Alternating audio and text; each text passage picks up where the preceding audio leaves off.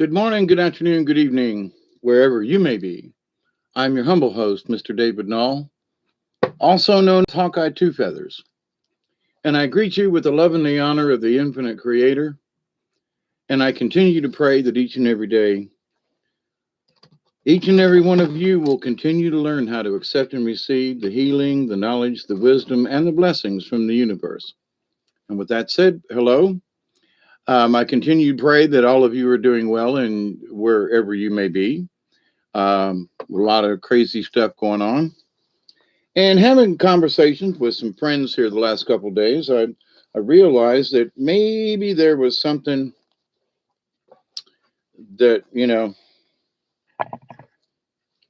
the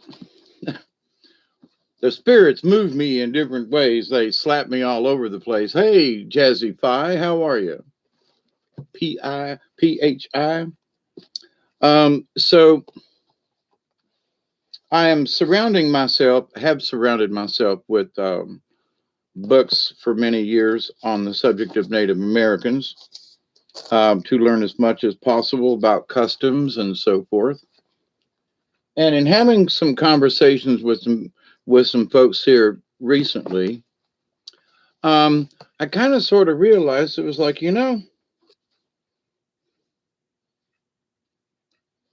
folks are talking about gods and spirits and angels and demons and just all kinds of stuff. And source, creator, the great spirit, God, uh, you know,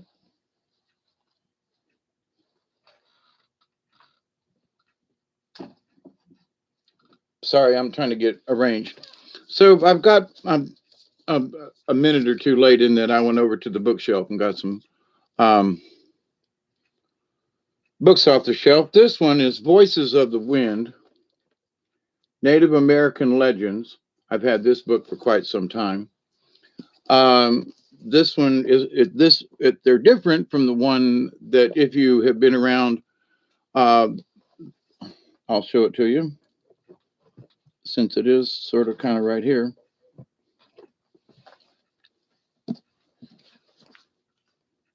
Native American Myths and Legends. This is the book that Robert V. and I have been reading from um, on Milky Way Soul Tribe. Um, this other book that I have here that I've had, cameras got them, nothing shocking. Um, Animal Speaks. Ted Andrews, I've talked about this book. This book has been with me for a bunch of years, right after it came out, I think. Talks about all the different animals and the totems and so forth, what they mean in the Native American traditions and so forth. And in this spiritual realm that's going on right now, many folks are using terms, and I used to get upset about it. And I used to, oh, you're using it wrong. That's not right. That's okay. So in my meditations and things, my spirit guide said, Hawkeye, you got to back off. You have to listen to what the people are saying, not necessarily the words they're using. So it's like, for example, in different tribes, you could say, well, the great creator. All right, well, is that the source? And there are some folks who talk about source, but is that the great creator? And is that great spirit? But isn't that a God? Isn't there a God involved in that somewhere? And it's like, hmm. So now we can't help it, all right, because we have grown up in a society of religions, okay? So regardless of how we think we know about something, we have been influenced by religions, you know.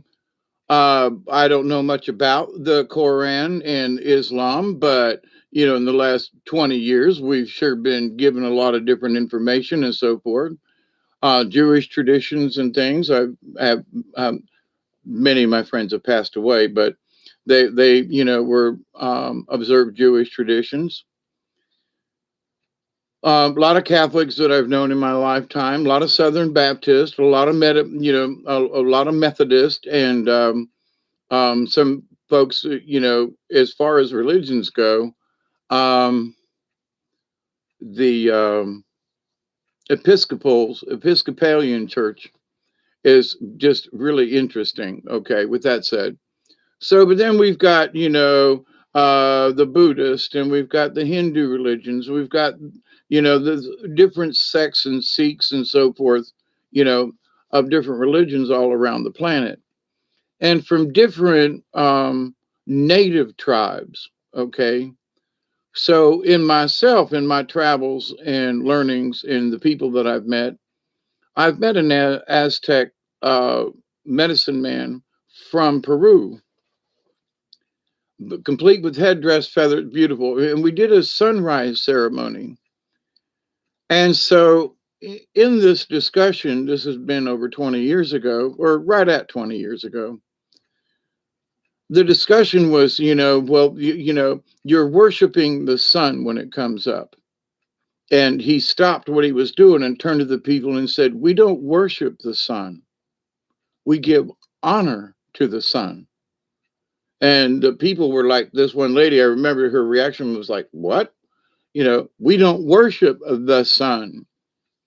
And people would say, "Well, they're sun worshipers. The Aztecs were this, the Aztecs." No, no, no, no, no. It's the white man, through their interpretation, has changed honoring the spirits, like many Japanese and Chinese cultures do. They honor and the Mexican people. They honor their dead. They don't worship their dead. Oh, but they set out meals for them. They honor their dead. They honor their ancestors and give thanks that the grandmothers and grandfathers who were here before, who left a legacy and gave us our gene pool, if you will. So, Americans just don't get it. They throw their grandparents away, and, forget about it. So it's like, but wait a minute now. So, in our culture and how most of us were raised, we don't see this the same as a lot of other cultures on the planet. We're the 350 million of us here in America, more or less. 90% don't get it.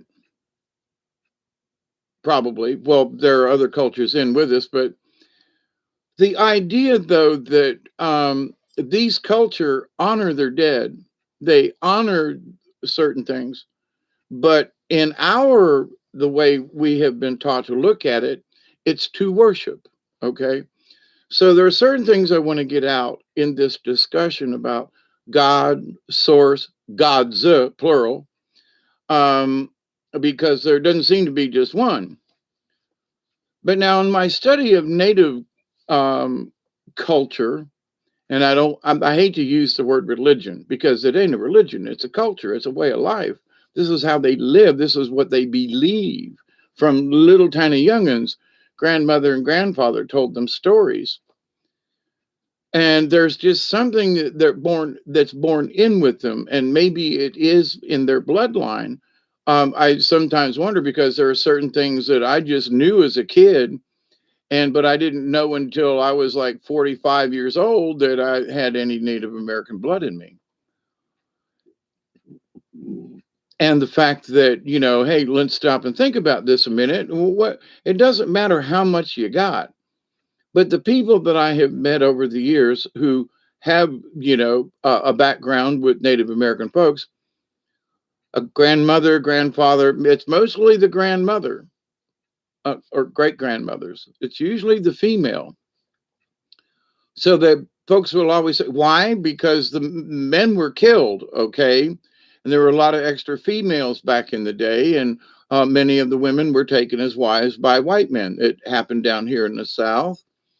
It happened all over the place, but in the Trail of Tears, there were people who were like, nah, if you stay with me, I'll treat you right or whatever, and you don't have to leave, but we got to marry in order to make it legal, kind of thing. So them folks were kind of sort of picked on by the others in that they gave up their Indian tradition to marry a white man. So, but at the same point, I look at it, my great grandmother and grandmother, and especially my great grandmother, and go, that was smart of her to, like, okay, instead of maybe getting killed or going to Oklahoma or whatever, yes, I'll marry this man. Now, not to say she didn't love him. I don't know enough about them, but the idea, though, that that's what happened back in them days. And I made a video the other day about the fact that, so many of us are true Native Americans to the continental United States. We were born here. We have relatives, so in one way, shape, or another, whether folks want to believe it or not, they have Native American in them at some point. It might just be a drop, but here's the deal. But in that, many of us understand about Mother Nature and about the earth, and we feel really strong about these kinds of things. With maybe not really being taught it, we just feel it. So now this is a discussion mostly about the North and South in general, and I'll talk up and on point about a couple of things, but in general, the idea of what is Great Spirit, what is Creator, what are gods. And here's the thing: when I've talked with some medicine men, I've talked with Kashka LaRue, who was a legend keeper for the Tlingit tribe. Oh, hey Michelle, and I just want to say, good job. I'm sorry I didn't get a message back to you. But in this understanding and having heard legends that are 3,500 years old through the oral tradition, that there was an understanding of things in the universe long before white man really got it, and it was sort of born into the native peoples. So, I mean, there are many tribes who believe that they say, well, the dog star, Sirius. Yes, they're serious. That they know that their ancestors came from there. There are those of different tribes who believe their ancestors came from other star systems. So most of the native peoples and things that I've read about believed in the sky brothers and sisters, the sky people. Now, they don't talk about gods, okay? But now, if you look at, I'll say Eastern traditions, Western civilization, blah, blah, blah. But in Greece, so the name, there's, and not only, that, but, there's Thor and all the guys from the, Slavic areas and the Vikings and all that, right? And then, the Romans, to me, they cheated and they took the gods of Greece and changed their names and they became the Roman gods. So, couldn't let them Greeks get away with anything, right? Because anyway, so the truth about things has been changed so many times. Remember, those who conquer write the history. As we're seeing right now in the world, those people who, quote, conquered us are now wanting to change history, right? Think about it. And you don't think this didn't happen all them years ago? Come on. But now the sacred keepers of the stories down through the centuries, regardless of whether or not there was pen and paper or a rock wall to scribble on, They knew these stories. They told these stories. Why? Because if the stories were told over and over and over again, that history is spoken into the universe. Now, what's that got to do with the creator and God and all that? Because to most native folk, the idea of God was brought over with the white man. Okay. So they didn't know who God was truly. They knew about Great Spirit. They knew about the source. They knew about the creator. But until they seen them Spanish folk walking up, out, under the out of the ocean with a cross and a guy hanging on it, they didn't know about God. And people say, well, that's because they didn't know Jesus. Listen, hey, calm down. Pay attention. Because many of the religions talk about this man of different tribes, different areas of North and South America, where this man would show up and sit down and talk with the elders and talk with the tribes. And he would just appear and he would just disappear. Okay. And there were, stories that it was a Christ energy within the person, whether it was actually Jesus or not, that's not the point. But it was someone of the Christ knowledge, of the Christ energy that visited many different peoples. And so in their oral traditions, they talk about, in some of the stories, they talk about these folks, right? So we have to take this into consideration. All right, now you say, well, listen, I want to understand about the spirit. I want to understand about creator and source and gods. Okay, gods were created. Pay attention. And I know there's going to be some folks that are going to be, a little ill at me about this. But man made up the concept of God, just like he bastardized the word of we're going to give thanks, we're going to honor, we're going to give a sacrifice. A sacrifice could be a meal, right? Didn't necessarily mean that a sacrifice was a bloody sacrifice, okay? Because I can make a sacrifice to the universe and just sit and pray for 30 minutes. That's a sacrifice, but there isn't any blood or anything involved. It's my energy. So, um, depending on the tradition and depending on whatever, but there were some people that did this, the killy sacrifice thing. I ain't gonna lie about that. But I'm not saying that they weren't sacrificing people every day kind of thing. The idea of sun worship, are they worshiping it? That was a construct because they don't get it. When I've talked about worship versus energy and stuff with these elders that I've spoken with, they're like, God is a Christian thing. And I've talked about this many times. And for all the powwows that I've been to, quite a few over the years, at least 50, and different places, up in Tennessee, down in Florida, over here, over there. Okay. I haven't been to one in the South, anywhere west of the Mississippi, as much as I would have liked to. But so God came over with the white man. All right. So at every native powwow that I've been to, they always say a Christian prayer. And then they give a prayer to the creator, to the Great Spirit, who, guess what? The Great Spirit created God. Okay. And you go, whoa, hang on just a minute here. Oh, but see, you must drop any concept of what society has taught you. Because no, but God and Jesus, I'm not saying they didn't exist, or at least Jesus, the Christ, but the idea that gods were brought into it, it came over. They didn't understand who God was till somebody showed them Jesus hanging on the cross.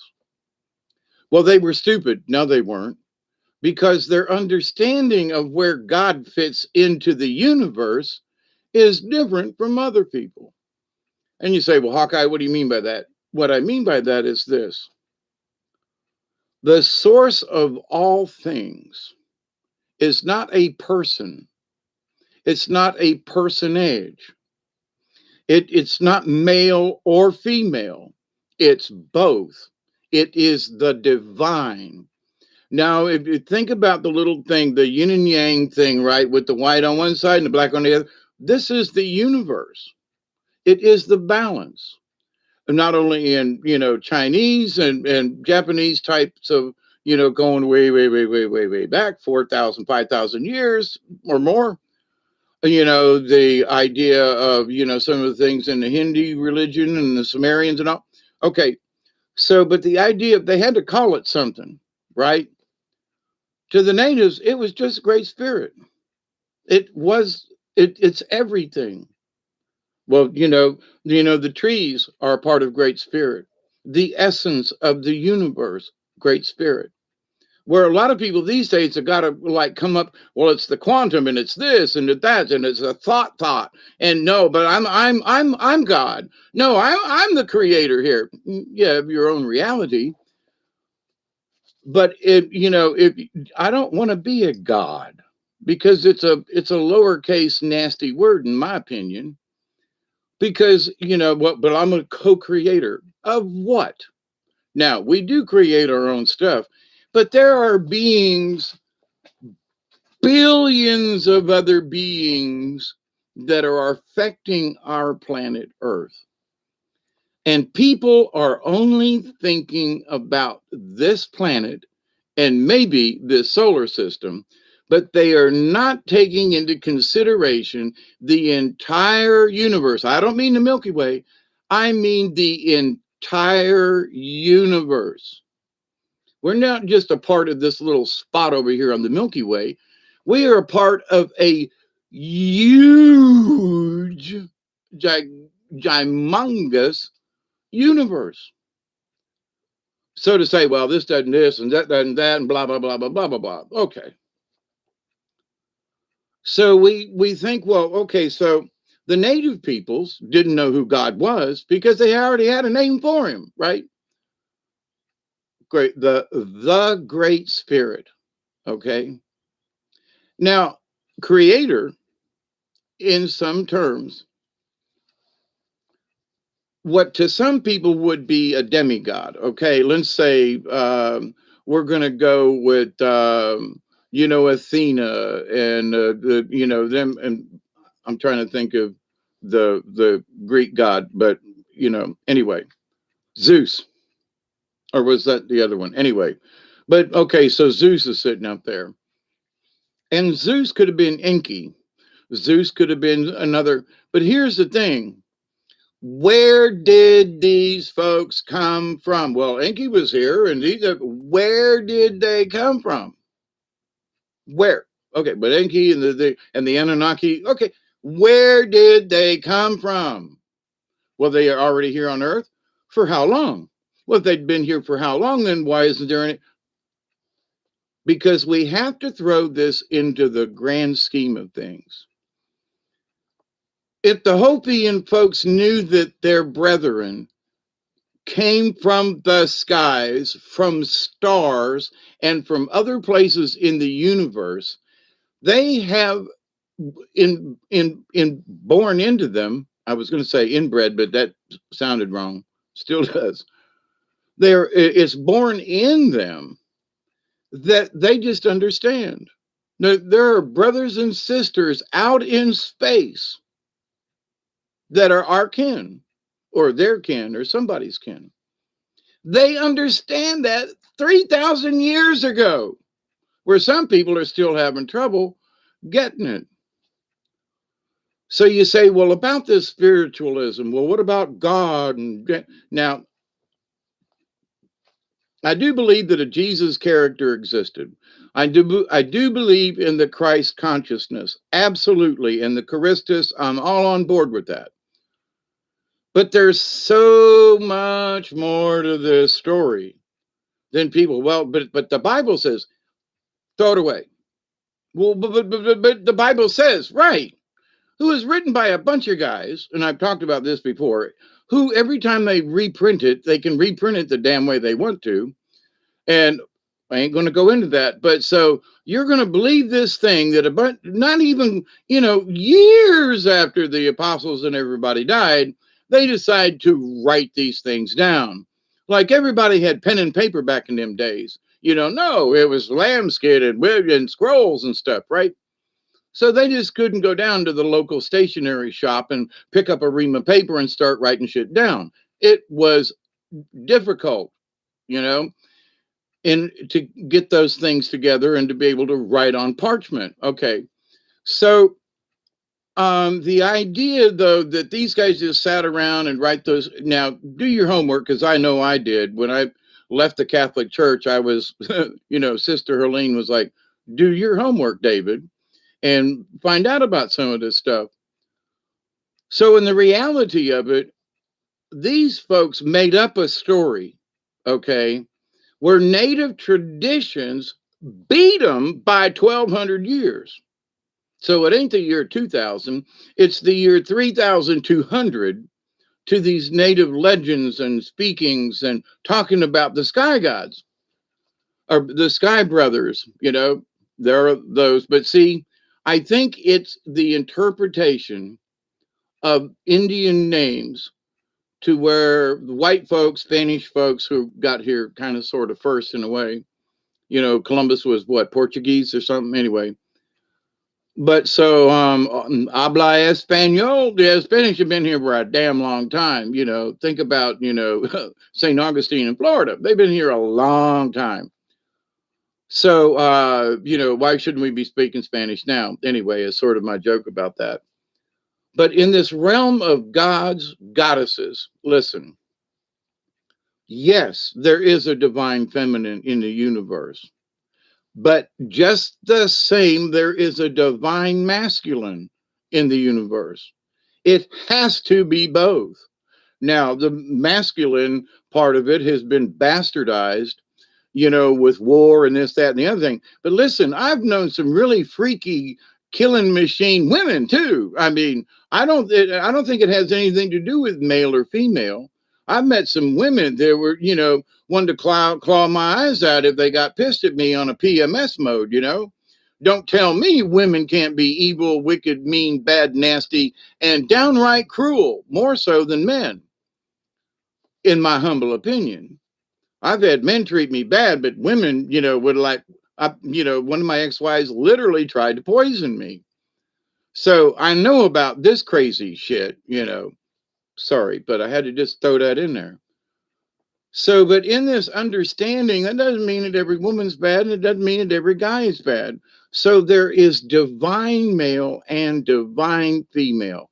Absolutely. And if you try to say one or the other doesn't exist, then you're not getting it. I'm just saying. Because in the balance of the universe, both must exist. Positive and negative electrons. You know what I'm saying? No, there is a yin and a yang to everything. So folks who get onto this thing about the divine feminine are not, they're skipping the divine part. They're only focusing on the feminine. Now, ladies out there who might be listening, I love you, I do, but get off of this thing. There's divine in both, period. We have to accept it. Now, do I think we're paying enough attention to the divine feminine? I think it's been, suppressed and all that. But there's so much talk about it from us guys' point of view. We wonder, where the hell do we fit in this? Guys, we have just as much divine in us as there are in the ladies. It is an equal equation. X doesn't equal Y. Okay. It's there, but they are joined in the universe. It is that reciprocating energy. It must be there in the universe. And I was thinking about this. Well, I've thought about this quite a lot, actually. And about 2 years ago, I did a video and I said, I went out on the lake down here, not, it was in the middle of the night, 2, 3 o'clock in the morning. I'm out there in the kayak. staring up at the sky, it was just cool enough. It was pleasant, no bugs, and I'm looking up at the Milky Way, and I literally got plucked out of my kayak and taken into the universe. And they were like, Hawkeye, look at this. And I was like, wow, this is really cool. And they were like, no, you're not really looking. And I was looking at the Milky Way, and I was like, woo. But then they showed me all the other Milky Ways, the millions of galaxies. And the showing this to me was, I realized that I was only focusing on one part of the universe, which is okay. But in the higher understanding of spiritualism, it isn't just about this, the Milky Way or Andromeda or Sirius or, or this star or that star or Pleiades or this. It's the whole universe of thousands upon thousands of galaxies, which means umpteen gazillion, billion, trillions, stars and planets and beings and other life forms. Now, I was reading cards the other night, and it came up in one of the readings. I wish I could remember which animal, but in that there are realizations, and these are the things that these native folks have understood for thousands of years without a book, that there are billions of dimensions, billions of entities, billions of other universes. They already know this. They accept it. Whereas now you talk with people in spirituality, they don't want to talk about the higher realm of things. Wait a minute, we're a part of a bigger picture here. Well, us here and we're this and that. Yeah, but you're still thinking too small. And you say, well, okay, Hawkeye, what do you mean by this? Well, the evidence that we have been tampered with from the sky gods, okay, the Anunnaki, these people, that people, where did these folks come from? Did they just materialize? Now, to me, the great creator is the consciousness, okay? And that the source of all energy is part of the creator. But there's a creator for the Milky Way. There's a creator for the Andromeda. There's a for every single universe, there is a creator there. It's an extension of the source. So when you say, well, what about God? Literally, which one?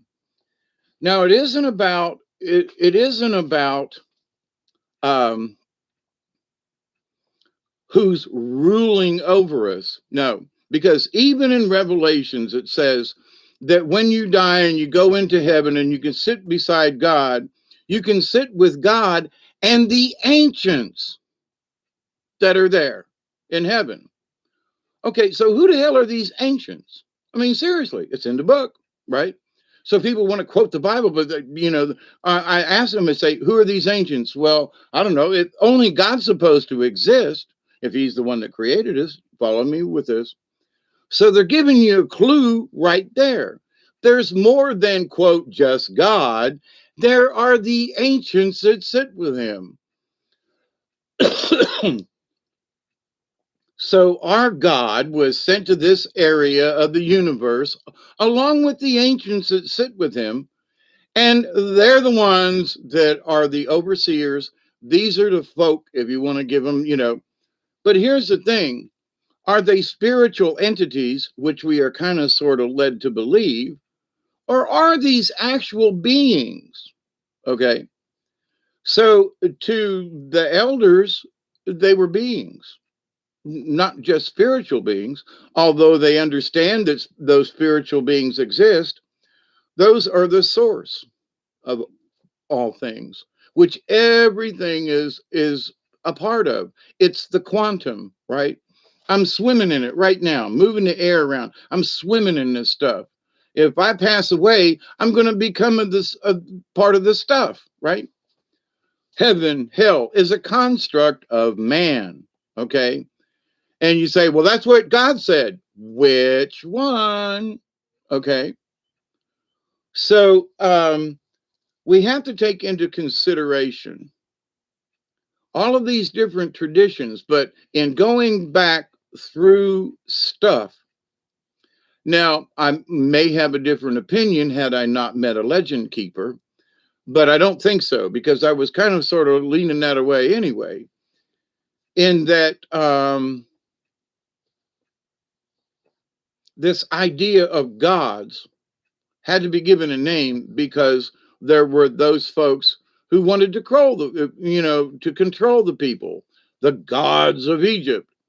Well, did people really, honest to God, worship them, or were they honoring them? Just saying, just saying. Well, the governor is here today, and we're all going to go out and show our support for him. Well, these people came out and worshiped the governor. Back down a little bit. So my contention has been the people who think they know what the hieroglyphs say. Do they really know what the artist slash person, the writer? Because there are people who will read a story now about Shakespeare or something, and they'll give, well, this is how he felt about this when he wrote it. Are you serious? Do you really know how Shakespeare felt when he wrote this freaking play? And but Shakespeare meant this. Did he? Or was he just telling a story and you're trying to read into it stuff? Well, Shakespeare did this. Are you sure? You know, well, but that's their understanding. Well, now Shakespeare is a lot sooner than, the Bible and some of these other things. But to my point about this, our faith in a God is based upon what a bunch of guys wrote down. Okay. But what isn't written, but has been spoken for thousands of years about spirituality, about the great creator of all things, who even created gods, okay, overlords, well, okay, managers, well, CEOs of planet Earth or maybe the solar system. Now, if you're thinking a spirit being, but what if these beings aren't? What if they got they're 3D? What if they're actually aliens? Well, Dave, now you're really pushing it here. But the natives believed them. They don't have a problem. They know that the sky people exist. So what's our problem in believing that we could have come from another star? Well, I don't know, but God created us. Yeah, that's because you've been taught that God created us. Now, not to say that, the divine creator, the great spirit, didn't have something to do with it. I'm not crossing that out, okay? But I'm saying there's way, way, way too much uh, evidence that our DNA has been tinkered with. And now, my primary source of this is when you look at human beings and their DNA strand, we're the only one on the planet that's been spliced. And people say, well, I don't believe in aliens and they didn't really have anything. Then why are human beings the only ones that have a spliced oddity on their DNA? Explain it. Because it doesn't happen naturally in nature. Otherwise, it'd show up in other places. It only shows up in humans. We have been tampered with. Get it? Now, I'm not trying to say that the spirituality of what we experience is a much higher level of thinking, because all these other things that we have learned, the writings of this person and that person and Buddha. Now, I thought Buddha had a pretty good idea. I mean, even Jesus went to study under the Eastern traditions and Hindu and that type of thing, and, of course, the Catholic Church doesn't want us to know that. But in all of this understanding of this, our quote religion and what we think of gods have been pronounced by man. Okay. It's the gods of Egypt. What if it was just a bunch of overseers? Okay. So, but, they were giants in those days. and they mated with women. You're going to tell me that a 79-foot giant mated with a 6-foot woman, or they were actually shorter back then? Give me a break. Now, could their genes have been tampered with if there were giants here? Could somebody have mated their DNA? Yeah. But did they actually mate? Now, another big thing that has kind of always bothered me was about the fallen angels. Now, it has been brought up, and I don't mention this often, but let's consider this. The people who wrote this, they changed one word, one or two at the very beginning. These angels fell to earth from heaven, but they always say for the grace of God. What if they were working for God? And those are the angels that literally died trying to defend us here on earth. Well, these angels fell. Did they fall in battle, or did they fall to become part of the, populace of the, here's one of the things, so that they kind of tell us that these angels came from heaven. Now, if they were supernatural beings, they would not be able to pass along sperm and DNA. Pay attention, right? So if they came here, then they manifested themselves in a way that they could mingle, right? Or so the old book says. So we have to consider, but they came down from, how they get here? Did they just manifest? Because it just sounds like the angels just appeared to, Mary and other folks. Okay. So how did they appear?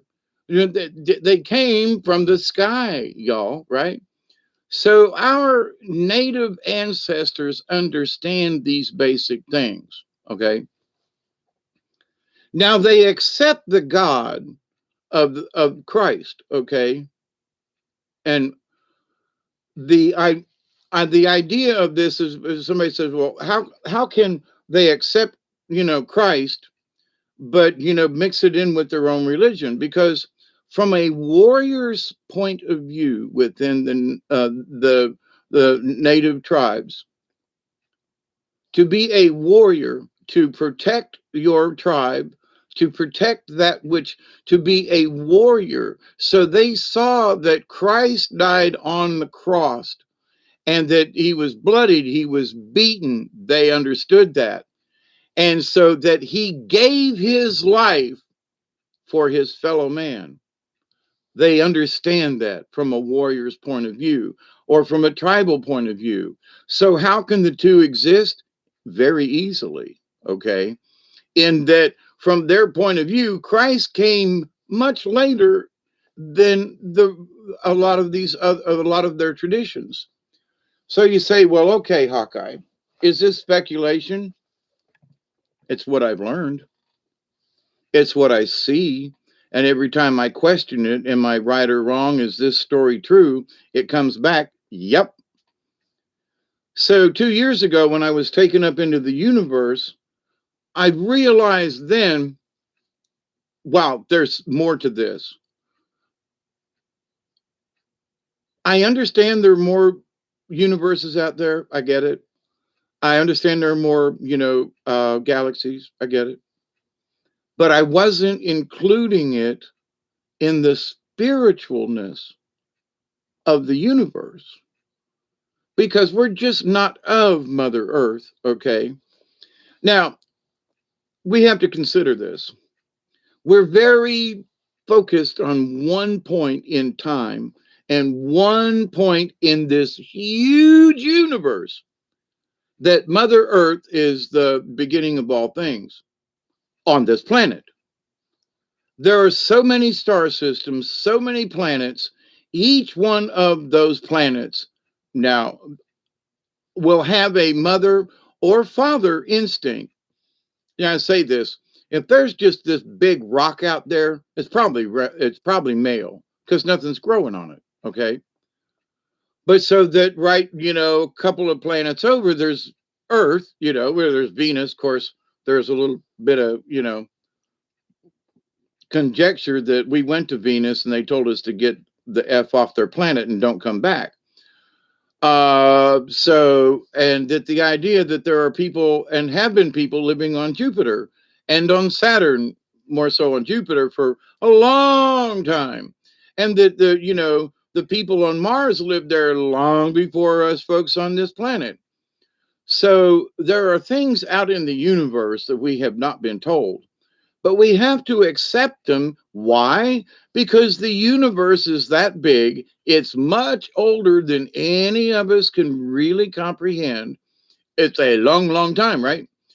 So, but we have to consider this in our own spirituality, because people are trying to put words on things, and it puts constraints.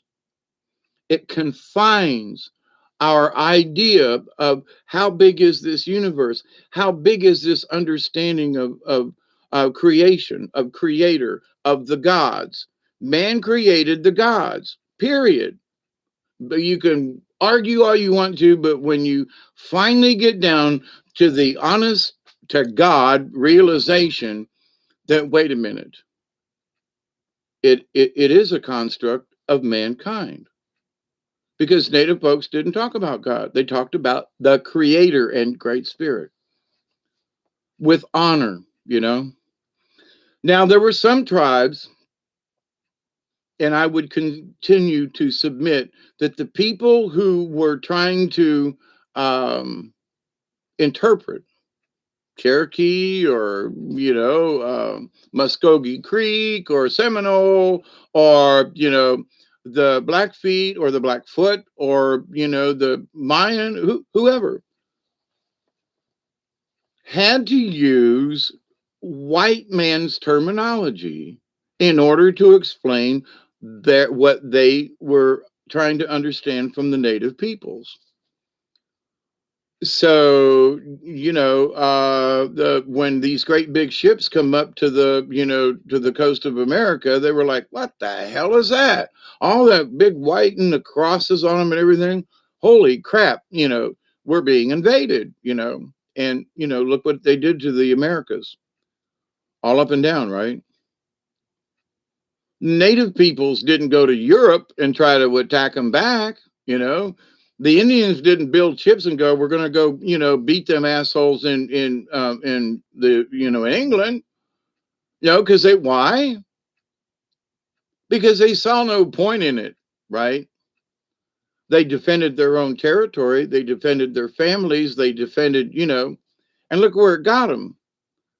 But they saw no need in building ships to go someplace else.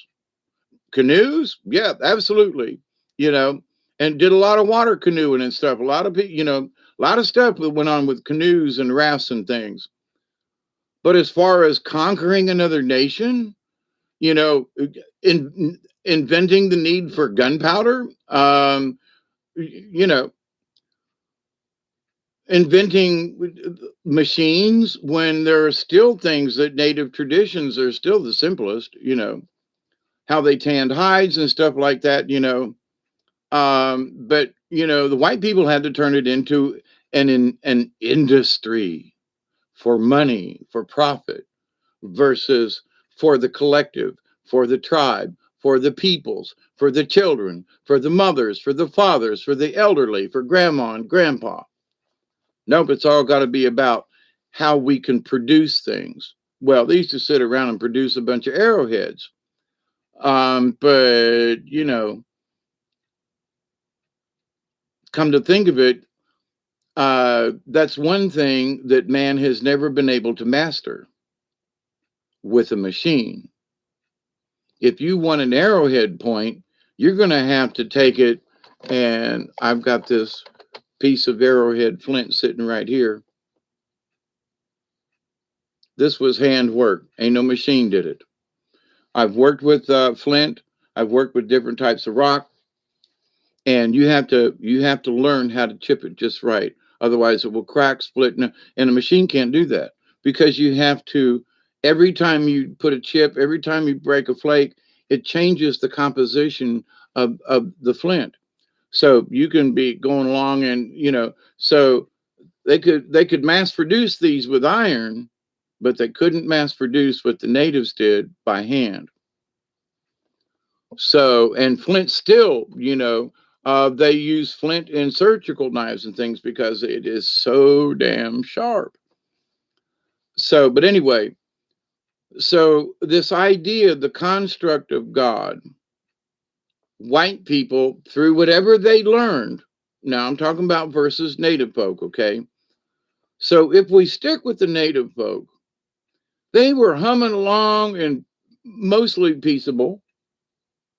They had quarrels amongst each other, but one tribe wasn't trying to take over the whole USA, you know? They weren't trying to take over Georgia. I mean, the Cherokee occupied most of Georgia, but also in Tennessee and South Carolina, and so. But it was a nation. It was a people who believed a particular way. There were spats here and there, but all peoples have had spats over the years. Nobody's perfect, right? No matter how much of a utopian society you want, if it was all just, if there wasn't any thunder and lightning and high winds versus sunshine and a gentle rain, um, there's the yin and yang of all things. The planet is in constant motion, inside, outside, upside, downside. People are like, oh my God, we're going to control that. Climate change is a natural phenomena that's been going on for a million years, and it will, if the planet's still here in a million years, it'll still be changing. It might only be pieces of rock floating around, like in the asteroid belt, but it will still exist in some form. So this idea that we're all worried about climate change, it's get over it. It the one thing you can expect is the weather to change, okay? And it may change. You say, well, we've had a lot of rain over here. And I ain't bitching. The river in this last rain was down almost to 9.5 feet. It's up to over 12 foot now. With an inch and a half of rain. So, but everything is really soggy. Me and Duggar went for a walk, and there's literally in places along the hill just behind the house, there's water literally running out of the hill. It just pours out, and then there's wet spots all back in the back there. The neighbor's place, there's water just coming out of the ground. The ground is so saturated, and towards the bottom of the hills, there's several hundred, probably about 40 feet of rise from down here to up to the top of the driveway.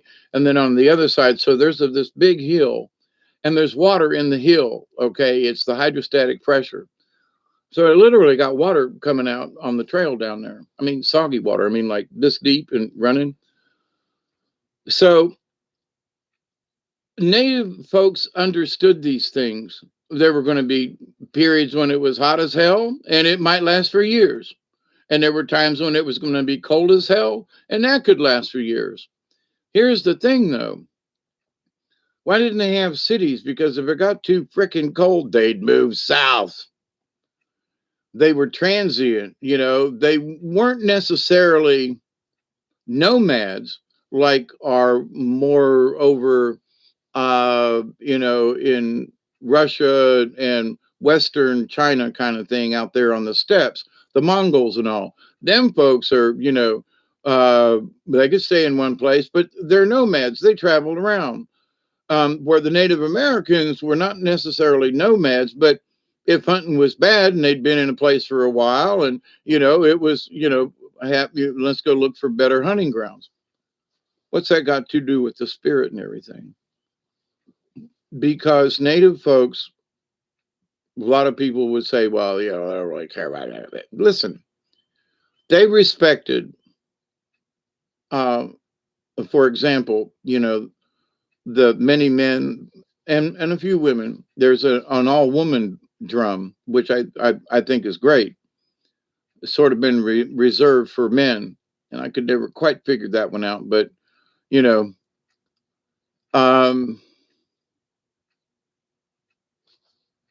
that before they go and do a drum at a powwow, that some of these guys would fast for a day or two before they drummed because they wanted their spirit to be cleaned because the drum is the heartbeat of Mother Earth, and they didn't want any negative energy or whatever to get messed up with their drumming. Now, how many people, how many people say, before I go to church, I'm going to fast for 2 days? Because to them, doing the drum with Mother, the heartbeat of Mother Earth, that is church. That is connecting with the spirit of the planet, the divine feminine of Mother Earth. How many other religions would fast before they go drum, right? Before they go have a chat with the mother. Now, so this understanding, though, of the energies involved, the understanding where most folks go, you did what? Oh, there's just a bunch of Indians sitting around that drum drumming. Yeah, but do you know them? Have you talked to them? Do you know what they went through before they did it? Now, not all of the guys, would fast, but the ones that didn't understood, and they were fasting in their brains. Okay, they understood what it meant to be clear, so they wouldn't drink any alcohol, they wouldn't smoke any weed. Now sometimes, but depended on the person. But they were so sacred with their belief in what the drum and the drum beat for Mother Earth means, that they would not defile it in any way. So, I see folks that pull out drums, they go drumming and stuff, and I don't like, you're just making noise. If you were really understanding the great spirit, the spirit that's in us all, and of the creation, then you would understand that what these things that look like toys to us, or yeah, they're dancing around having a good time. No, no, no, no, no. Do you know that their message is going out to the universe, not just to Mother Earth? The drum is the heartbeat of Mother Earth. The dance is in celebration to the universe, to all the spirits, to the Creator, to the Great Spirit, to great grandmother and great grandfather. Now, there are some folks who say that grandfather is creator, or great grandfather is creator. Within certain tribes, they had certain values or names to what some people would call their deities. But in most of the things that I've read with all these books and all the legends and everything, and I've got, this book, of Earth and Elders. And it has spiritual messages in here from all over the place. They're really good pictures of that is a badger. It looks like a ferret in the nose. Got some really cool pictures in here. But some of the sayings and from the chiefs and the elders, okay, our grandfathers and grandmothers. So there are some people who, and I was guilty of this, and that's why I can speak on this. And that I was listening to these people, and I would argue with them. I'm going, no, that's not the Great Spirit, but it's grandmother, it's great grandfather. Hey, that's the in your tribe, within your region, the use of grandfather or great grandfather could mean the Great Spirit.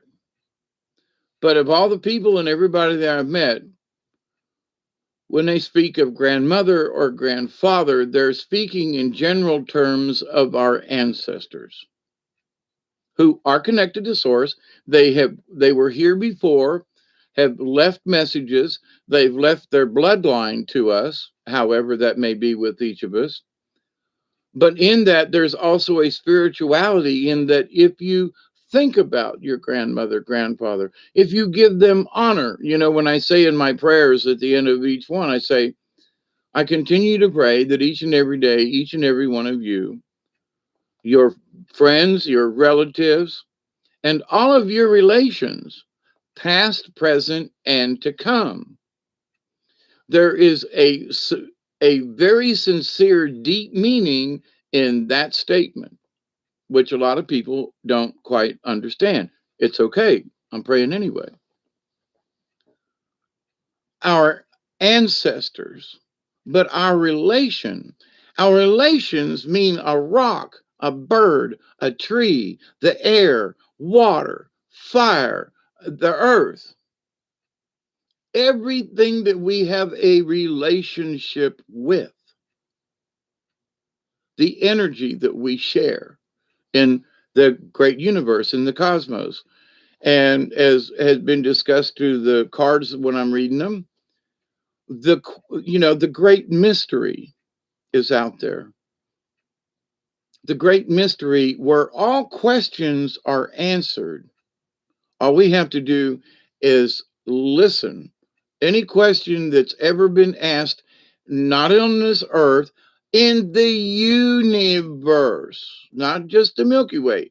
So when you start thinking of spiritualism, when they showed me the rest of the universe, and I was like, oh, holy crap. They were Hawkeye. You need to include this in your thought process. It's the universe. But when you go out to the universe and see it, you go, oh, I get it. There is this great big, it's beyond comprehension.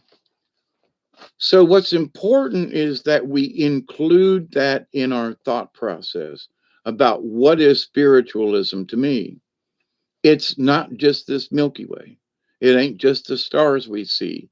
It is so much bigger and more involved. Now, it makes me feel like, if I felt like a grain of sand before, I feel like a nanobot, right? But here's the thing. The source energy includes all of us, all right? The terminology of gods,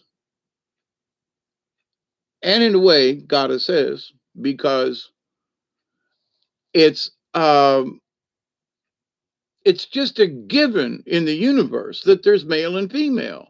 Now, there are those who would say back in the day, I'm speaking mainly Native American or Native, is that women planted the corn and men did the hunting. And so, it sounds like, well, the men were, they were beating the women and making them do. No, no, no, no, no, no. Hang on, hang on.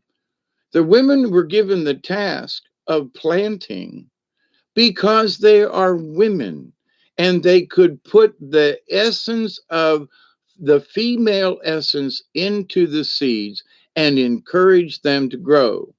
Where men were hunters and slobs and, uh, they could dig the trenches, but the women handled the corn. They handled the seeds. They were the planters, okay? And the nourisher, Now the men helped out with watering and hoeing, but to the point though, there are those white people who say, well, they made all the women do that work. Nah, nah, nah, nah, nah. The women wanted to do it because they understood their role as far as making these seeds to grow. They would nurture it where a man might not necessarily do it. Now, men understood it in that there were women could hunt. That was okay. That wasn't like against the rules. But as far as the feminine divine of Mother Earth and of women themselves, all women,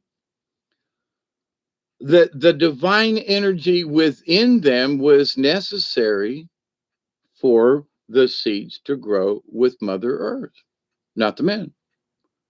Oh, but they made them women do all that hard work.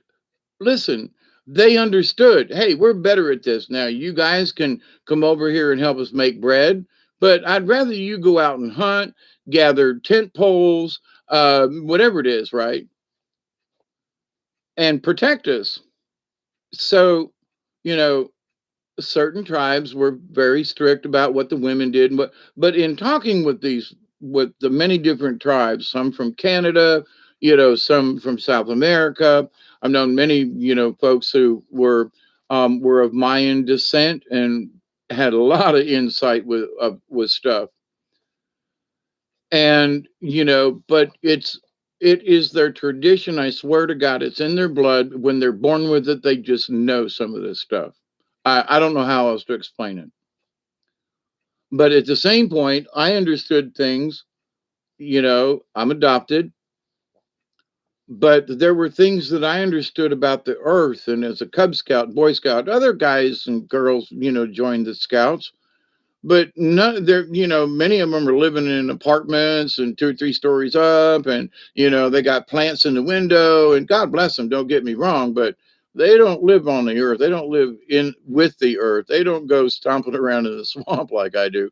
And I'm not the only one. There are a lot of people that are, closer to the earth. It's our job. We accept it. I'm not made to do this. I've had choices to move away, but of course, I got my ass kicked and brought back down here every time. But so, with this understanding about what is spiritual, we have to understand it's a lot bigger than what most folks are comprehension. They're focused on. Now, don't get me wrong. It's really interesting to learn about the Egyptians and the Buddhists, and it's really a great read. But when you get right down to, let's go back before them folk. Let's go back to oral traditions. Let's go back to what they understood 3, 4,000 years ago that ain't wrote down nowhere. Now, wait a minute. What about Chaco Canyon? Right? All the lines up, and how in the hell they know that? I'm saying they had help. Guess where? And they admit that they've had help. Whole nations just disappeared. Where? Maybe their cousins and brothers and sisters, from the Dog Star came back and said, hey, you know, it's going to get tough around here. Come with us. Well, no, that can't really happen. Why? Because you don't find it conceivable. But to native peoples, it's already there. They don't have to be made to believe this. Okay. Now, the question has been posed to me several times, and people want to, have their own opinions about this, but I want to throw this out to you. I have talked about this before. This is not a new subject of mine, but I think it needs to be reiterated or brought back up. People talk about this, their spirit and their soul. And there are those that say, your soul don't matter. It doesn't really exist. Well, okay. Then how come I remember all these things that nobody taught me? Well, I don't know. Well, okay. So maybe it's because I was here before. Maybe it's because I have fought in a medieval battle with a sword. Maybe, I've talked about before about my ability to, fire a bow and arrow a whole lot more accurate than I would have ever dreamed without practice. I mean, I just like figure it out and twang, and I'm really close. And I shouldn't be, it's almost like I already know what it means to shoot a bow and arrow. So, or other certain things, it's just there. I don't know where I got this information from. So, in my humble opinion, there are those folks who would agree with me in that your spirit, each one of it has a spirit that is our essence. In other words, there ain't nobody out there that's got an essence like Hawkeye. Might be close, might be really, parallel, but my essence is mine. That's my spirit, my spiritualness, my soul. Can't take them apart. My soul is um,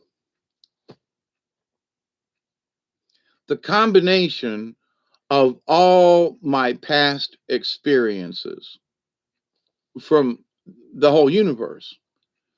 I have been getting these really weird dreams that I'm from another galaxy at some point in my Akashic record.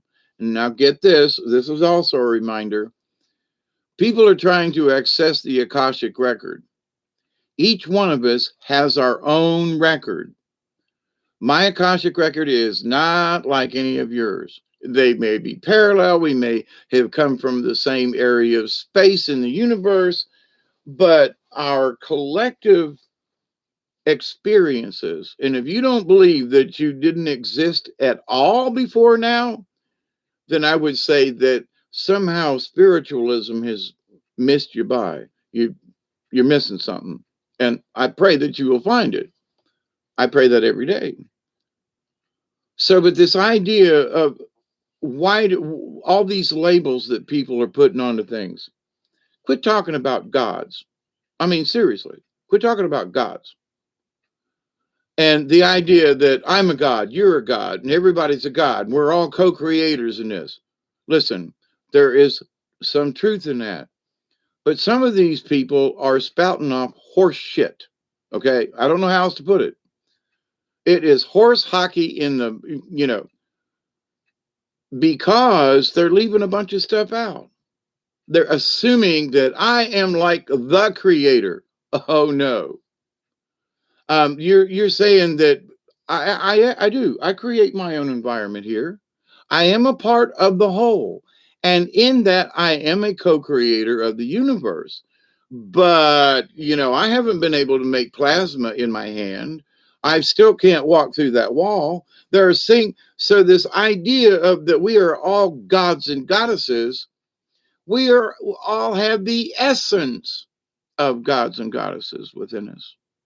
And for every male, there's a female part of you. Okay. For every female, there's a male part of you. Get over it. One might be a little more than the other. One of the things they're trying to do now, and it's heartless, it's heartbreaking. Breast milk it's chest milk now. You can't breastfeed a child anymore. And no, this is what they're trying to teach. And it's not a woman anymore. It's the I guess they're going to call it the person with tits. Okay, excuse my bluntness, but um, oh yeah, but you can't call her a female. You can't call her a mother. But she's got these things on her chest. They don't call them breast. Can't breastfeed anymore. It's chest feed. It's chest milk. Holy Jesus Christ. They're trying to get rid of the male and female. They're trying to dissolve it and make it one craziness. You can't do it, regardless of whether you got a ding ding or not. Okay. I've known quite a few guys that they ain't male worth a shit. Okay. They're female. All right. They're in drag. And some of them look damn good in drag. They're ugly men. But anyway, black man, white man, Chicano man, doesn't matter. And some of them 325-pound linebacker kind of thing. You don't know. So one good friend of mine for years and years and years and years, he was married, had several kids. And then one day he went to his wife and said, look, I'm really gay and I can't stand it anymore, and walked out. Well, he walked out so much as that he became gay. So, or allowed his gayness to come out, however you want to put it, right? So he was a good father and questionable provider. But in that, though, he cared about his children, he cared about them, and they knew he was gay from a long time ago, kind of thing, and no big deal. And dad's gay, so what? you know. But the idea, though, that he tried it, you can identify as something. But if men are trying to be women and women are trying to be men, both ways, that one star here recently that decided she's going to be called a male now, and you can't see, and I'm referring to her in the past tense, him, her, whatever. How in the hell did we, I don't think they really know what they are. But in this confusion of this chaos in the world right now, that's being created, pay attention, by different races of aliens. Holy crap. Yes, and some of them look like demons, and some of them are like that program that was the sci-fi program V, and consequently V also in one of these races that are lizard-like kind of nasty folk are the Vlash, Vlash, Vlash.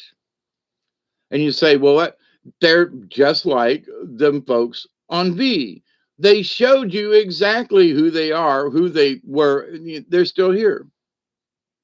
There is the Mater, okay? And they're just nasty, sort of Klingon-y kind of, not necessarily look like Klingon, but have that warrior kind of thing. Now, here's the thing with the Vlash. They're lizards, okay? They have a lizard kind of mentality.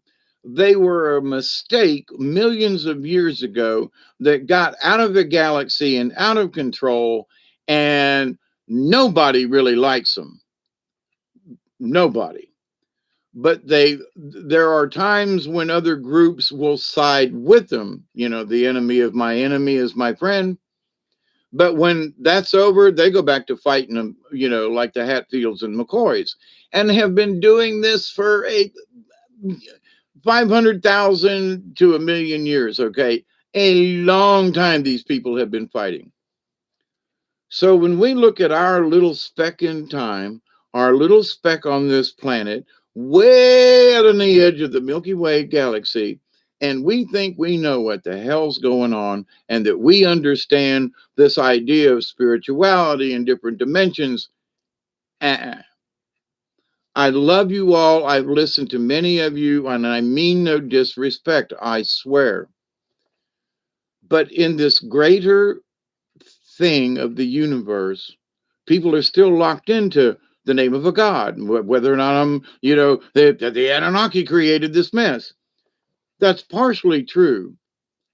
But what happened was there was fighting amongst the Anunnaki. And what was it?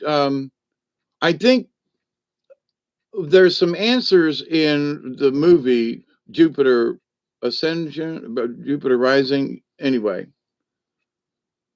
there's also a lot of similarities as to what's going on this planet. Also, if you ever watched the movie Dune or read the books, there are these different planets and they're all want the spice and the blah, blah, blah, blah, blah, blah. And these people are in charge and they're family groups that are ancient, right? But they want control of these planets for whatever it is those resources are.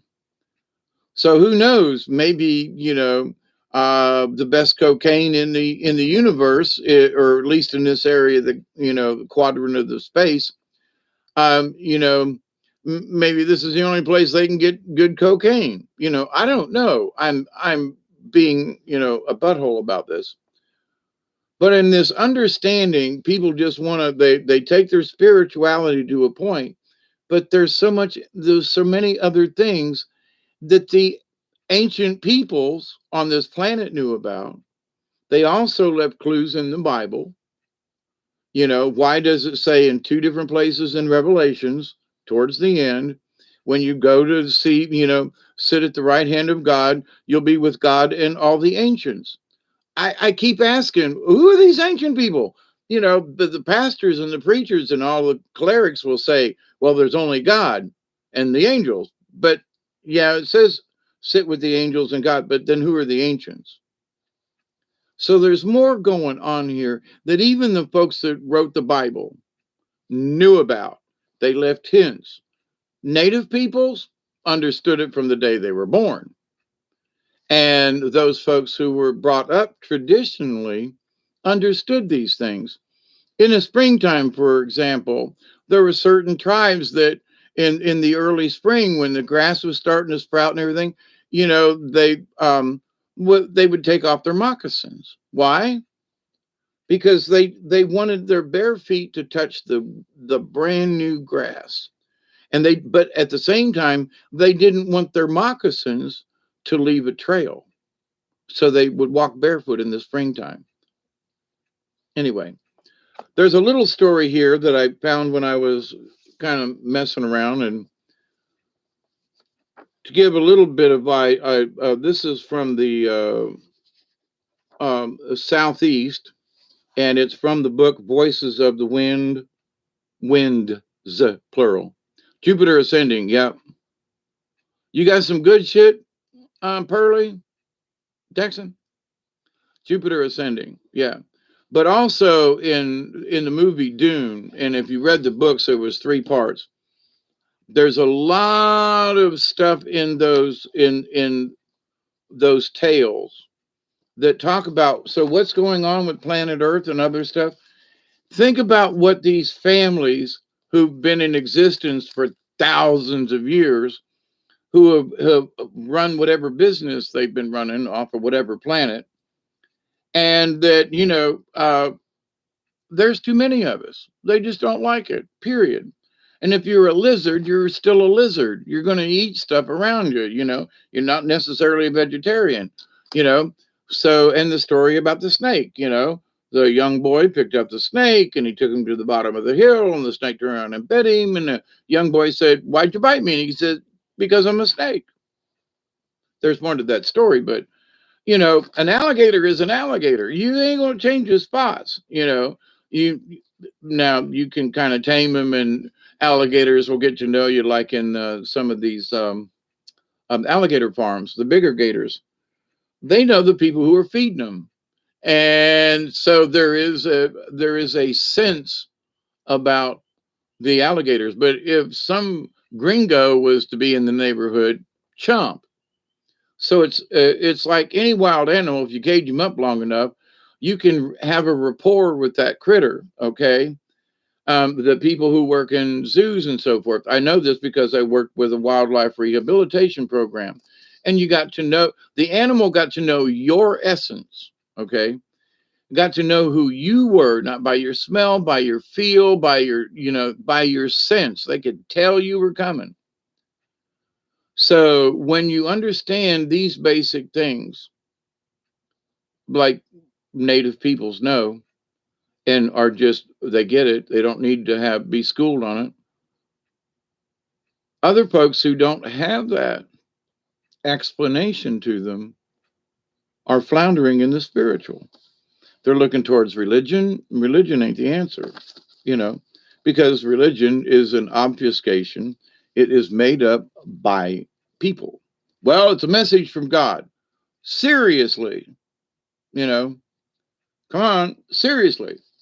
No, they say that because if you don't believe it, then you must be a sinner and you're going to hell. You better believe it because we told you, right? It's all based on fear. If you don't believe it, you're condemned to hell. Where is hell anyway? Hell's a state of mind. It's a state of being. It's not necessarily a place. Now, you gods and goddesses out there, if you believe in hell enough, you might be able to actually create hell. So beware if you believe in this creation thing. So, anyway, the Milky Way, I thought this was appropriate. Seminole.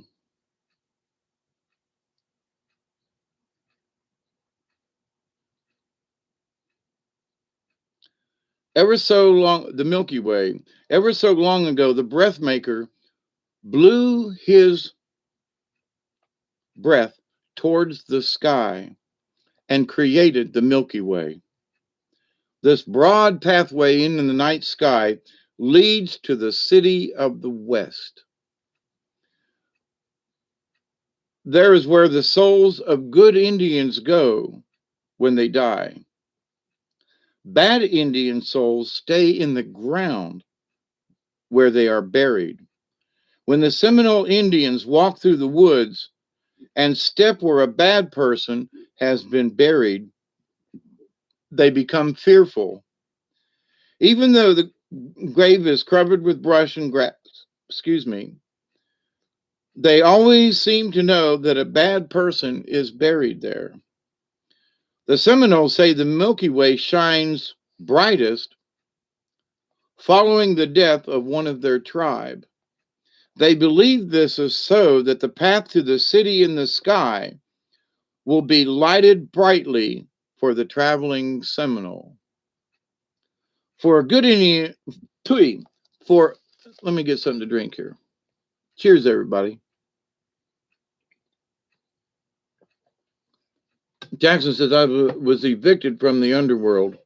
Yeah, my friend who was here just the other day, he said, I went to heaven, and he was the one in a coma for several months. He said, I went to heaven, and St. Peter said I wasn't ready. And he said, I went to hell, and they said, you're too ornery, get out of here. So he came back here, and he's walking.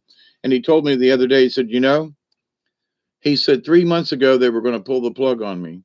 And he said, they said I would never walk again.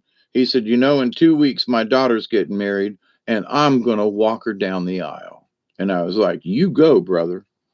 Anyway, back to the story.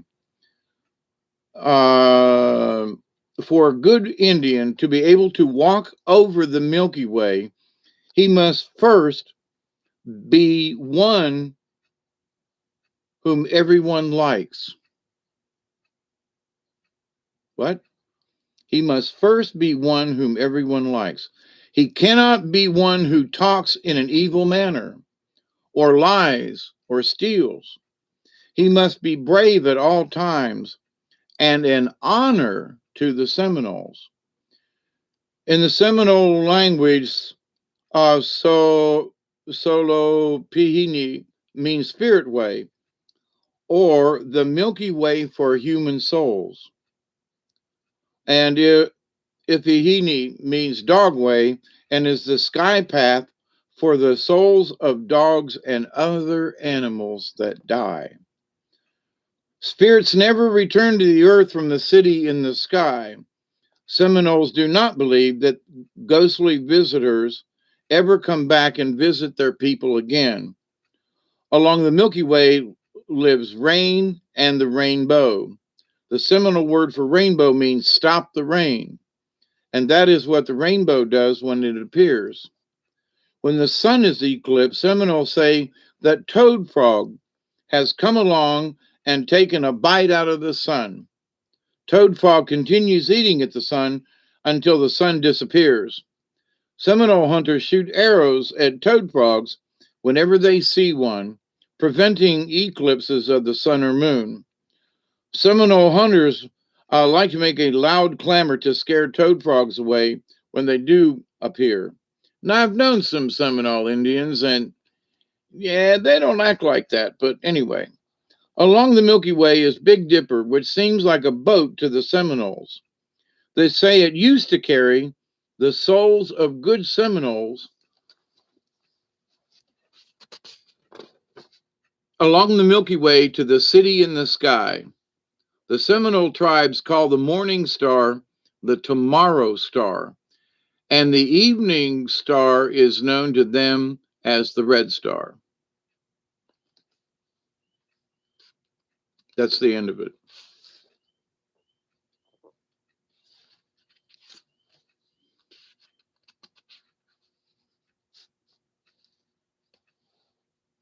Now, here's adoption of the human race. Now, this is Natchez. Natchez is along Mississippi, in Mississippi mostly, but anyway. This is just sort of a forward. Before Europeans arrived in the great Southeast between the Atlantic Ocean and the Mississippi River, there were 1 or 2 million tribal Indians gathered in their fertile homeland, speaking a variety of languages. The Natchez tribe on the Gulf Coast developed skills in contriving numerous kinds of fishing equipment to catch the tremendous quantities and types of fish available to them in fresh and salt waters. Their people had an abundance for themselves and for sale or trade with other tribes. Now, this is the story. In the very beginning, moon, sun, wind, rainbow, thunder, fire, and water once met a very old man, older than me. This wise man turned out to be chief of the sky spirits. Thunder asked him, "Can you make the people of the world my children?" "No, no, no, no," the old wise man replied. "They cannot be your children, but they can be your grandchildren." Sun asked old man, "Can you make the people of the world my children?" "No, they cannot be your children," answered the old man, but they can be your friends and grandchildren. Your main purpose is to give plenty of light. Moon asked, "Can you make the people of the world my children?" "No, no, no, I cannot do that," Old Man replied. "The people of the world can be your nephews and friends." Fire asked that the people of the world be made his children. Wise Old Man replied, "No, I cannot give them to you to be your children, but the people of the world can be your grandchildren. You can be their warmth and give them fire to cook their food." Wind asked the same question as the others. Wise Old Man told Wind, "No, no, no. The people of the world cannot be your children, but they can be your grandchildren. You can remove the bad air and all types of diseases from the people and keep them healthy." Rainbow wanted the people to be his children. "No, they cannot be your children," Wise Old Man explained. "You will always be busy preventing too much rain and floods upon the earth." Water asked that human beings be made his children, but Wise Old Man answered, "No, the people of the world can never be your children. When they get dirty, you must always be available to wash them clean. You shall give them long life." Wise Man continued, "I have now told all of you the best ways to guide yourselves and what you can do to help the people of the world. You must always remember that these children of the human race are my children. The children, the children of the wise old man. But see, sun and the moon, they all have a place. But no, we're not children of them. We're children of the wise old man. Now, here's one more, but these are short stories and they just seem to be appropriate for the moment. And I greet you all with love and honor. Hi, Chloe, Teresa, Michelle. Men visit the sky. This is a Seminole story. Near the beginning of time, 5 Seminole Indian men wanted to visit the sky. Hi, David Castle. They wanted to visit the sky to see the Great Spirit. They traveled to the east, walking for about a month. Finally, they arrived at Land's End. They tossed their baggage over the end, and they too disappeared beyond the earth's edge. Down, down, down the Indians dropped for a while before starting upward again toward the sky. For a long time, they traveled westward. At last, they came to a lodge where lived an old, old, old woman. "Tell me for whom you are looking," she asked very feebly. "We are on our way to see the Great Spirit above," they replied. "It is not possible to see him now," she said. "You must stay here for a while first." That night, the 5 Seminole Indian men strolled a little distance from the old woman's lodge, where they encountered a group of angels.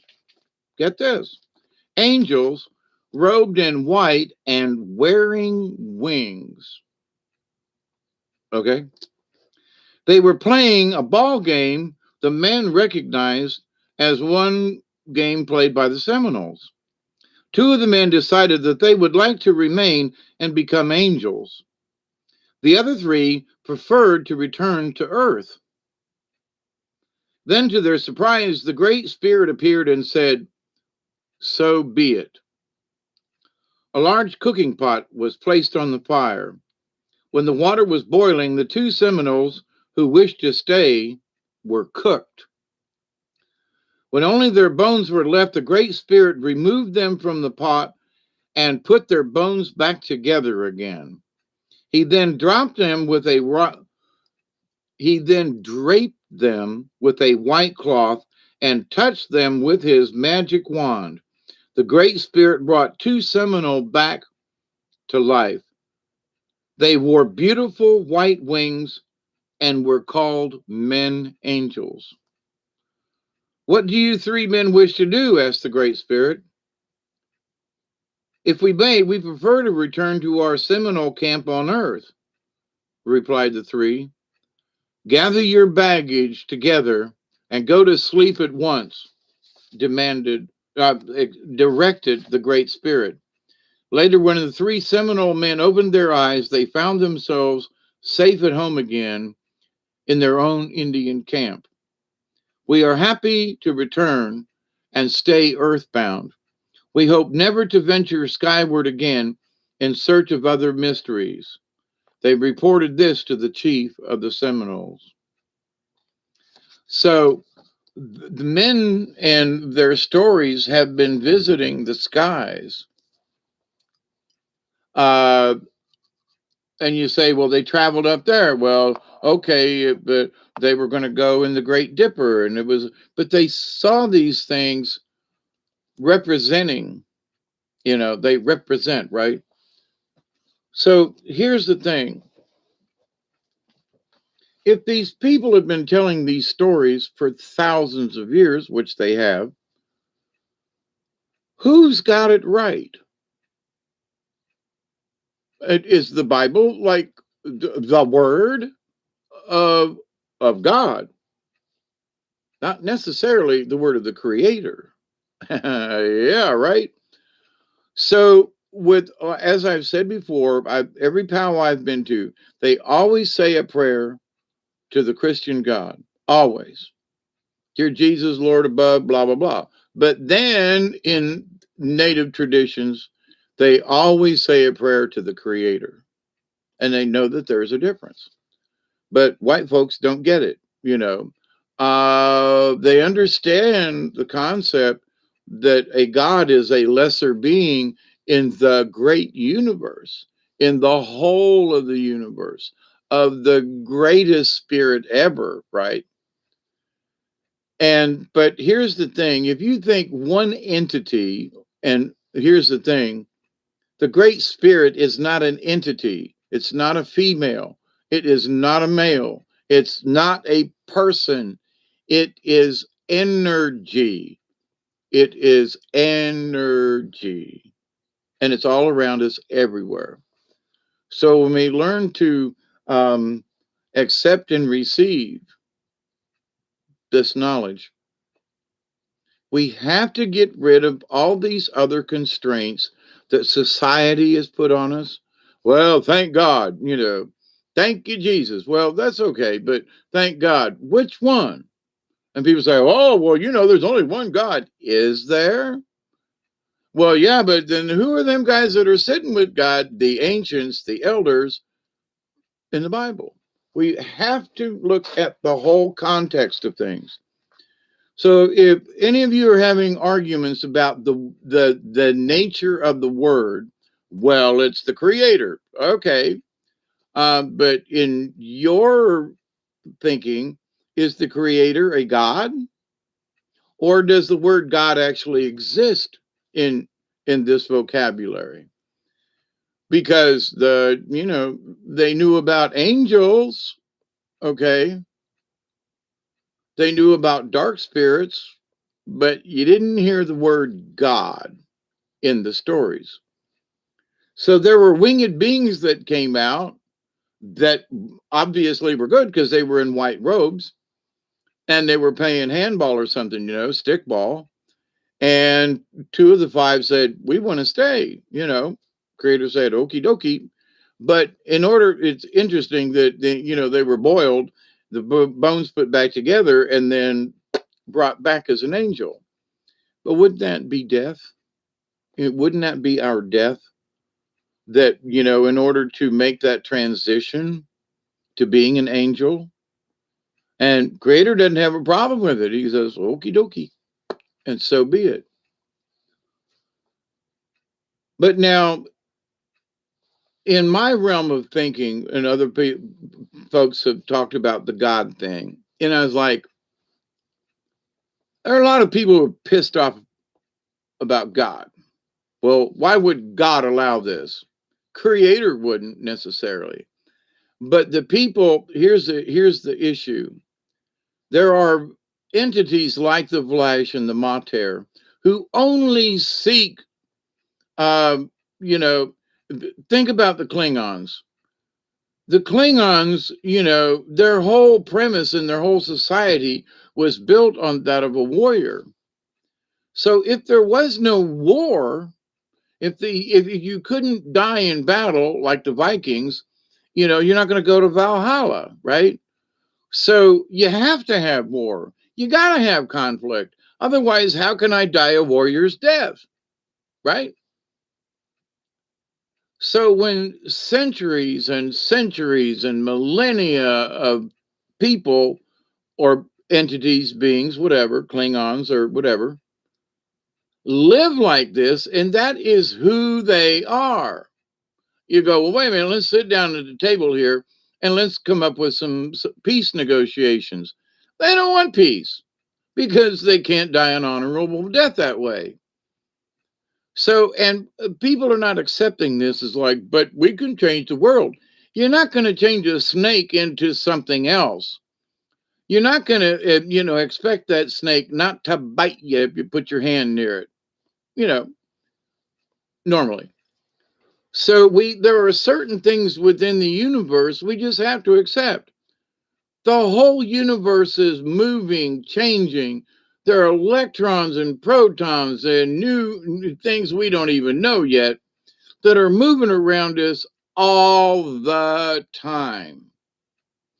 The universe is fluid in that it's always moving.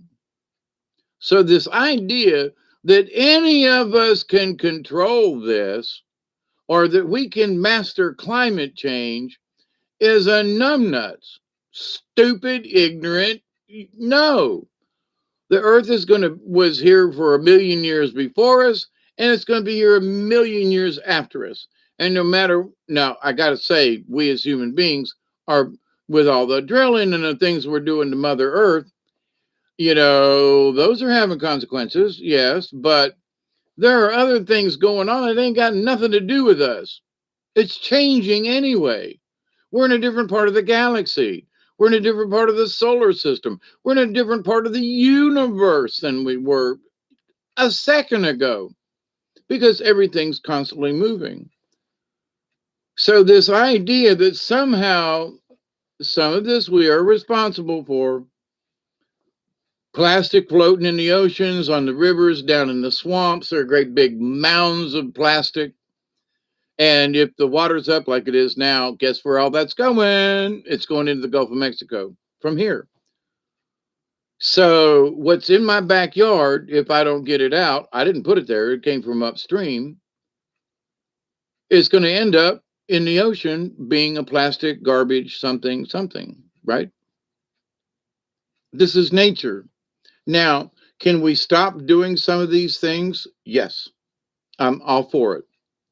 But that's a responsibility of human beings. But this planet's still going to have earthquakes. It's still going to have floods. It's still going to have rain and sleet and snow and whatever. It's still going to do this stuff long after we're all dead and gone. It may not be the same. We might get hit with an asteroid next month or whatever it's supposed to be, coming in. But I'd be a little bit more worried than a giant spaceship crash into the planet because it got shot down by, members of the, I'm thinking of the Clone Wars. Somebody asked me, and I was like, what do they want us for? They want our DNA, and they really like to munch on, little kids too, literally. But they do use our DNA to create hybrids of themselves, not to make us better in any way. No, think of this in terms of Star Wars and that planet Earth is a repository of DNA, And as many people have said, it's not a, well, there is that about the loosh and the negative energy, and there are those entities and energies that suck the life out of us. But the reason some of these folks want us so bad, and part of the reason they want to get rid of us, is guess what? We have intermingled too much. What? Pay attention. They want to control how we intermingle. And if they turn us all into lesbians and homosexuals or gay men, but then we ain't gonna make babies that way. Pay attention, right? So why would they want to, control us now?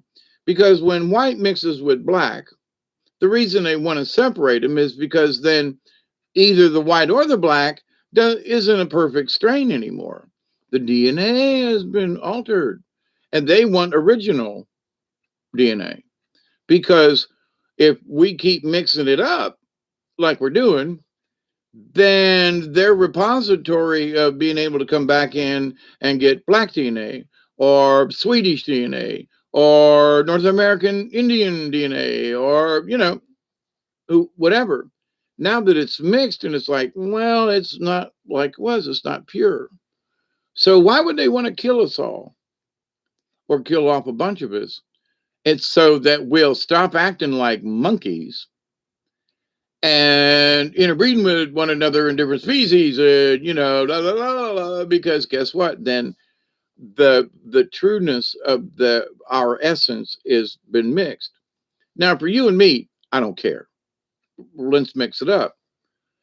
But why would they want to kill off millions of us so they can get the strain down to just a few and they can control that number? Wow, that's just bullshit, Dave. Okay, but you have to look at the bigger picture. Why, there are things that are happening to human beings that another human being wouldn't do. And I've said this before, and I'll continue to say it. It's because they're not human beings. They may be hybrids, they may be flat out, V type people. But another honest to God human being would not torture another human being. They would not do these things. They would, they just wouldn't. They wouldn't pedo kids. They wouldn't, rape people. I mean, they just wouldn't do these things. And you say, well, these people have a propensity. Now, here's the thing. You could be a Vlash hybrid and not know it and have these instincts. You could be a Makter hybrid or a Charistus hybrid or an Anunnaki hybrid. Or many of us, I don't know about myself, have probably got a tinge of a little bit of all of them in us because of the years of, well, my uncle was this and my aunt was this and blah, blah, blah. And great granny was over here and this one came from Germany and it's mixed up. So these people are not going to look at humanity like we do because they ain't human. Okay. So, and are trying to discuss whether or not there's a peace treaty in this. They're Klingon. They want to fight. They want to die a warrior's death and see no point in having peace. We have to accept this. And whether we're here or not, when this war, that war, somewhere in the universe, these people are still having it out. Regardless of what we think on this planet, regardless of what our tiny little brains can comprehend, this is going on in the universe. Not just here, not just to us. A lot of people, a lot of different beings are being affected. So when you start feeling like I'm the only one in this mess, oh, hell no. Oh, hell no. So if we quit dissing each other, well, God is this. Calm down. Well, the creator is this. Okay. Creator is an entity of sorts. It's an essence. Okay. But creator could have been the Anunnaki who created us down here. Now, the Anunnaki were created by whoever they created. And all of that goes back to, guess where? To the source, to the great spirit of all things. So you say, well, were the Anunnaki gods? No, they just came here to terraform the earth, period. Then tinker with us, right? They were trying to do us a favor, for whatever purpose or reason. One might say, well, they should have never tinkered with us, but okay, what's done is done. What we need to understand, though, that there are these higher things. I mean, you know, well, aliens didn't really do that. And you can pick whatever movie you want to or whatever, or your train of thought. But if they understood the sky brothers and sisters, the sky people, over 3,000 years ago, without any technology that we know of, and without any kind of radios or they didn't even have horses in North America at that time. They were doing this shit on foot. you know that's another good reason why they didn't try to conquer the whole the whole United States. But no, the horse is not a was not indigenous to Americas. Now there was a small kind of pony like thing in South America, but but anyway.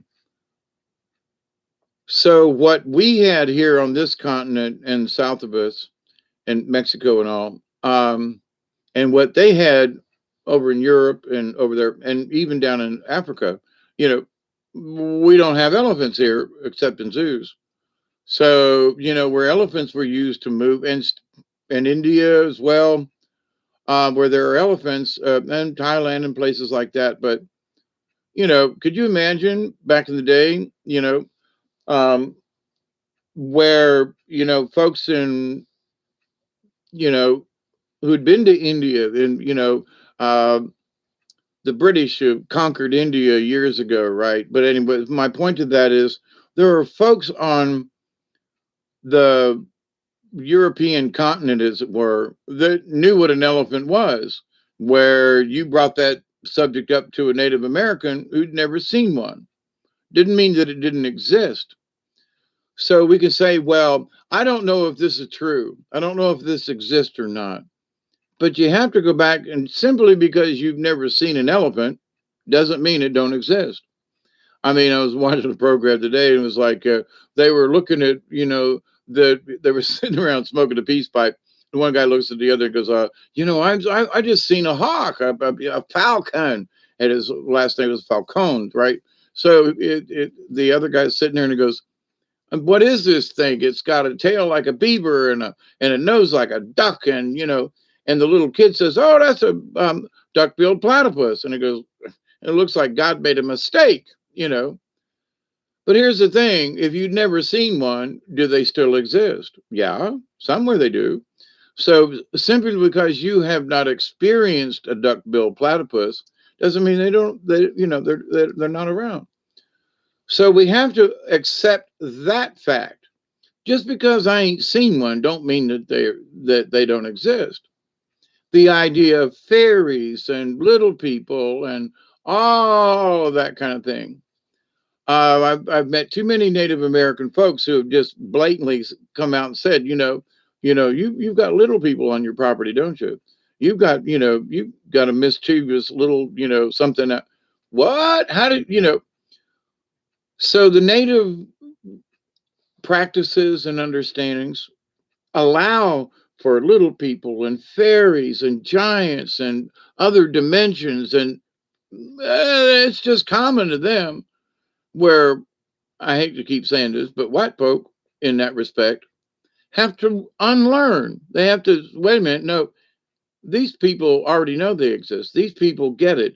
These people, accept the unseen as a possibility. So when white folk came and talked about God, and the Native Americans said, "Oh, you mean Great Spirit?" They were like, "No, God. Here's this guy on this cross." Oh, so they could accept Christ on the cross, as I said before, because of the warrior thing and the sacrificing yourself for the good of the others. They didn't necessarily understand what the hell sin meant. And I'm a little confused about that too. And 2 cents about that.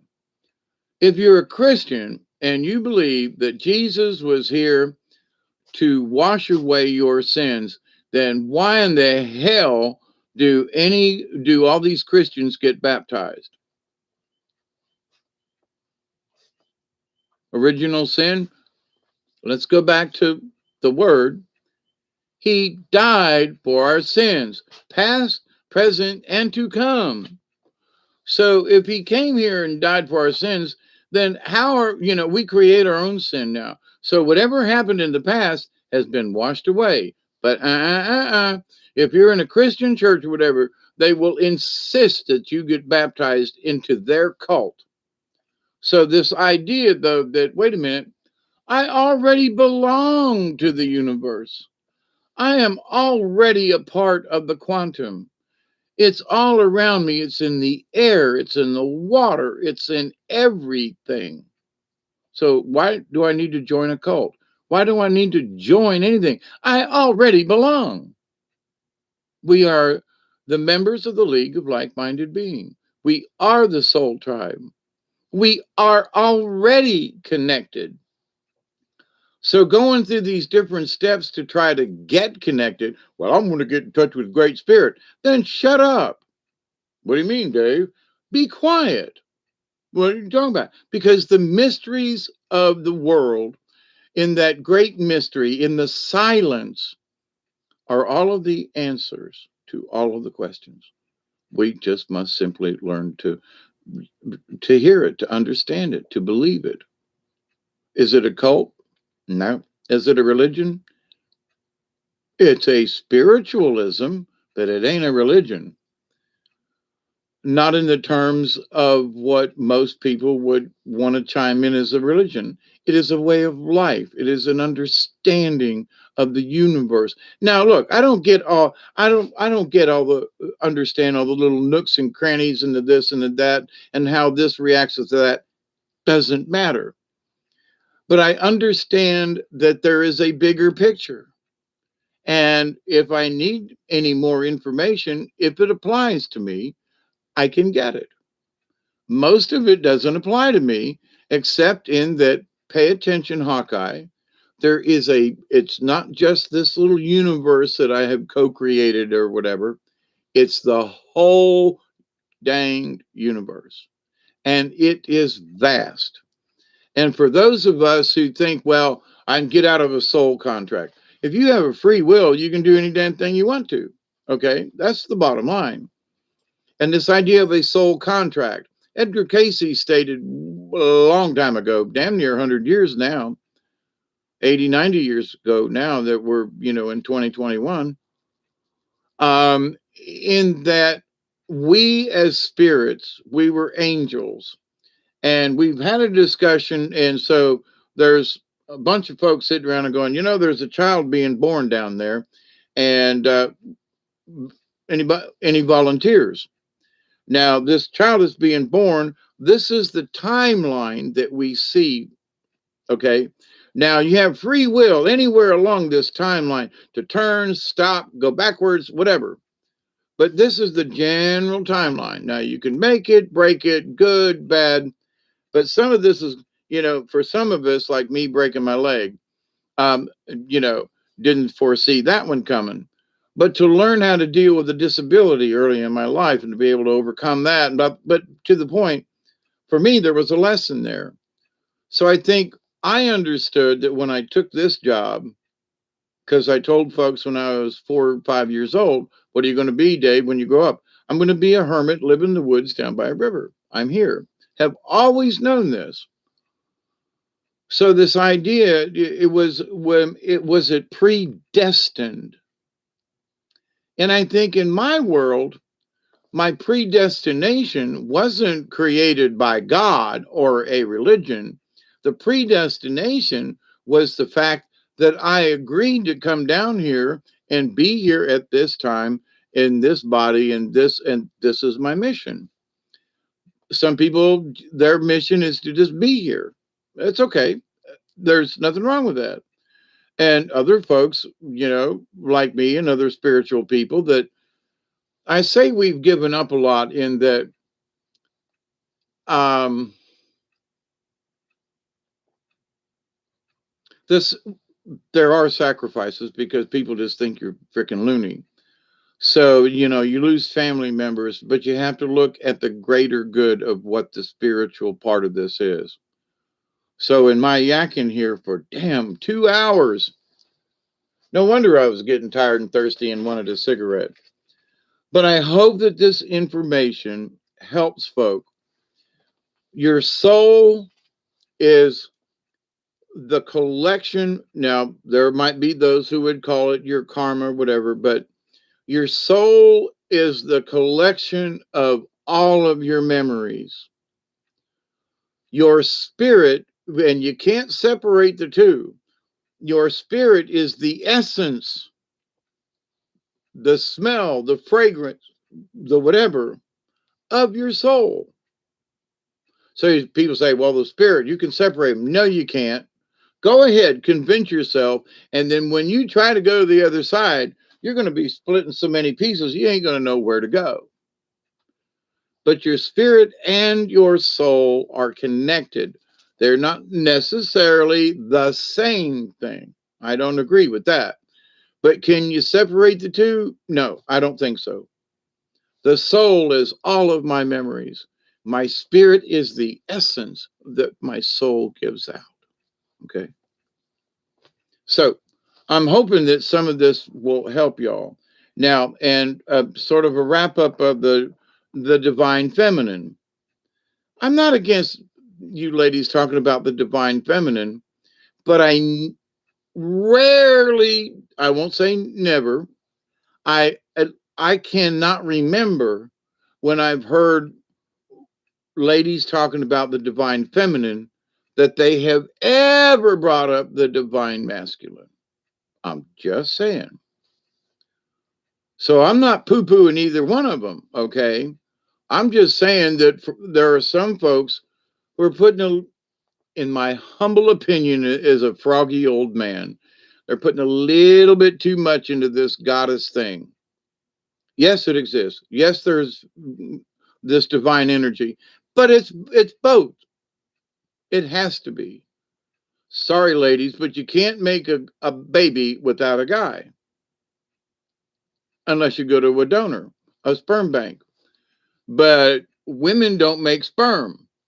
So we have, for whatever idiotic kind of, we have a purpose, both of us, in the creation of things. So, and I've heard some of these books that I just have to turn them on. But the divine feminine is this, and the goddess that energy. Yeah, okay. But because there's been so much depression of women, and I agree, but now there's so many women who want to become men. And I go, what's wrong with being a lady? What's wrong with being a woman? Bitching about divine femininity, but then they say, but they want to be treated like men. Make up your mind. I'm sorry, but you're confusing me. And I think you're confused. Yes, women have a role. Yes, men have a role. And they should each learn their place. Okay. Well, I got a ding ding, but I want to be a girl. Okie dokie, fine. But you still ain't a girl. Sorry. You still ain't one. You can cut it off. You can turn it inside out. You can pretend, oh, you damn well want to, but you're still a guy. Your muscle structure, your bone structure, you're still a guy. Take all the damn hormones you want. Who was the guy that was the swimmer or whatever? And he was like, after he was like, I kind of wished I hadn't done all this.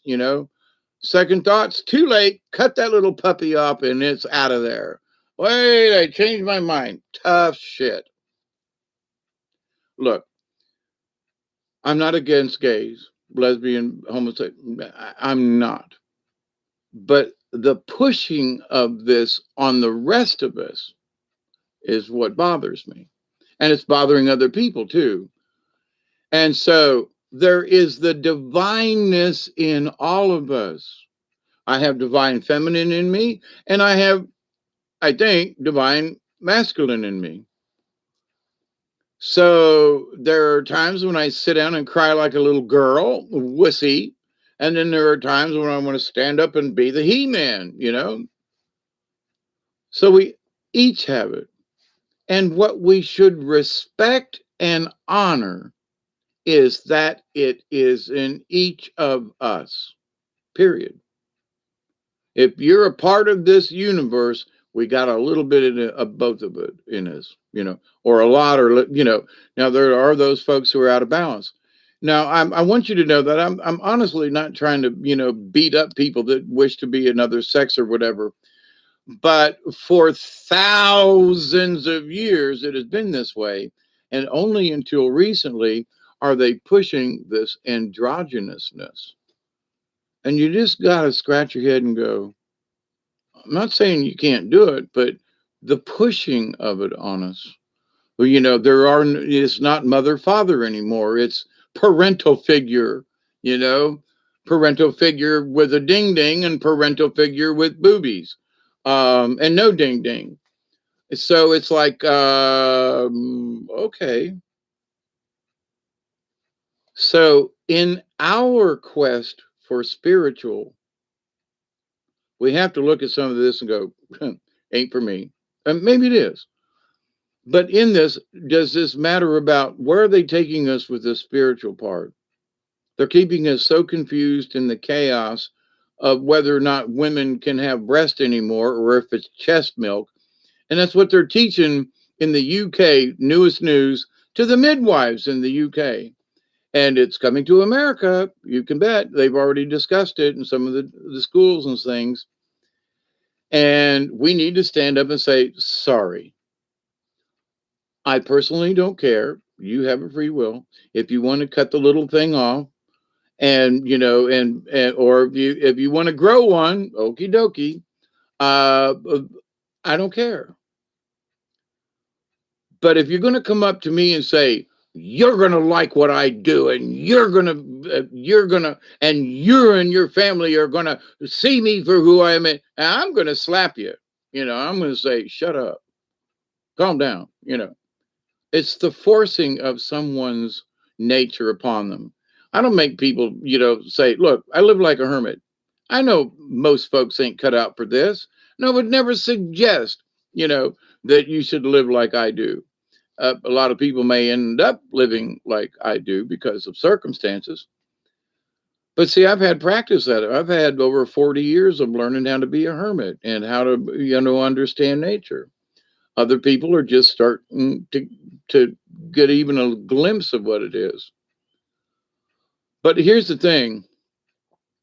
I absolutely do not feel that I am better than someone else. I am a shaman in training. I'm From this life to the next, I will still be a shaman in training.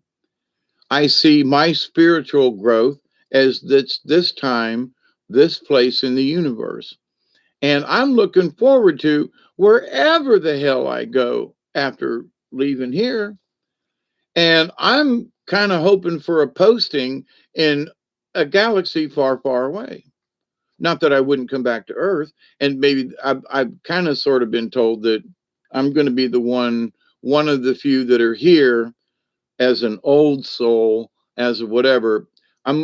After it's all said and done, I'm going to have to be here to tell the old stories, I guess. I'm not quite sure what that is, that I will be here after. And that's been in my brain for a long time. But that's my personal message, you know.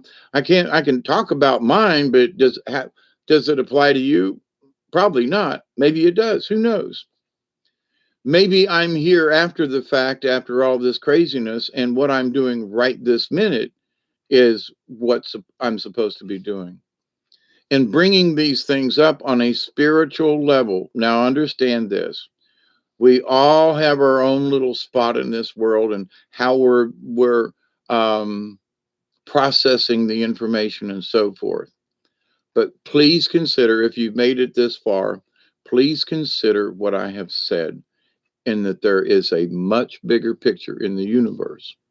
So And it is affecting us, whether you want to believe it or not. It really is. So, okie doke, there you go. God, I can't believe I did 2 hours and 9 minutes. Do you know harm, Hawkeye? No slapping is permitted. Right, I got it, Chloe. And that 4% is where homosexuality comes to the front. Yeah, I'm not. I've known gay folks all my life, not counting the priest to try to diddle me. But so it was just okay. But those same people that I knew, both male and female, didn't try to push their gayness on me or my family. They were gay. They said, come on over. We're going to make cookies. We went over, we socialized and made cookies. Nobody cared. Well, there are two women, but they're in love. Okay. They work well together. Okay. So let's take away the part that they're both women. Don't care. They're two human beings that get along, and why not? So I'm thinking of two gay men that I knew, growed up with, the one through family connections. But anyway,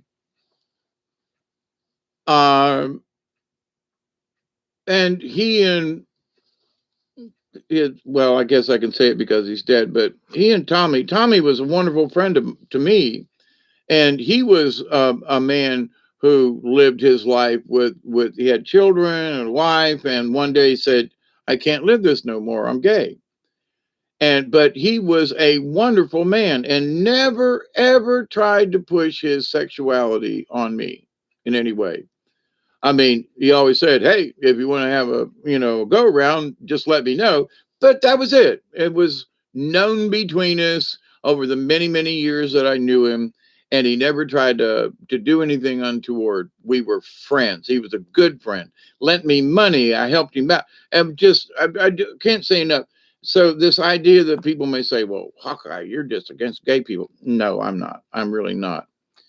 But I am against this, shoving it down our collective throats. I just think that's wrong. I want to carry a sign. I'm a heterosexual man. Well, wait a minute.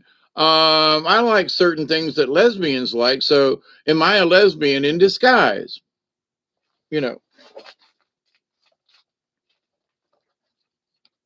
I won't go into it, but I said this to my granddaughter when she called me back when she was like 16 or so, and said that she was gay. And I said, well, okay, let me ask you this question. She was, okay, Grandpa, what is it? And I said, how do you know that you're gay? Well, I don't like boys and girls. I'm always, and I was, okay. But I said, how do I put this delicately?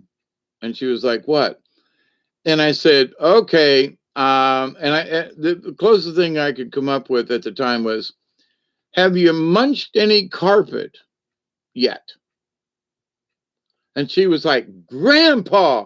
And I was like, well, I could have said, yeah, it could have been a whole lot more, have you licked any, So I said, have you munched any carpet?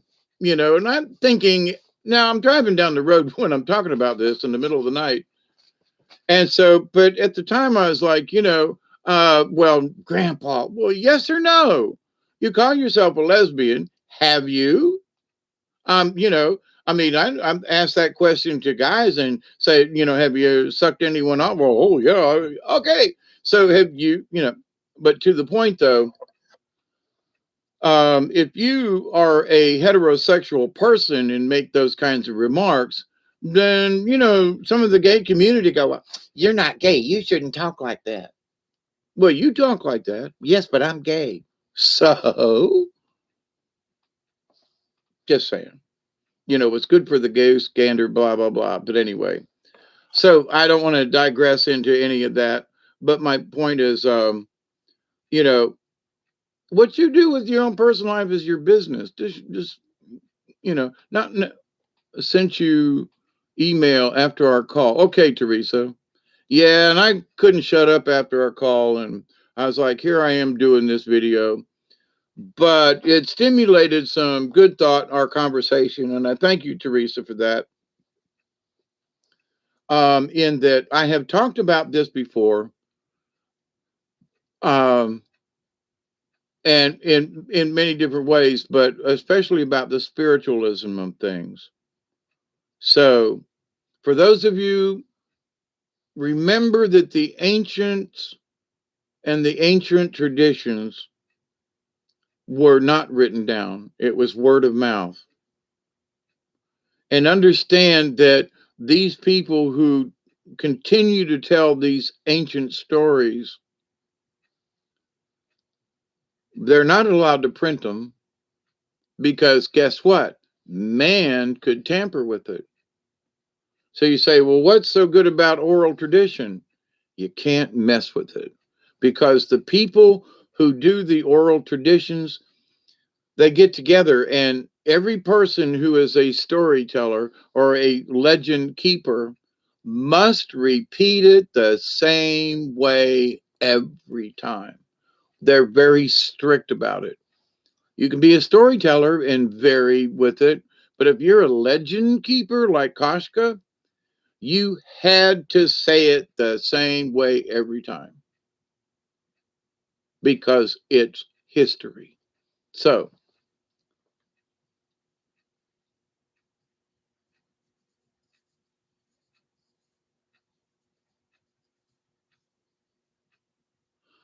I could pass off as a drag queen. I thought about it.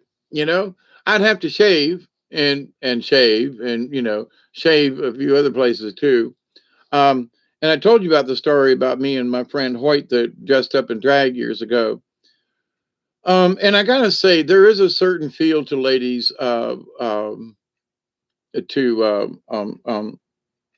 nylons. And now, being in theater and dancing and stuff, we had to wear tights and so. But anyway, in that, it was like, ooh, these things are, ooh, they help my calves, and uh, I was going through a store one day, and I was passed through the ladies section, and there were these colors on this, I don't know, blouse, shirt, dress, something. It was like a sundress, and I stopped and pulled it out and looked at it, and lady comes over and she says, may I help you? And I go, yeah. I said, I really wish that I could wear this. I really like the colors, but I just think it would look like crap on me.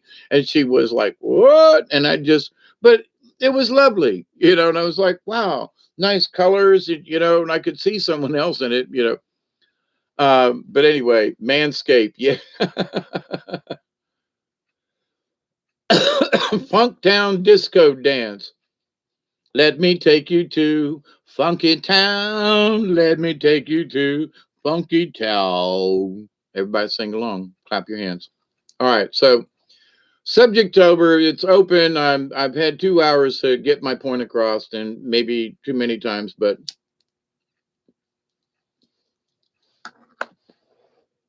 I had a good rehearsal with Teresa earlier. And you're welcome, Teresa. I can blame this video on you can blame this video on Teresa because of our earlier discussion, but that's okay. But I've had this discussion before, maybe not quite as concise or to the point, and it has been on my mind in that different people use different terminologies, but what we as higher spiritual beings, if you want to go there, is that we need to recognize, and I did this on a during a live thing, and I won't mention the name. I have before, but I was listening to the person, and I was like, they're talking about the same thing, but they're using a different word. So be careful before you. And this is not meant to be for you, Teresa, that I pick you out, but in general, we need to listen to what their heart's telling us. Well, great grandfather is this great spirit, or no, it's not great spirit. No, it's not source. No, don't get in an argument. If the understanding, it's not the words to describe it, it's the feeling behind it. So if their word is great grandfather, or the great spirit, or the creator, or something else, if they mean the same thing, the source of all, do you mean the source of all energy? Yeah. Then oh, what do I care what they call it? Okay. What should they care? Now there are people who, if I say I'm dissing God, I haven't liked that son of a bitch ever since he was written into the Bible. He was cruel and punished people and was nasty and vengeful. And my creator is not like that. There are people in this universe who act like that and claim to be gods or have God's power. I mean, I always think about, the Catholics, damn them, some of them, but the old, with all the crusades, massacring and murdering people, because the Pope said so. They weren't any better than the Romans, and all the witch hunts and the trials and oh my God, all in the name of God, right? Not my God. Creator never told the Native Americans to subjugate a whole planet and to string them up and burn them alive, although they did some of that stuff, but it was to an enemy who did something wrong to them. It wasn't it wasn't somebody because of their belief. No, they might have burned somebody at the stake because they needed it. They should, not because we think this person's a witch.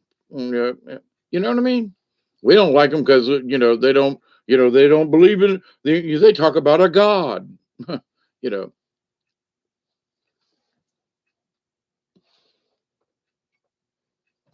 So imagine these people. I'm thinking in the pioneer days, and I love to watch Wagon Train and some of these things and stuff. And some of them old shows, really put the Indian not as a savage, as that we don't understand these people. So they come across, with these crosses, and if you don't believe, they got these books that they can't read, and they're talking about a god and all this kind of stuff. And the natives are going, "We got the Great Spirit. We don't need your flipping God. Hey, what do we need him for?" So from their standpoint, okay, get this, they had to come down a notch to understand the Christian God. They had to come back off of their high horse, so to speak, which is interesting in that respect. But so, my friends, I need to take a break. I'm going to walk outside and see if it started raining yet. We got more rain coming in, and the river's already high. So, language is very tricky. Yes, Teresa. And as I'm not just to Teresa, but to other folks, we can change one word in how we explain something. And it's like, so, and I think I don't think Teresa minds, but was talking about the separation of spirit and soul. And we were talking about hell. And I said, well, people create their own hells. And this idea that it's in this subterranean thing with fire and all this stuff, that's made up because of the stories of Dante's hell and so forth. Now, could a hell exist? Yeah. I'm not saying that, but what is hell in the idea of creator? And I was trying to explain that, hell is the presence without God, without the spirit, without the source. So, and the word came up, separated. And I said, well, no, it's more like you're being blocked from the creator. But in being blocked, if you close the door, aren't you that's sort of a separation. But when I think of separation, I think of separation, like, no. But so if we create enough evil in our lives when we transition, we don't see the full light of the source. So we're blocked. As like wearing sunglasses, we don't get to see the light. We know it's there, and thank you, Teresa. Um, and adios, Chloe. We love you. But in this idea, though, that so we don't get the full flavor of the essence of the Creator. So the more evil we do, the more darkness that's in us.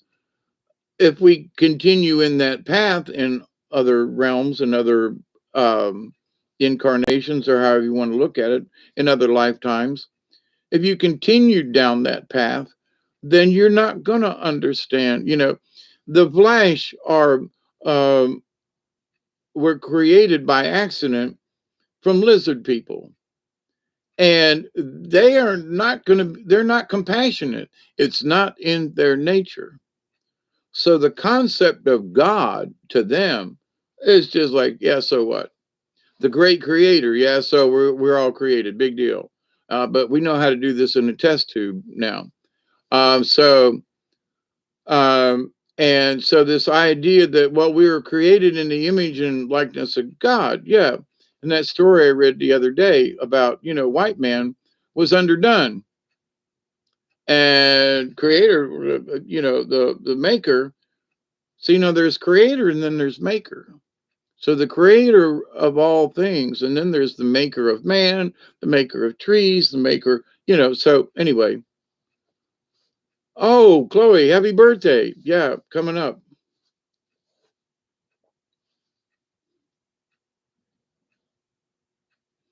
I'm here as long as you are.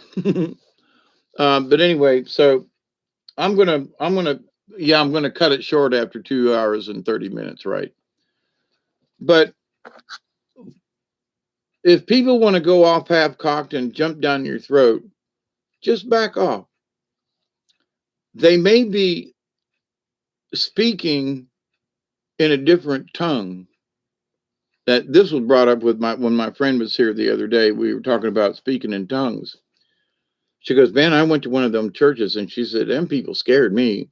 Some of them handle snakes, don't they, Dave?" And I was like, "Yeah." And so, as a Catholic growing up, they were called holy rollers. From it was like, oh, they're holy rollers, okay.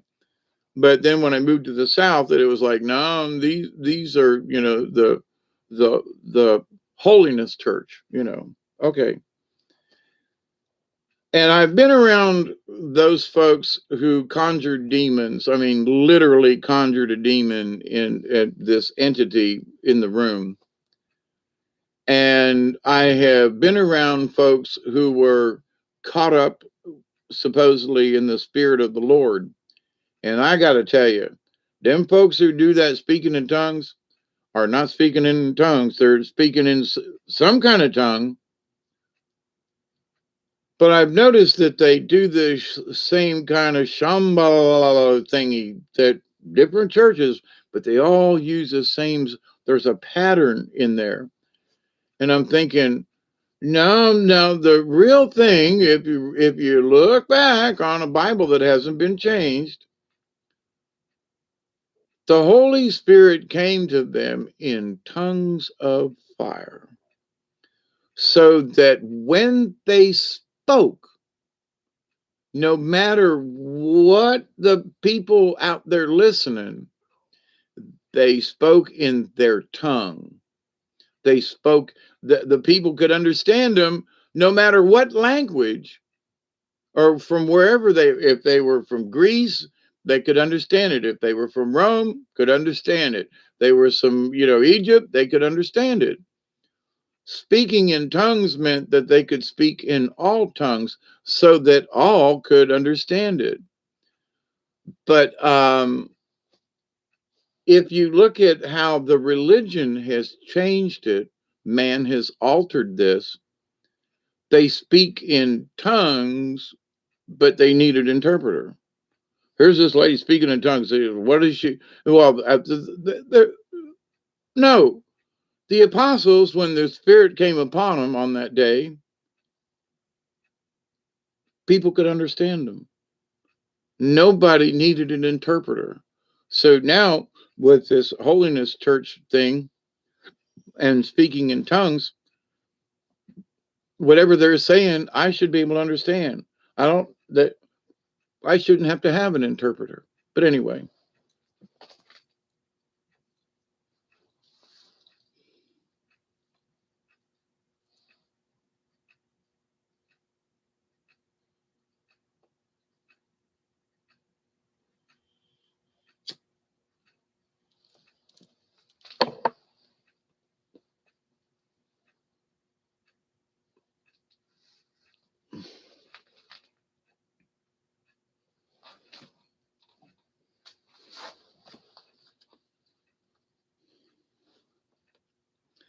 I feel like I'm off my game with cards.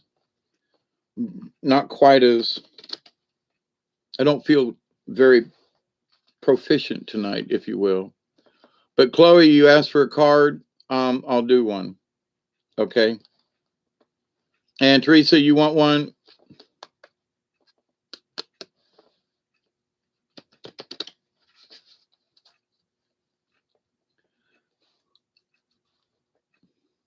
Yeah, smoke if you got them. Yes. Can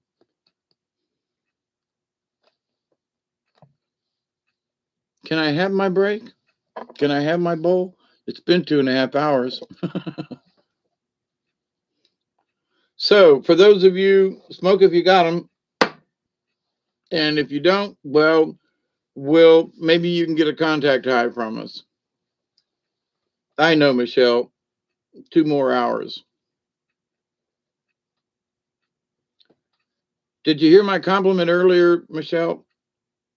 You sent me a link, right? That was very brave what you did. And I commend all folks who make the effort.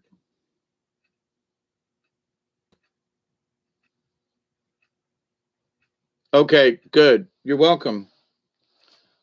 I should have sent a reply to the email, but I've been kind of scattered today.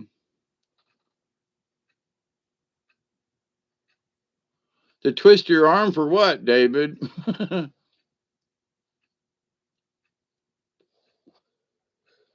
Yeah, there was a need to reply, Michelle, because you all give me feedback, and I felt it necessary to give you feedback. But also, now that I'm here in person, uh, I just want to say, for I've been doing acting, and I've been in front of 1,500 people at live performances and stuff, and so doing this was a difference. Oh, is it new moon? Oh, yeah. I'm fixing to fire it up right here. Might have to get some more out though. I got the dregs.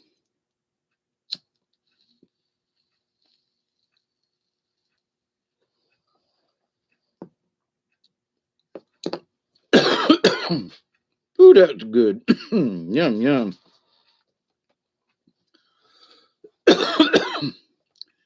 Great white grape bite. Great white grape bite. It's got a really strange taste.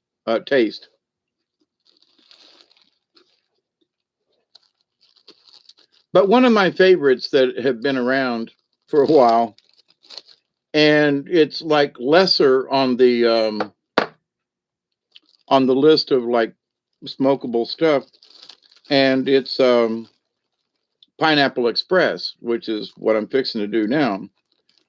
And back in the day, Pineapple Express was like hard to get, blah blah blah. And now the strain has become so common that people are like, yeah, so what? But I like it. And me and my a couple of my friends, we're like, we still like this strain, all these other kinds and stuff, they're all good, and they all have their ways. And like now for me, there are people out there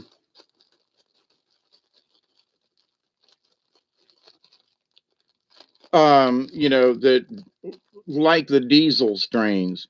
I don't like them. I just don't. Got a hold of some that was called it was a sativa, like the old days. And wow, what a different kind of thing.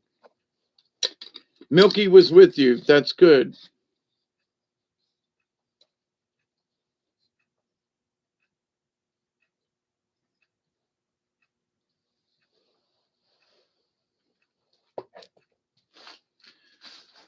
But anyway,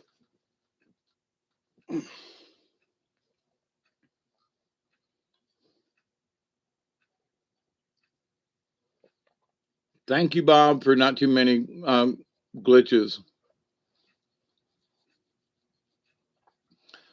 This particular one did, David, but I understand what you mean. But this particular, and it was just something that came my way a couple of months back, and I was like, some of these things are just they're too much. You can take two hits and be okay, and you think one more is going to do it, and the next thing you know, you're in la la land for a couple of hours.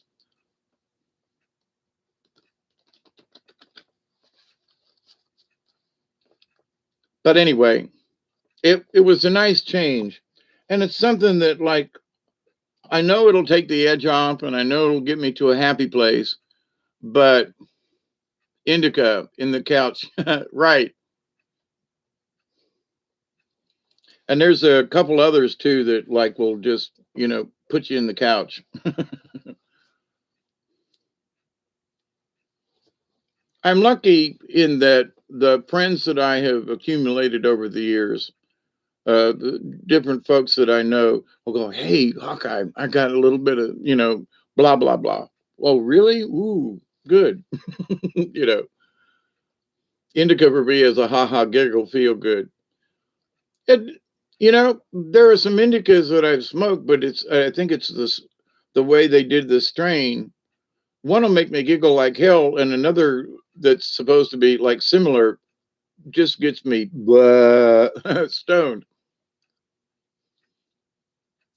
Yeah, I got some Rice Krispies that'll do that, David.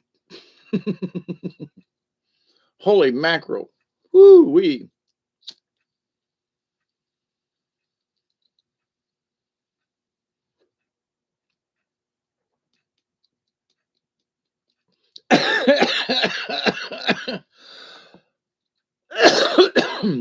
My friend who was over here the other day, I had I shared some of that sativa with him, and he was like, "Oh my God, this looks like Colombian gold." And I said, "I know, don't it?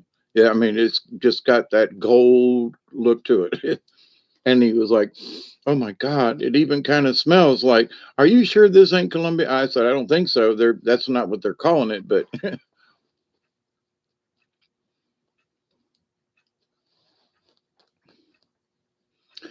I remember back in the day, along with Dr. Hook and the Medicine Show, Acapulco Goldie, but you run away with me, Acapulco Gold. I haven't had any White Widow. I've heard about it.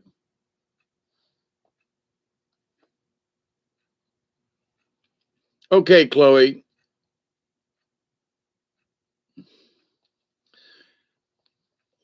It's not like it used to be back in the day. Chloe, you're a great baker. Yeah. A friend of mine, he stopped by the other day to, just check on me. God bless him. And he brought me some Rice Krispie treats. And I was like, "Oh, really?" And so he said, you need this much by this much, and that's like a dose. I said, "Okay." And I said, "Now, if this is too much, I'm going to start cussing you right now." So he looked at me and he goes, "Well, then you better start cussing me now, because in an hour, you know, and sure as shit, an hour later, I was like, "Oh my God," me and the dog were just stuck, and he didn't have any. Yeah, you see, that's one of the things that I was hoping for this by the time I got to my age, is that I would be able to grow my own again. But there are folks in Florida who are able to grow, and there are other people in, I got some friends up in Michigan that, it's legal to grow so much up there, and they got so much stashed that, from their own plants. And so when they come south, they always bring me a little piece of their personal stash, because it ain't about money. They've got so much weed that they have overgrown, even though they don't try to overgrow. But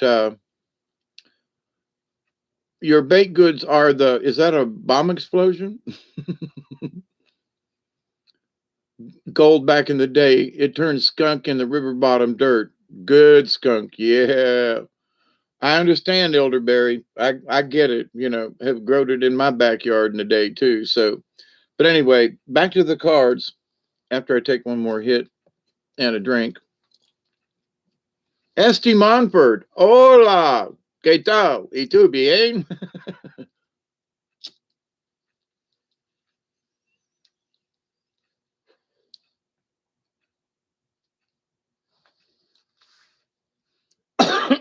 But right now, this is pineapple at the moment.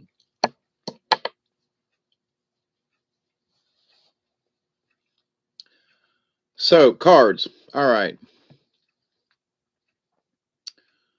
All right. Let me focus on Chloe.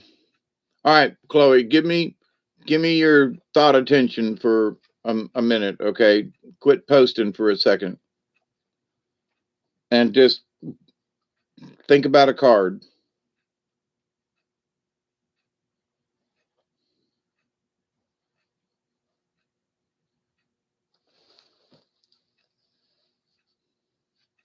That's interesting. The whole top part of the deck is like, nope, it ain't there. That's interesting. I was sort of chatting with Mother Nature, and we were talking about cards and, and how you kind of pick them and, they come to you kind of thing. And it's like, you really don't choose them, they choose you. And, I still think it's a fine art, but you have to trust your fingertips in my case. And is that what you want, so it's like, yeah, there's a second card sort of in here somewhere. There are several second cards, but it's a one card deal right now. So the topic is weed, sort of.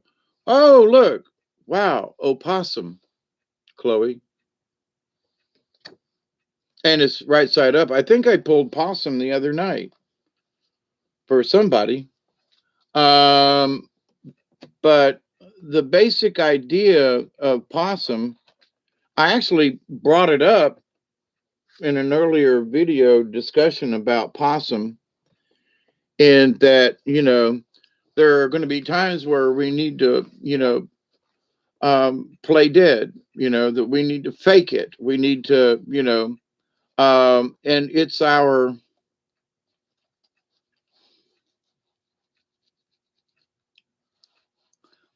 it's a defense mechanism. Because sometimes when people are crazy, it's just best to just not pay attention. Now, opossum is number 23 in the book. It's diversion. Opossum, roll over. Are you really dead? Or just playing possum? Was it something that I said? Possum's greatest form of protection is to play dead. In doing this, opossum confuses many a predator in believing that the game is over. Oftentimes, the confused rival walks away or looks the other direction for a moment, and opossum runs to safety. Possum medicine uses a great deal of strategy. If all else fails, possum plays dead. It has the ability to fight with its claws and teeth, and they will. Just saying personal here. But it rarely uses this form of protection. Instead, the supreme strategy of diversion is constantly employed when things get a little bit too hard to handle. Possum has developed an act that would receive an Academy Award in the animal kingdom. The musk of the um, death scent is excreted at will, adding to the master play that sends enemies on many trails of confusion. If possum is turned up in your cards, you are being asked to use strategy in some present situation. Okay, so this seems to be like one of the key sentences here. You are being asked to use strategy in some present situation. Rely on your instincts for the best way out of a tight corner. If you have to pretend to be apathetic or unafraid, then do it. Oftentimes, if you refuse to struggle or show that hurtful words bother you, your taunter will see no further fun in the game. If somebody's picking on you, you just go, okay, I'm going to be apathetic. I'm just not going to pay attention. They're yakking over there and they're screaming and hollering. They're calling me names. Okay. Oftentimes, if you refuse to struggle, in other words, somebody's calling you names, you want to defend yourself. Sometimes it's just best to just stand there or show that hurtful words bother you. Your taunter will see no further fun in the game.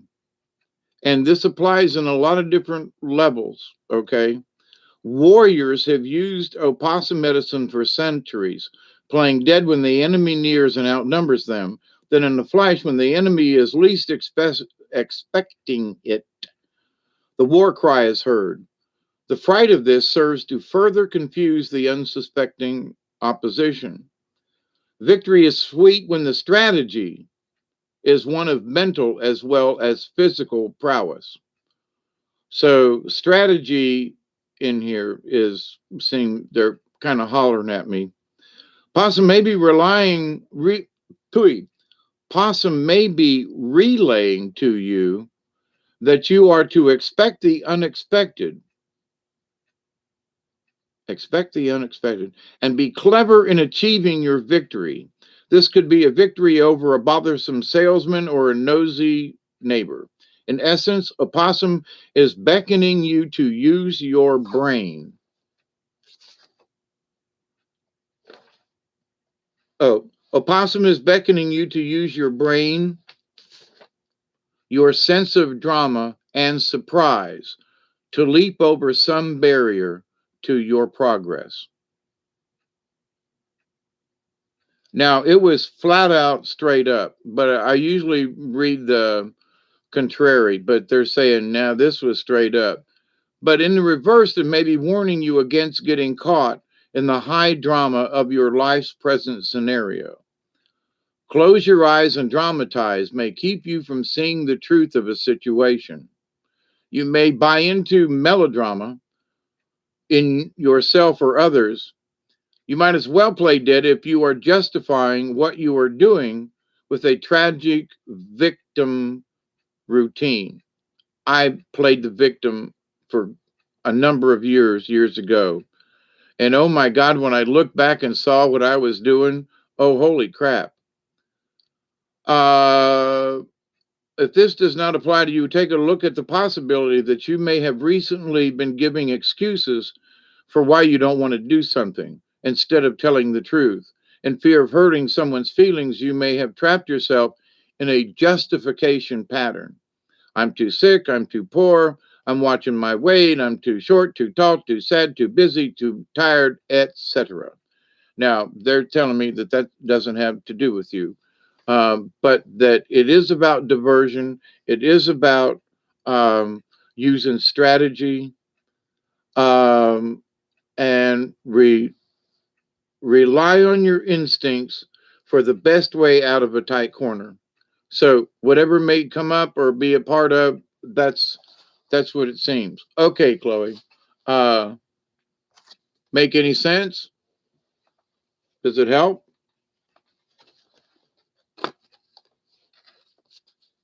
Sometimes I can see a card and I can go, that could apply to any time, place, or circumstance. Like, the hawk the other day that flew by, the hawk is warning me or showing me or something. I know what this relates to. Good. Okay. See, I need that kind of feedback because if I'm just picking a card that could be could be applied on any day or time, it's like, well, what the hell? It's good information and it helps bolster the spirit and but just because I see a hawk every time doesn't necessarily mean like, ooh, something bad's coming, but it is to be observant, it is to be pay attention, it is to see the beauty of nature, etc. So but anyway, so Teresa, you wanted a card since I'm sitting here and we're all chatting. You need to listen again to Chloe's card. Diversion, possum. Sometimes it's best to um, play dead or to be apathetic. If somebody's calling you names, just don't pay attention and they'll quit calling you names. They'll just get tired. All right, Teresa, you and I have talked today, which was good. Yeah, it really was good to catch up and have a good conversation. I'm always uh, I'm always up for that, because see, there are tips that I gave you about, the use of words. And sometimes, not that you were in a frustrating situation, but sometimes we can get ourselves in a frustrating situation. And if we just stop and think, wait a minute, if I use a different word here, it might not be as offensive to people, or they, so it's like, for example, they were using this terminology the other day, and they're having to do with the current state of affairs in Washington, right? With the impeachment, et cetera. And so it was like, I forgot what it was.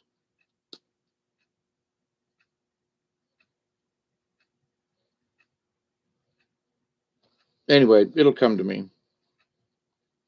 I'm thinking about the card.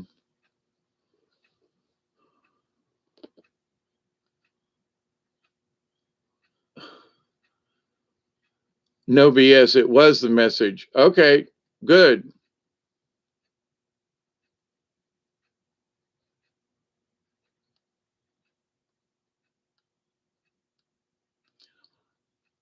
What what noise does a bunny make? Interesting. They make different kinds of noises. Hey, Robert V, what the hell? You're up early or late or something. What you doing? I mean, good to see you, my brother. Sitting here reading stories out of one of my other books that I got. Um,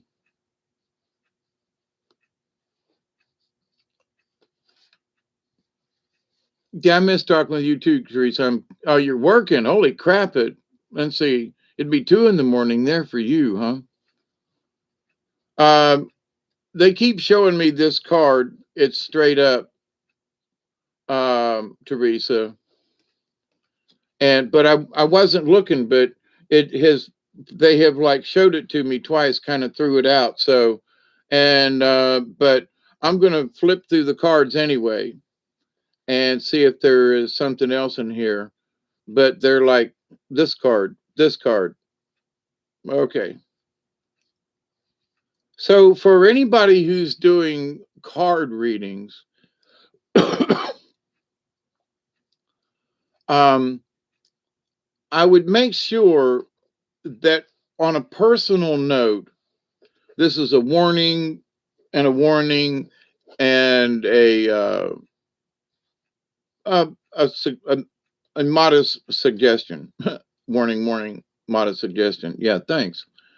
Um, I'm guilty of this, as many things that I talk about, but I relied on the cards too much for my own personal reading. So every day there was a reading, and every day I had to find out what was going on every day. And it was like, please do not get caught up in that. It become aware that you have the cards, and just, I don't have to ask if I need to pull a card. They tell me to go pull a card. So there's a difference there. But I was like wanting to pull a card all the time. I wonder what's going on. Let me do a reading. Please don't get caught up in that. A lot of people will do that and they say they don't have a problem. But what you're getting is you're using the cards too much, asking too many questions. And so that for me, I realized that my fingers weren't being sensitive enough because I was using them all the time for something that, a card once a week or so, or if Spirit says, go get one. Okay. But to do it every day I'm talking about for myself personally, I realized that I had become insensitive to the cards that I couldn't tell. And it's like, well, what do you want? Because it was like I was overdoing it. And they were like, we ain't got nothing to say. You know, go to your room, and sit down and write 500 times. I will not overuse my cards. Your dog had 5 puppies. Great, Robert V. Honestly. So, but anyway, so in doing card readings, you can, in my opinion, um, that you can overdo it for yourself. And also, you can burn yourself out if you're doing it for other people too much of the time. So, I don't mind doing card readings. That's not where I'm going with this.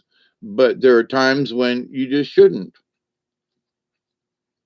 Okay, there's one here that's just like burning my fingers, and they're telling me this one.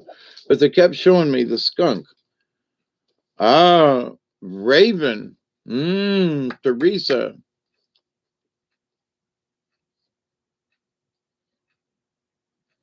Yeah, same here, Teresa. I literally feel this the other cards don't give it, and there'll be a card that just sort of buzzes under my finger.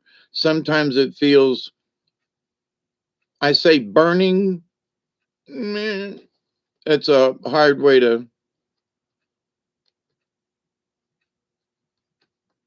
Yeah, I agree with you, Jackson.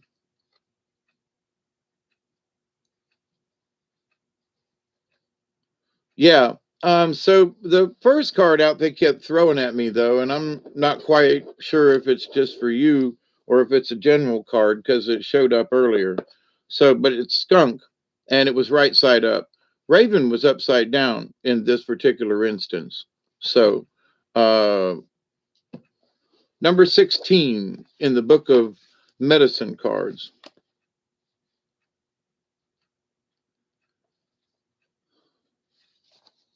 And I swear I'm going to do Spider Woman soon. Raven is magic. Raven, black as pitch, mystical as the moon. Speak to me of magic. I will fly with you soon. Throughout time, Raven has carried the medicine of magic. This has been true in many cultures across the planet. It is sacred in the medicine ways to honor Raven as the bringer of magic. If magic is bad medicine, the carrier may be honored out of fear rather than out of respect. In other words, when someone meets you, you say, I have Raven medicine. And so they may honor you, respect you, or honor, um, but out of fear if you're on the bad side of this. Those who fear Raven may do so because they have been dabbling in areas in which they had no knowledge, and a spell may have backfired on them. Rather than analyzing the dark side of sorcery, realize that you will fear Raven only if you need to learn about your inner fears or self created demons. Now, Raven's upside down, so take this into consideration. Uh, but realize that you will fear Raven only if you need to learn about your inner fears or self created demons. Now, Teresa, I think you and I discussed this when I was on the phone with you, in that this being creators, and that demons can be created and they may not exist outside of us. So, but anyway, Raven magic is the powerful medicine that can give you the courage to enter the darkness of the void, which is the home of all that is not yet in form. I'm going to read this again. It gives you the courage to enter the darkness of the void, which is the home of all that is not yet in form. The void is called the great mystery, The great mystery existed before all other things came into being. Great Spirit lives inside the void and emerged from the great mystery. Raven is the messenger of the void. Now, interesting that we were sort of having this conversation earlier. If Raven appears in your spread, you are about to experience a change in consciousness. This may involve walking inside the great mystery on another path at the edge of time. It may involve walking inside the great mystery on another path at the edge of time. It would portend a signal brought by the raven that says, "You have earned the right to see and experience a little more of life's magic." Raven's color is the color of the void, the black hole in space that holds all the energy of the creative source. Isn't that interesting? Black hole in space that holds all the energy of the creative source. Now, speaking about black holes, every time they say something going across the event horizon and you're going to disappear and you're never going, has anybody ever been into a black hole? Has anybody crossed into one? How the F do they know what's going to happen when you go across the event horizon? I'm thinking it's a hole into the universe that exists along with this one. But the only way to get there is through a black hole. Anyway, in native teachings, the color black means many things, but it does not mean evil.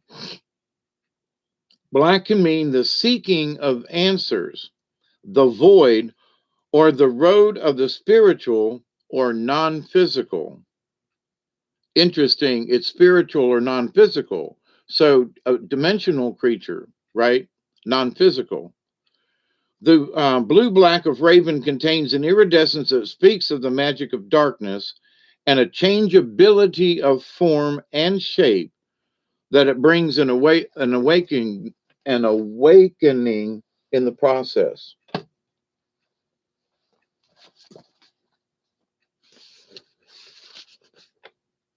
Raven is the guardian of the ceremonial magic and in absentia healing, in other words, in absence.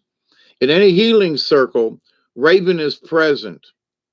Raven guides the magic of healing and the change in the consciousness that will bring about a new reality and dispel the dis-ease or illness. Raven brings in the new state of wellness from the void of the great mystery and the field of plenty. Raven is a messenger that carries all energy flows of ceremonial magic between the ceremony itself and the intended destination. So if I was to do a healing ceremony for someone, I would try to use Raven essence energy to deliver the ceremony to the intended person. Or, you know, for instance, if a ceremony is being performed to send energy to a disaster area where people need courage and strength, Raven would be the courier for that energy flow.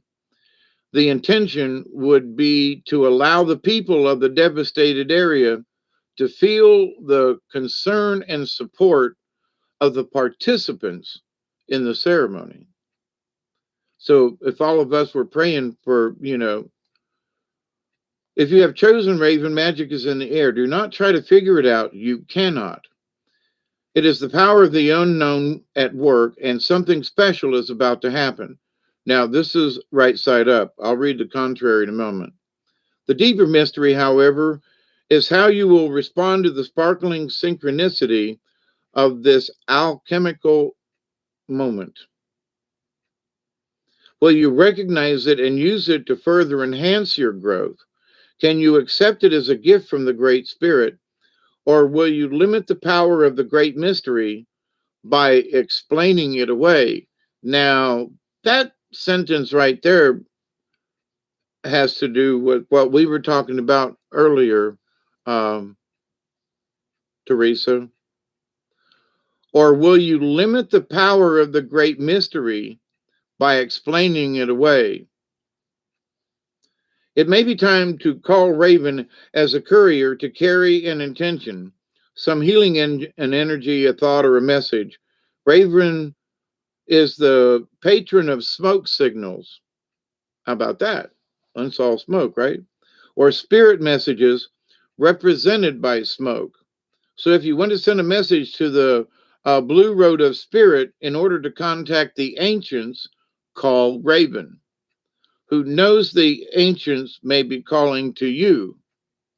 Remember that this magic moment came from the void of darkness, and the challenge is to bring it to light, not to bring light into it, but to bring it into light. That's interesting.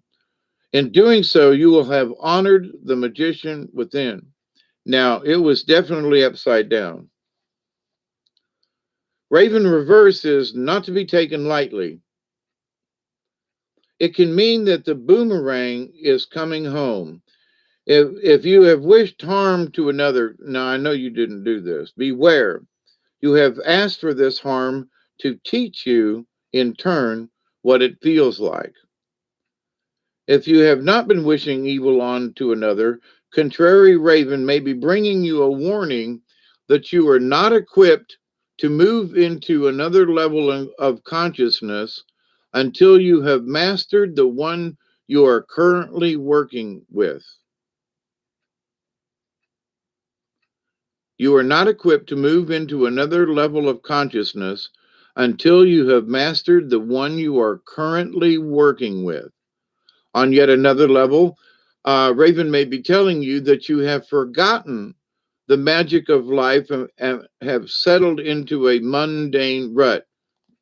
A little bit, we talked about this. If this rut suits you and you do not want to experience the extraordinary magic in your life, ask Raven to fly through your dreams and give you a taste of its medicine. If you do, you may never be the same again.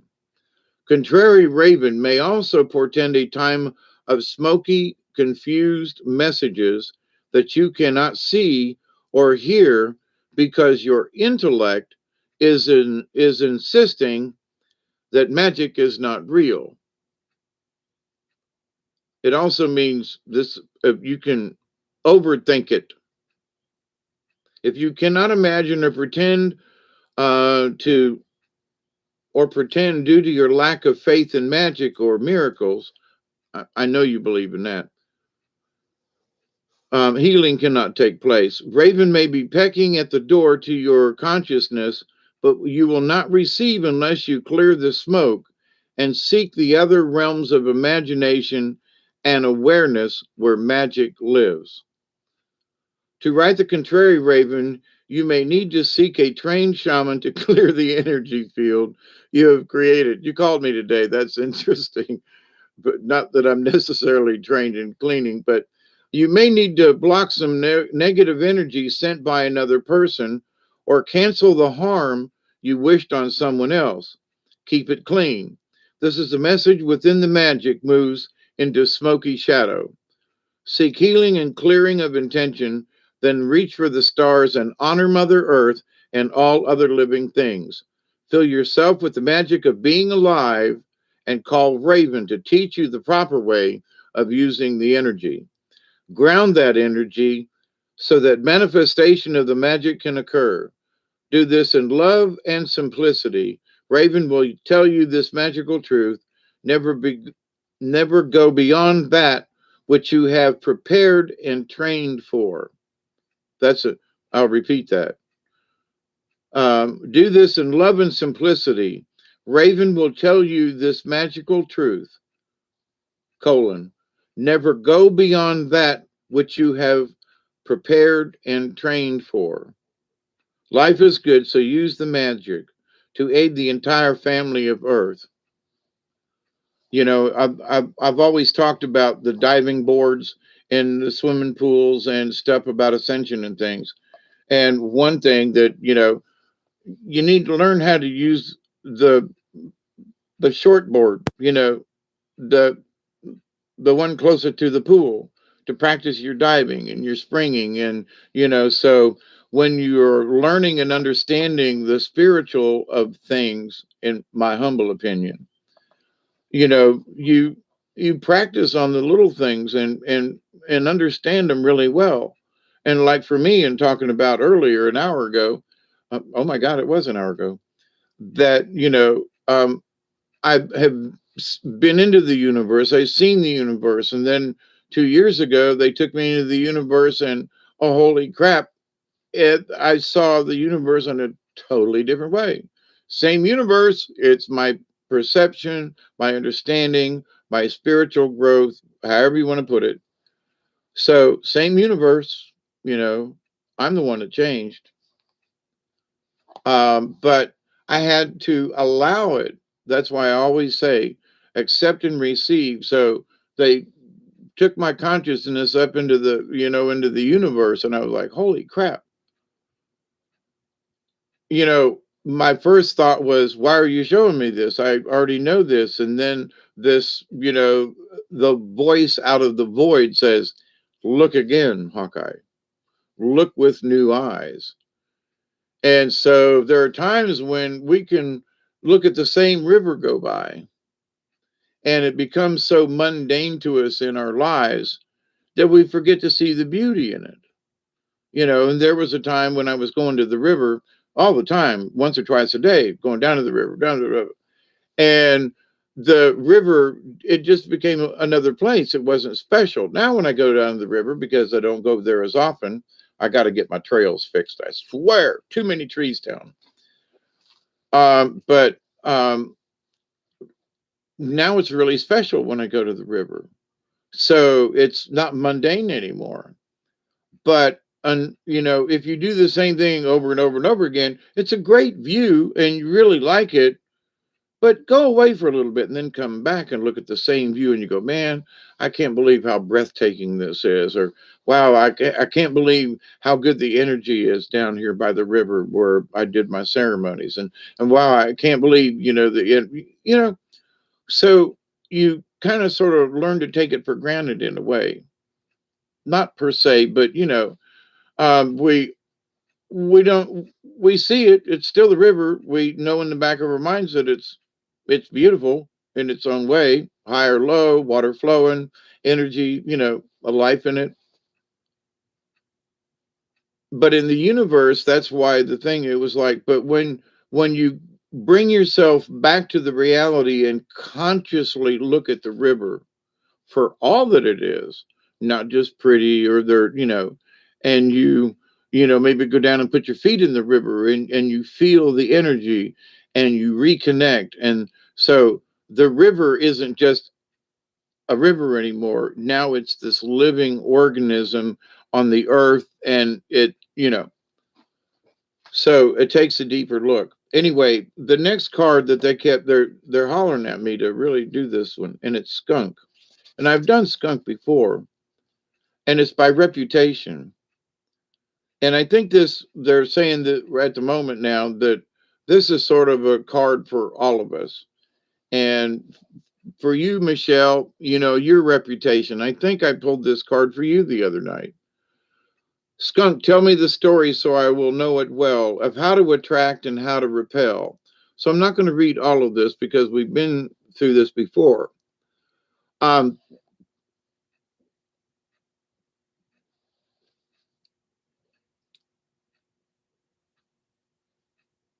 the skunk is reputation. In observing the habits of skunk, I'm skipping over a bunch of stuff because there's a lot of this. They give it a wide berth. We all know that. And the key word here is respect. Okay. So unlike other animals and so forth, the skunk doesn't threaten your life, but it threatens your senses. In observing the habits of skunks, it's easy to notice the playfulness and nonchalance of its natural behavior. It has an I dare you attitude,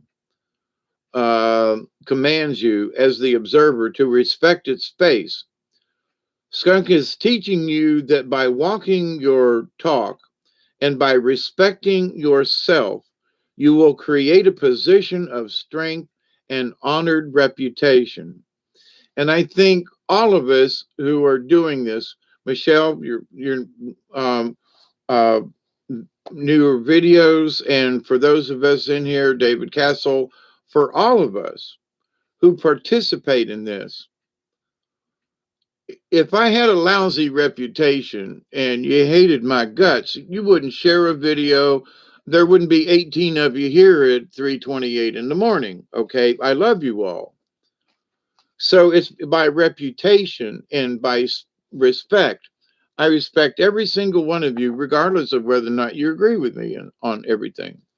And I thank you for listening. And that may the great spirit and creator and the universe allow you to see things and open up your own eyes and understand that we may look at the same view every single day, but when you go away or look at it from a different point of view, or you take some mushrooms or get really stoned, I'm kidding, but not. That that view that you're looking out through your window suddenly becomes magical. It becomes spiritual. It becomes you see the energy in it. But anyway, but skunk is reputation and respect. So all of us going forward with this, um, we are teachers in what we do, even in the chat room. So there's no need to bully, aggravate, torment, or overpower other beings when your sense of self is intact. So when we all learn to speak the way we do between each other, love you too, David and Michelle, and um,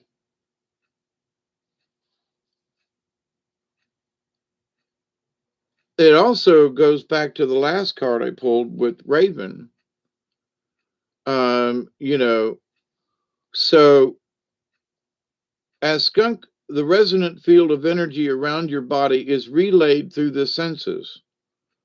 Self esteem permeates the body's energy and is instantly recognized on an extrasensory level by others. And, we all love you too, Robert.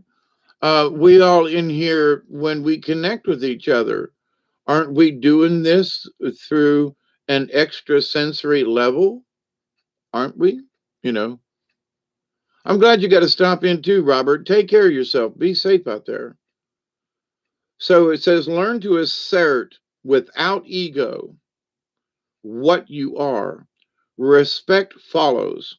Your self respectful attitude will repel those who are not of like mind. And when we start talking about our stuff, and we can't be forceful, we can't bully any of these folks into this, but we do have to stand our ground and be honest. And what was that other word? Um, anyway, skunk medicine people have the ability to attract others, and they are very charismatic. At the same time, the other side of their natural power is to repel those who seek to take that energy from them without recycling the gifts they have already taken. That's an interesting statement. Skunk medicine people also know how to use the energy flows that will attract a lover. So this next period is all about feeding your ego and sexual energy. Now, y'all, some of you may have that. They're telling me this isn't part of it. In skunk medicine, it is good to learn how to handle energy flows. Modern psychologists call this body language. In tribal teaching, this is your personal medicine, which you are showing to others. Use your medicine well and know that you are known by your reputation. So each one of us in this chat room, David Castle, myself, hey Christy, how are you? So when I go into Mother Nature's chat room or some other places, I'm known by my reputation. And God forbid that I should, do something to piss a bunch of people off. And, so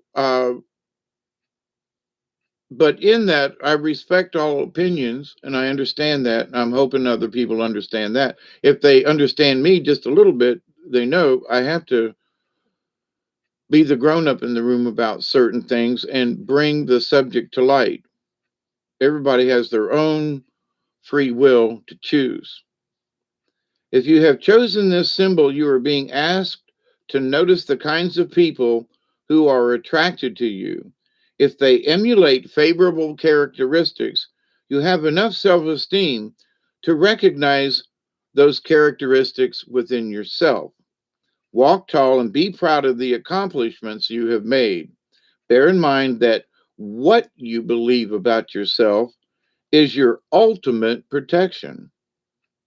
Project self respect.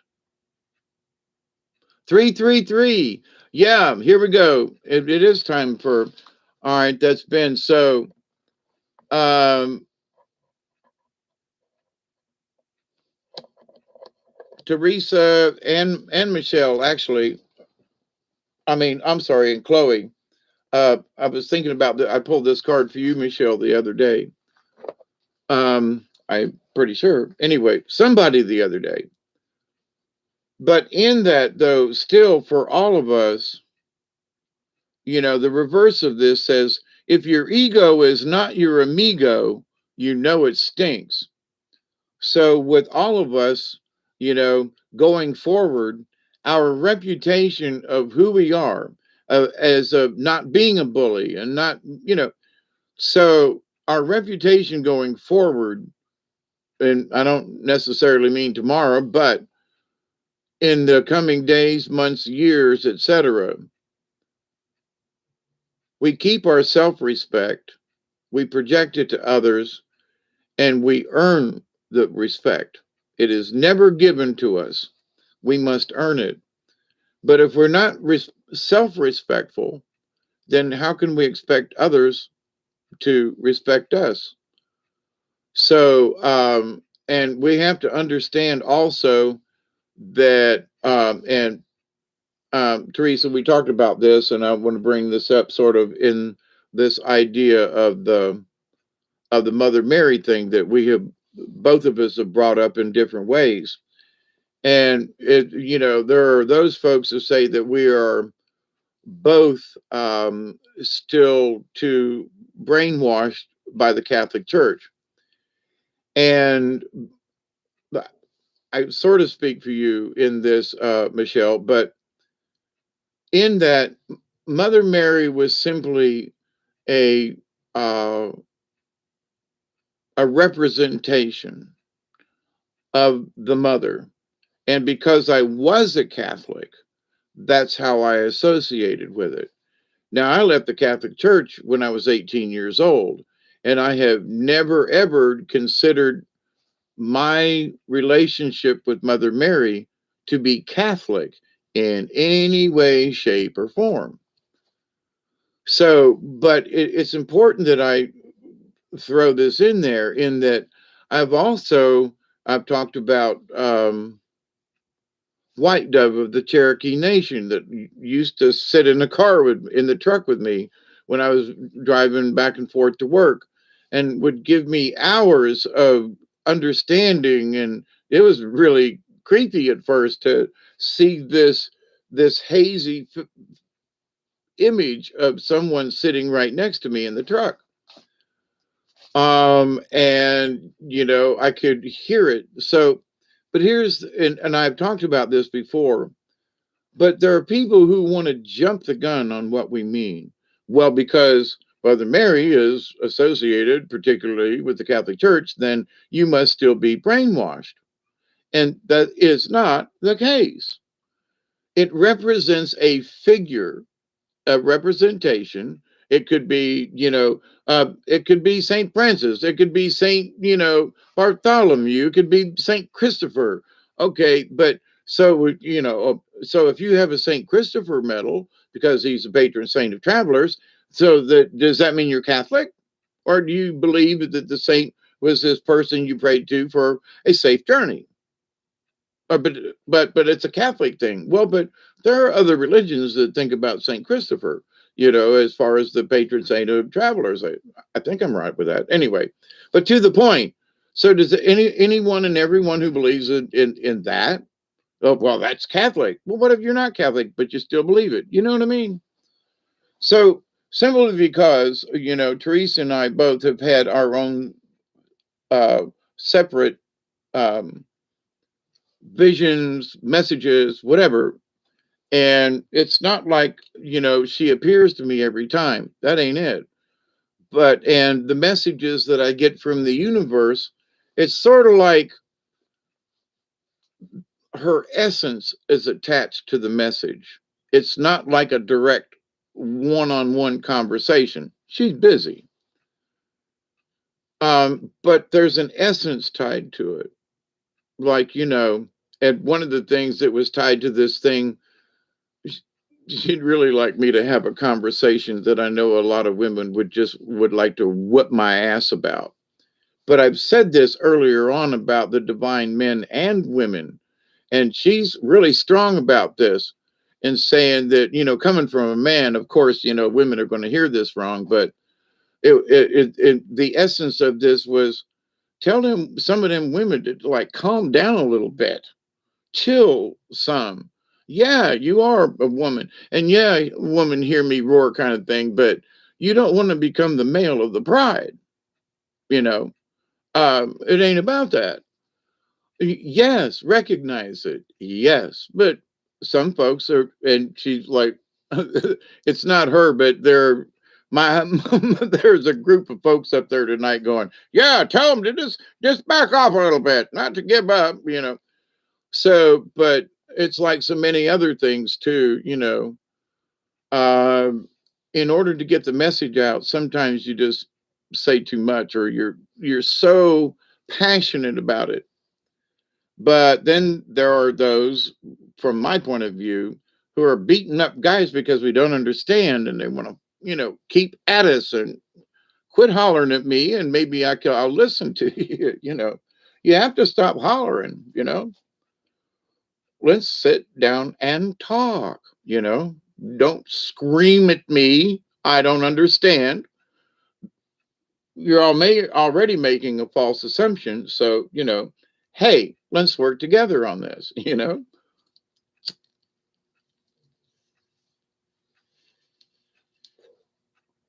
But in this of things, it's like tonight, they are really pushing this in my head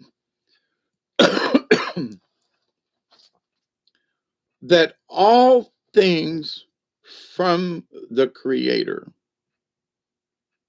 all things are of the source and are the source at the same time. And they skipped over something. Bring it back.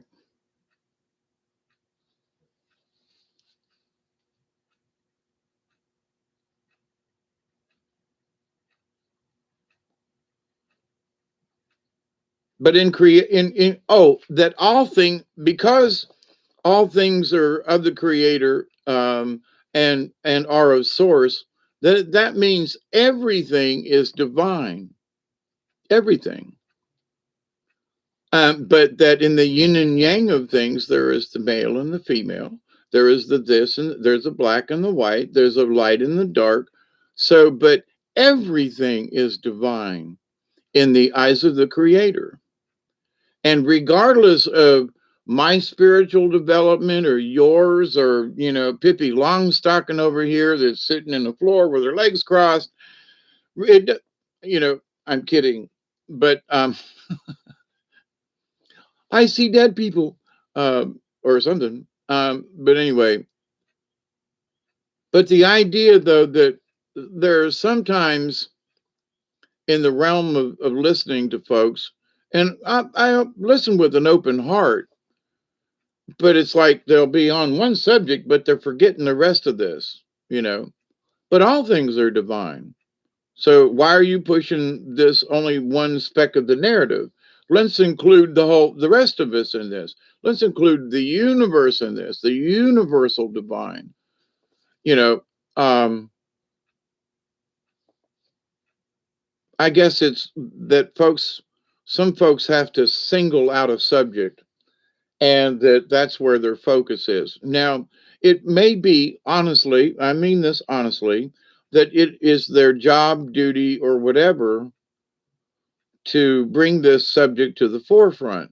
But then Skunk tells us that in this, we can't bully, we shouldn't bully or push or, the other side. Otherwise, it's going to stink. And that's where I believe some of us guys with now, ladies, don't get me wrong here. Not everybody's like this, but there are those folk out there who look at us men folk and that we just don't know an effing thing. And, when we try to have dialogue or conversation about how we're trying to understand, the divine feminine and the thing. But, it's almost like they've got their mind made up that we're not going to understand. And so they're not giving us a choice. And they're so skunky, and they may attract other ladies who feel this way, but they're pushing away a lot of other people that I think they would like to reach, because why have the discussion?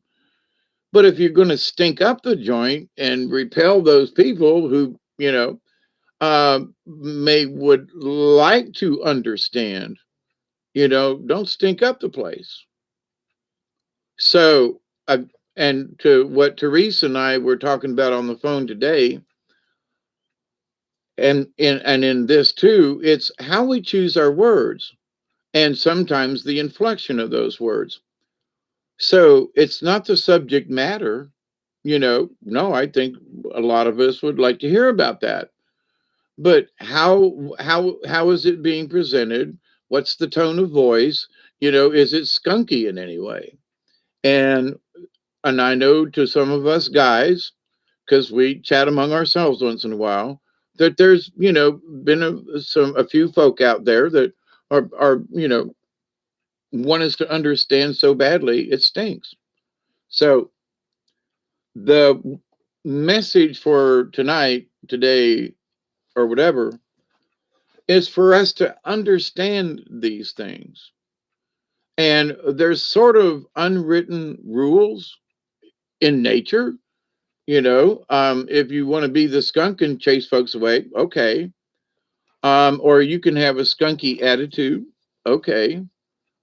Or you can use Raven and send messages on the smoke, which, by the way, I think we should do again. So, it's 3:45 here on Eastern Standard Time, and I'm not springing forward again this year, my friends. Sources, everything, matter, energy, and light, plants, animals.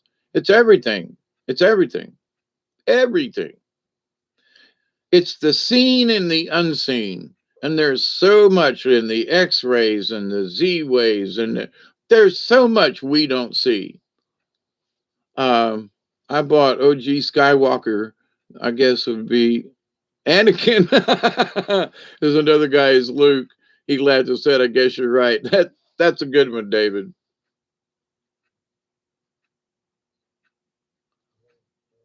This voice, this knowledge, the projection is pure, true source. Yep.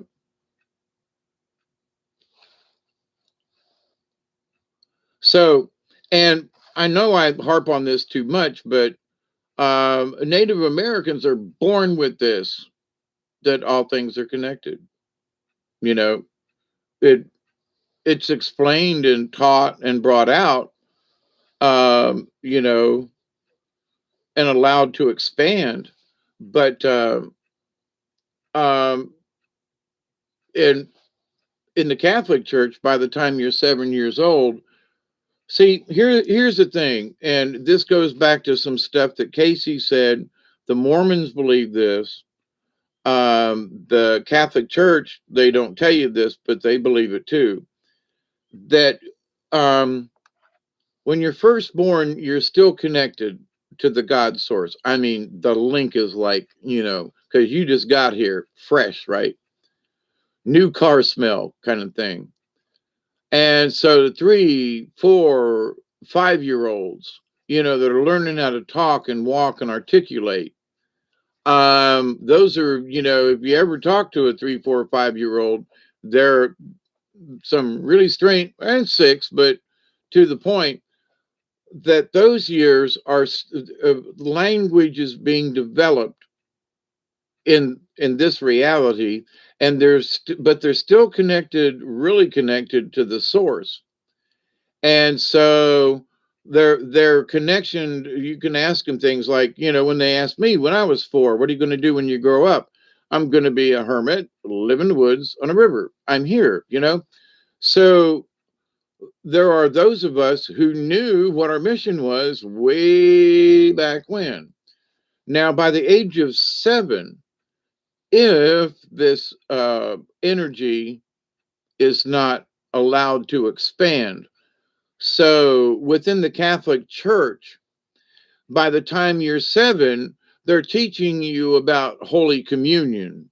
They're teaching you about this and that and how to hold your prayer book.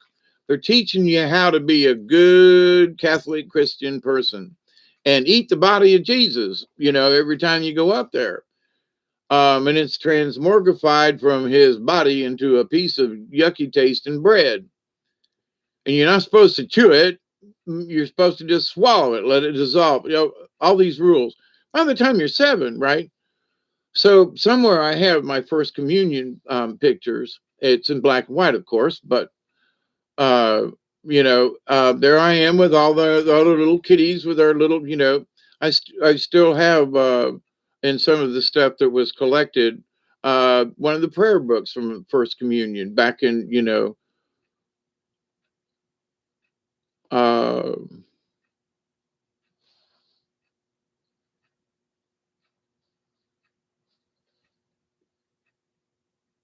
so it would have been 1959 or 60 when I had my first communion. But to the point, the Mormons believe that up to the age of 7, unless it's developed or allowed to continue to stay open to God, that, by the age of 7, under normal circumstances, the child in connection to the God source is pretty much gone, and you've moved into like pre-adult kind of childhood thingy. So and I realized that first 7 years in a lot of places comes up, and of course it's the number 7. So but with that said though, and I've worked with early childhood development. I've worked with handicapped and mentally handicapped people for many years, working in the theater, seeing folks at an early age and moving up, my own kids, other people's kids, and noticing that those kids, one that comes visit me uh, every once in a while, made me that cool tie-dye shirt, um, that she's still connected somehow, but it has nothing to do with church. And it's absolutely delightful to be around a young person. I think she's 12 now, but but I've known her all her life, right?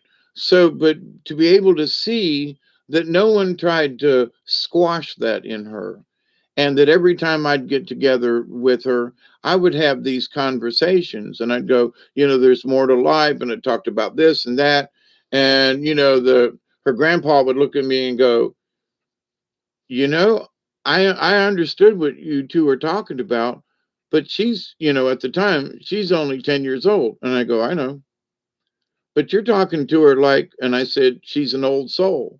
She understands what I'm talking about. She's getting it. I don't have to do a lot of explaining. We can look at each other in the eye and she knows what I'm talking about. So her connection, quote, to the spirit, at the age of 10, and God bless her, I still know her and, her parents, and, so I get to watch her grow up. But in watching and noticing, there are other families that, the kid was allowed to just, play video games, and they're numbnuts. They ain't got shit in their head. Like shit for brains for real. So you got to say, well, there's got to be something to this in development and spiritualness. And there are those, children who will throw a Coke bottle out a window in a heartbeat. And then the other ones will go around and collect up all the bottles that people throw out of the car windows. And same age, but one cares and the other one don't, you know, and doesn't see the point in caring, which is interesting. Some of these younger folks today, there is no desire to care. Well, don't you, well, it's the earth. Other people throw bottles out. Why should I care? What, me worry? Mad comic book. But anyway,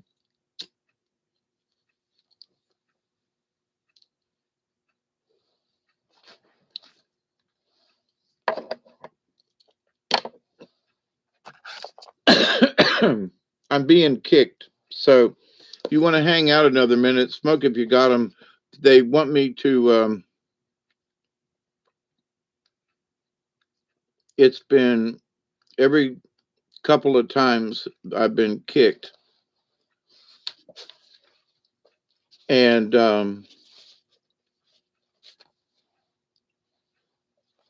Bear is one of them, but I went past it. Um, I've been having these sort of visions, I guess you would say, of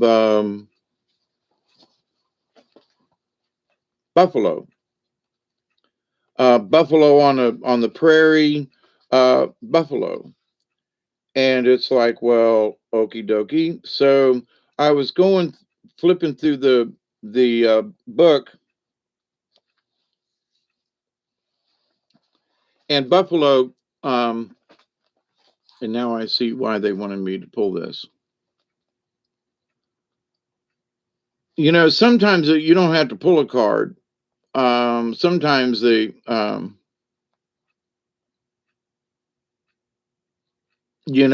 say open up the book and it'll be right on what they want you to see. Buffalo, number 19, prayer and abundance. Now I didn't, I can never really remember unless we've just recently done one, but I haven't read Buffalo in a while. So this is sort of like pulling a card without pulling the card. Prayer and abundance. Buffalo, you bring us the gifts of life. Hear our prayers, smoke rising like phoenix. We are reborn within the sacred words. Now that's heavy right there. In the Lakota tradition, it was the white buffalo calf woman who brought the sacred pipe to the people and taught them to pray. The bowl of the pipe was the receptacle that held the tobacco, an herb with male and female medicine. The stem of the pipe represented the male entering the female and seeding life. In the coming together of male and female, the connection to the divine energy of the Great Spirit was made. No wonder they wanted me to pick this. Now, is this freak me out for a second here? In the coming together of male and female, the connection to the divine energy of the Great Spirit was made. As the pipe was loaded with tobacco, every family in nature, that means rocks, trees, the water, critters, insects, you name it, every family in nature was asked to enter into the pipe and to share its medicine as prayers and praise to the heavens. The smoke was considered to be visual prayer and was very sacred and cleansing. It still is. All animals are sacred, but in many traditions, white buffalo is the most sacred. The appearance of white buffalo is a sign that prayers are being heard and that the sacred pipe is being honored and that the promises of prophecy are being fulfilled. Interesting, I should pick this tonight. I mean, they're like kicking me. White buffalo signals a time of abundance and plenty. Buffalo was the major source of sustenance for the Plains Indians. It gave meat for food, hides for clothing, warm and soft buffalo robes for long winters, and hooves for glue. Hoofs, hooves. The medicine of buffalo is prayer, gratitude, and praise for that which has been received. Buffalo medicine is also knowing that abundance is present when all relations are honored as sacred. Remember what I said earlier about relations? And I say it every time I do a prayer at the end of every video. All of your relations, that's everything. Past, present, and to come. Trees, rocks, birds, everything. Our relationship to everything are honored as sacred. And when gratitude is expressed to every living part of creation. So, where I was talking about this earlier in the idea of worship and so forth and what it means in the universe, the interpretation has been that from my white man's point of view, that like I was talking about the sunrise ceremony that I attended with that Incan medicine man, and the lady asked him, and this bears repeating in this context, in that she said, "Well, um, are you worship? Do you worship the sun?" And he just stopped and was like, "We don't worship stuff. We give honor to the sun." So the sun ceremony was saying thank you to the sun and waking up all of the things around and giving thanks to that which was in darkness is now has the sunshine and is brought into the daylight. And it was like it was so wonderful. It was a welcoming of the day where people looked at him and said, he's over there worshiping the sun. No, he wasn't. He was giving thanks. Oh, well, that's worship. No, it's not. So, this idea of the worship of things. But anyway, so, but see, this is where things are honored as sacred. So, the sunshine and the morning, ceremony, the sunrise ceremony was to give thanks, you know. There was no worshiping involved. So, because of the buffalo, of its desire to give the gifts and its body provided, and because of its willingness to be used on earth for the highest good before entering the hunting grounds of spirit, buffalo did not readily stampede and run from hunters. To use buffalo medicine is to smoke the pipe in a sacred manner and to give praise for the richness of life to be shared with all races, all creatures, all nations, and all life. It means smoking for others so that their needs are met, praying for the good of all things in harmony, and accepting the great mystery as part of that harmony. If you have drawn the buffalo card, you may be asked to use your energy in prayer. You know, the planet needs it, and so do people. You may be called upon to be an instrument of someone else's answer to a prayer. This could portend a time of recognizing the sacredness of every walk of life, albeit different from yours. To honor another's pathway, even if it brings you sadness, is a part of the message that Buffalo brings.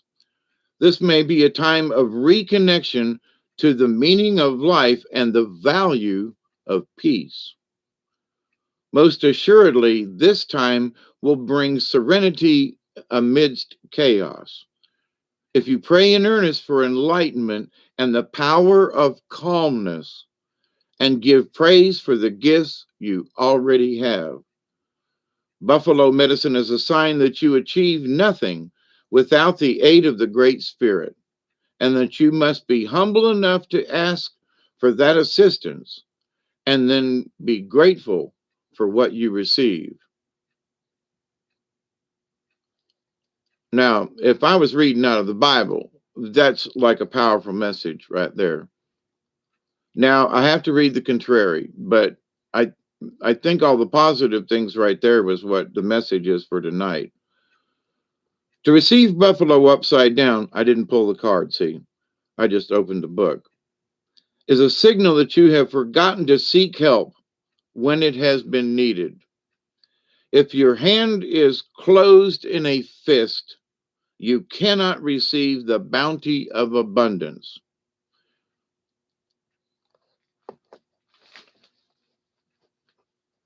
Help me, help. If you don't help me, gotta have the hand open. You cannot receive the bounty of abundance if your hand is closed in a fist. In understanding the significance of the reverse buffalo, which it wasn't, I just opened the book. Have I forgotten my eternal partner, the Great Spirit? Wow. Am I pushing myself too fast in the physical world and keeping myself from seeing the importance of reunion with the source of all life? Now, what have I been talking about tonight? Source and this and that, and these words are like popping up. I did not pick this ahead of time, I swear. Number 3, have I forgotten to honor the ways of others and to afford them the same respect that I wish to receive for myself? Now, this is if this was contrary, but these are good questions just to ask every once in a while to yourself as just sort of like a checklist, you know, because maybe I've thought about, I've met some folks that have been irritating, right? And they really grind on my nerves. So, and can have a tendency to be a little short tempered, or snippy or something, or anyway. It's interesting because I don't know how to react sometimes, but I just know it grates on my nerves. But number 3 in this is that have I forgotten to honor the ways of others and to afford them the same respect that I wish to receive myself? So, if you want to be respected, then you have to give respect. I mean, that was earlier on in this program, 2 hours ago now. Holy crap. We're going on 4 hours, you guys.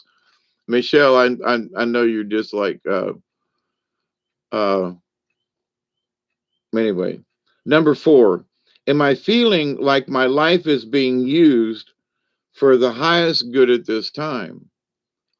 So, as I've discussed here, these last couple of videos, here within the last week, not recently, but now it's been almost 2 weeks ago, but in having the conversation with self, like, you know, should I keep doing the cards? Should I do it more often? Does anybody, not that you all don't care, that's not my point, but it was sort of a out to the universe. Does anybody really give a shit about what I do? And, I was like, yeah, wherever that doubt was coming from, I checked it right away and said, wait a minute, hang on. What is this stuff going on here? But I had to be quiet for a couple of days to hear the answer, because somehow the question got posed or whatever dream I was in. And so in doing my own self checklist, it's like, all right, we have to check our ego at the door. We have to check our this at the door, but we have to, make sure that I am respectful to people. And, I know that there are topics and some things that I discussed that will, I try not to talk about it too much because I know the topic could, tick some people off. I don't mean to, honestly. But at the times when, if you think I'm picking cards for you folks that matter, for this message tonight of Buffalo that they were telling me to read this to you all, if to me it proves, at least for myself, that those things that I really needed to have strength in, or a little booster shot, a little attaboy, if you will, is a message from Buffalo and some of these other things. Uh, what was it, mine, Michelle? That wasn't my card. It's sort of all of us's card. Um, but in this though,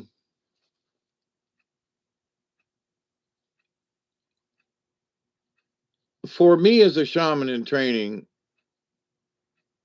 and all my years in theater and so forth, I have to back check myself. Now, I hate to go back and watch my videos, not because I don't think I'm interesting or whatever.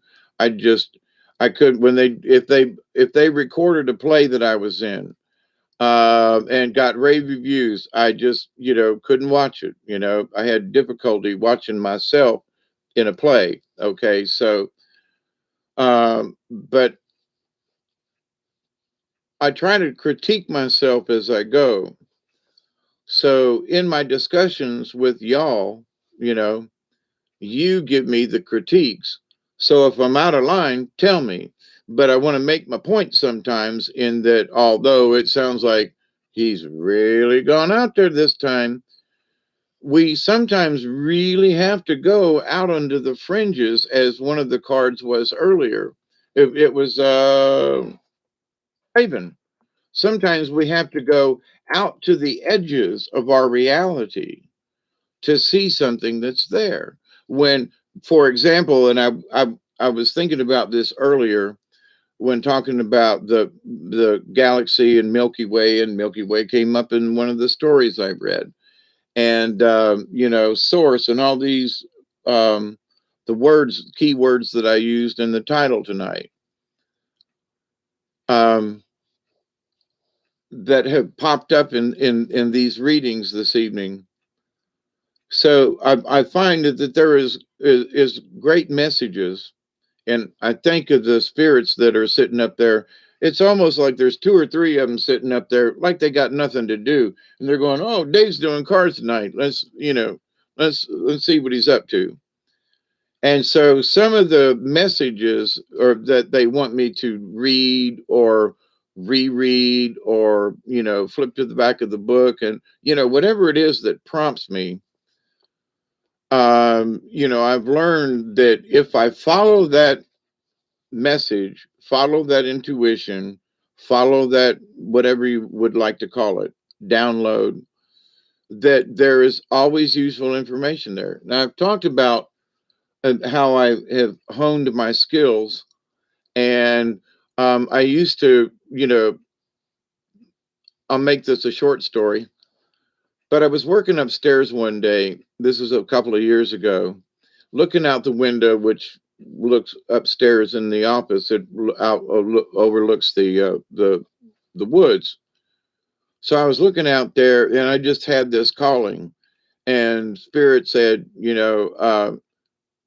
just shut your computer off, and let's we got something for you if you'll walk to the river. So I was like, okay. So I've been practicing. That's why Hawkeye two feathers. I would find two feathers, sometimes the same kind, sometimes different, sometimes more. Now, I haven't seen any feathers in a while, which is just really strange. And in and of itself, that means we haven't any birds around. It's not because I can't find them. We ain't had no birds around. But anyway, so they led me to this place down the river. It was hot, cold, hot, cold. It was like, the spirits were there's a hidden treasure. So am I getting warm? No. Okay. Colder, colder, warmer, warmer, hotter, hotter, So I was going by that technique with my feelings. So I get down to the river, and in the furthest north on my property you can go, And I'm looking down, and why am I here? I'm in a bunch of palmetto bushes, and they tell me to look down. And there are these little pieces sticking up, and I've got them over there on the thing. But when I dug in the sand, it was the one side of an antler with great big tongs sticking up from the sand. And I was like, wow. So I thought, if there's one here, where's the other one? And they were so I was trying to look around in the same area, and they were like, nah, go downstream a little bit. Okay. So I wanted to go along the bank. They told me no, to go veer this way, because the more I wanted to go this way, I was like, go your own way, go ahead, but you're going to miss it.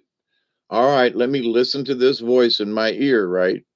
So, and in some leaves, barely visible to the tips, that was the other side of this antler from this deer.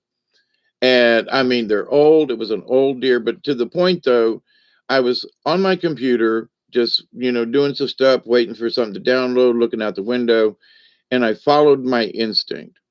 So, in that I've learned about this, to trust that voice when they say, you need to read about buffalo. I That means I've got something for you on the river, or that means go over here, there's a feather for you, or if you'll go outside now, we'll show you a couple of UFOs duking it out and one blowing the other one up. Okay, so there's all kinds of messages that come. And all I can say is, well, some things I have proof of, but being here and reading these things and having them be appropriate. um Defenders of Islam. Hi, how are you? Chloe, when did this take place? What? The thing with the antlers? I guess it's been about 3 years now, at least. But I have these kinds of things that happen all the time. If I'm down in the woods, it's like, here, let's go over this way. But I was going to go ahead, but we'd like for you to come over here. I'll find an interesting piece of wood or an old bottle or something that's washed down from downstream and ended up on my property somewhere. And, it's no telling what you're going to find, that it will wash down from, about 20 miles north of me. There's a lot of river and things and a lot of watershed north of me. And so, no telling what's going to wash up. People throw things off the bridge, and folks are fishing along the river bank, and all that stuff, when it floods, ends up in my backyard because it's upstream of me. But anyway, so we're not allowed to sway another's free will. Well, I agree, Chloe, but I also have to add a caveat to that. Two people are arguing, and you're the camp counselor. You have to be able to sway another's free will to keep them from duking it out and drawing blood. Okay.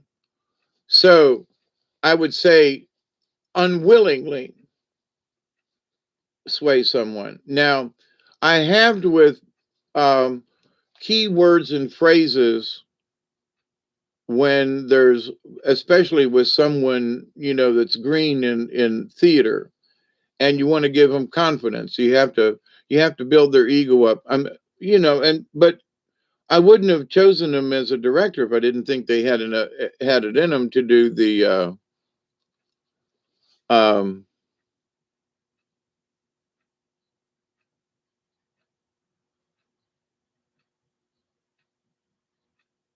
to give them the constant confidence they need.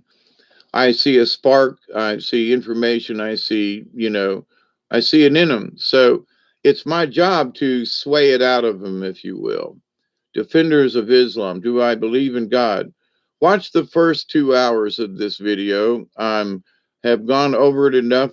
Um, the simple answer would be yes, but I consider it in Native American terms. My God is the creator, the great spirit. Um, the terminology of God to me is a construct of human beings and not of nature. So, but to those people who need to use the word God, yeah, I believe. Maybe not like them, but watch the first 2 hours of this to get. I apologize, but I'm not going to go back over it. I'm tired. It's been 4 hours now. So, but also the contrary buffalo, number 5 on the list. Defenders, please go back to the beginning, the first 2 hours of this. It's very interesting, and I go into a lot of detail. Have I forgotten to be grateful for my life, my possessions, my talents, my abilities, my health, my family, or my friends? So now this is Buffalo and the contrary. And these are just reminders of who we are. Have we forgotten anything in our on it's almost 420, guys, gals. Is it time to make peace with another or to make peace with some inner conflict that I may have so that I may walk in balance again? Become buffalo, feel the smoke of prayer and praise change your buffalo robe to white so that you may be an answer to the prayers of the world. So, and what I was talking about earlier in that each of us going forward with skunk, because skunk was the other message that's sort of for all of us. Skunk is that, how do we want to be remembered? And how do we want to go forward? And the only way forward is to be respectful and honorable and you know, to be these things so that people will look at us. Um, yeah, I'm a Christian. Yep. I believe in the Christos and I believe in Christ. Absolutely. So I don't belong to any church. Churches don't have enough spirituality in them for me, defenders. That's no religion. And I've tried a bunch. But Native Americans and the native idea of the creator and the source of all energy, absolutely. But my use of the word God is for people who have religions, who are attached to a religion. And I am attached to no religion, but the religion of nature, the religion of the creator. Only parts of the Bible, defender. We have to understand, and I discussed this earlier on 2 hours ago, that written the Bible was written by people. There are oral traditions that go back 1,200 years before the Bible was created. Okay. Inspired by God. Yeah, okay. A bunch of guys got around in a castle and wrote this stuff down and created it. Okay. The New Testament. The Old Testament, that's a history lesson. But the New Testament, nah, it was written by a bunch of guys. It has been added to and subtracted from. And if you have a Bible that's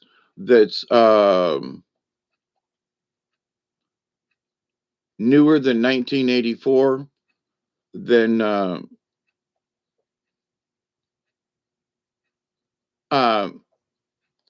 then your King James Version Bible, there's no way that you can tell if two King James versions will actually be, if you read them verse for verse and so forth, there are differences because of the people and the printers. And so my point to the written down stuff is that it was written by a bunch of guys, in a cloister somewhere, and they created this thing and it became a religion. But having been raised a Catholic and seen other religions, um, religion is a cult. Don't care if you're Baptist, Catholic, or whatever, because they want you to believe what their church is preaching. And Christ was so much more than what they preach in the church. And if you really understood Christ, there wouldn't be any churches. There just wouldn't. Because where did he preach? Out in the open. No, I have not read the Koran. I have tried, I've read sections of it, but as far as sit down and read it, I have not. And I mean no disrespect, but in a lot of ways, it reminded me too much of the Bible in certain ways. And because my way of thinking of spirituality, I left religion a long time ago. Yeah, yeah, Jesus didn't write it exactly. And if you're not reading the old Douay Rheims version from like it's what King James took his version of the Bible from. You have to go back before the King James version to which was the old Catholic Bible, and read that. It's so easy to read. King James screwed it up. If you do any history about who King James was, you would never read his Bible, you know. I mean, he was a girly's man, and he had to marry and come on. He went over to France to diddle around with the prince over there. But then he rewrote this Bible to suit him, and people are like, "Ooh, King James." Come on, y'all do your homework. I did a video several years ago about King James, and people were like, "What?" I'm like, go look it up. It's not like hard to do. King James back and all the stuff that he did, and the Queen of Scott, the blah blah blah. Oh my God, you know.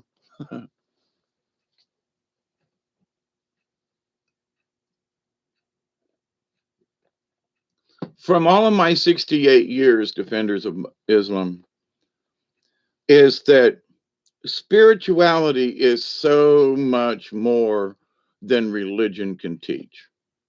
It just is. And the old shamans and the old teachers and the medicine men and women that I have met in my years of travel, um, their connection to the earth and to spirit, without any religion, without any kind of worshiping of anything, but they always give honor to all things, like the thing in Buffalo here. Let me pull that back up. I don't remember what page it was on. Raven. It's the other way. But it kind of sort of, I thought, summed it up in a nice, tidy little way. Wow, I went the wrong way.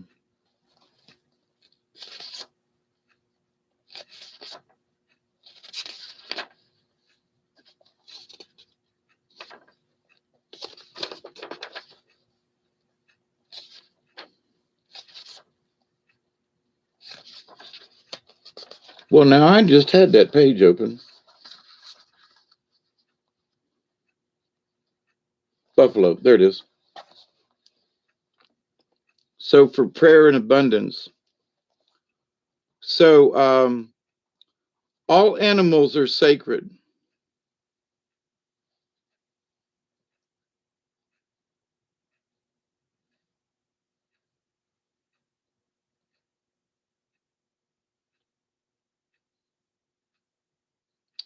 The medicine of buffalo is prayer, gratitude, and praise for that which has been received.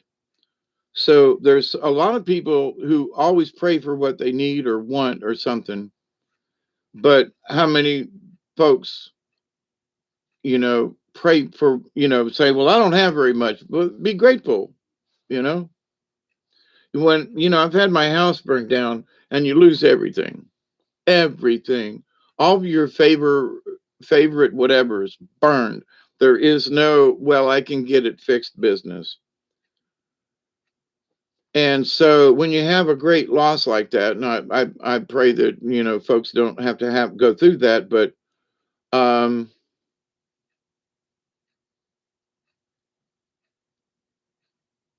I was so grateful for what, I went to a store and I walked in barefoot and I knew the guy. And he was like, "What happened, Dave?" And I was like, "Our house burned down last night. And I don't have any shoes. I'm in here for some milk and I want some coffee."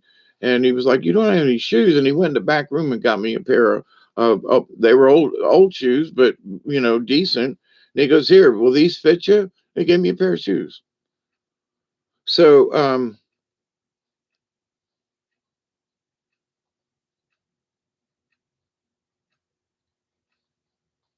I think this is one of the things too that is interesting for the message. In the coming together of male and female, the connection to the divine energy of the Great Spirit is made.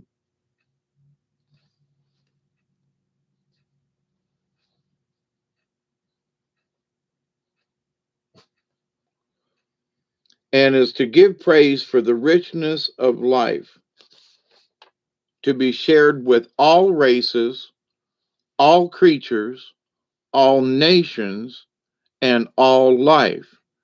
It means smoking for others so that their needs are met, praying for the good of all things in harmony, and accepting the great mystery as a part of that harmony. Now, it also says for this message for tonight, um, that me may be called upon to be an instrument of someone else's answer to a prayer. So you might show up at a friend's house, kind of sort of, you just got a feeling to stop by, and they go, "Oh my God, I'm so glad you're here." You answered their prayer. So there are times when in the middle of the night, I've gotten on here and didn't think anybody'd be here, and there'd be folks like Michelle and like that, and it's like, okay, so there is a reason I'm here tonight. We're all going to sit around and have a chat, and I missed the 420.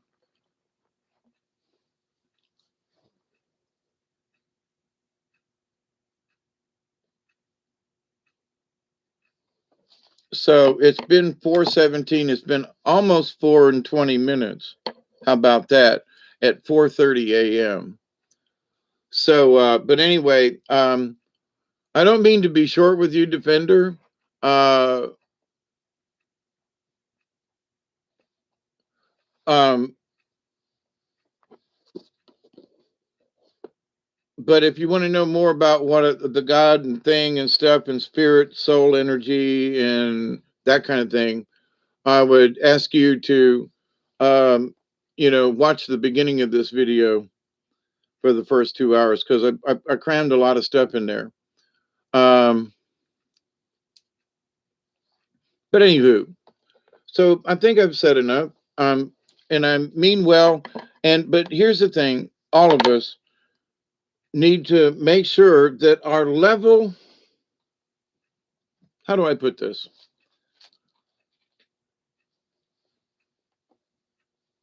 Make sure, um, and I'm always double checking with you all. Make sure that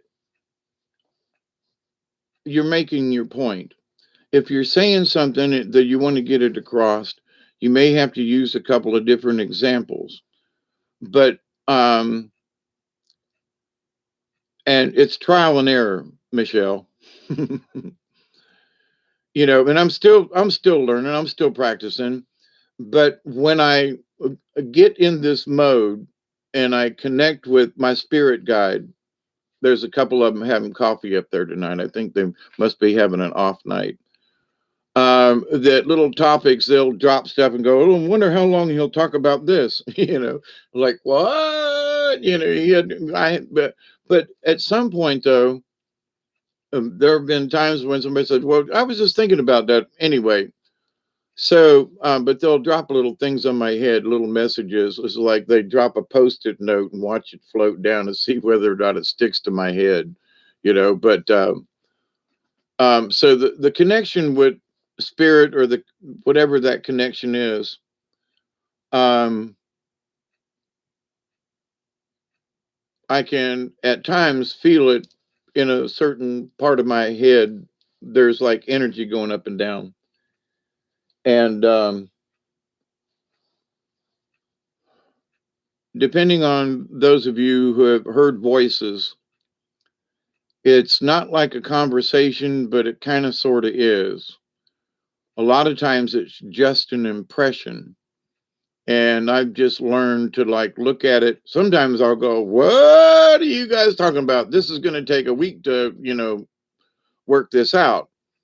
But then at other times, especially like if I'm doing something live with y'all, I can hear like and tell them about this, okay, and remind them about, they'll send a like a little bit more fragment of a picture or something to help explain whatever the first thing was. But anyway, it's an interesting continuing lesson to connect with the universe. Um, and the thing is that everyone is capable of this. But make sure that you're like I've had lots of years of practice. And if something comes from above, kind of thing, and it doesn't resonate with me, I'll argue with them. It's not like, they'll say, "Well, tell them about this or something." And if I don't agree with it, I'm going to go like, we need to have a talk about this. So, and I've gotten bad information before, as I have discussed, many months ago, unfortunately.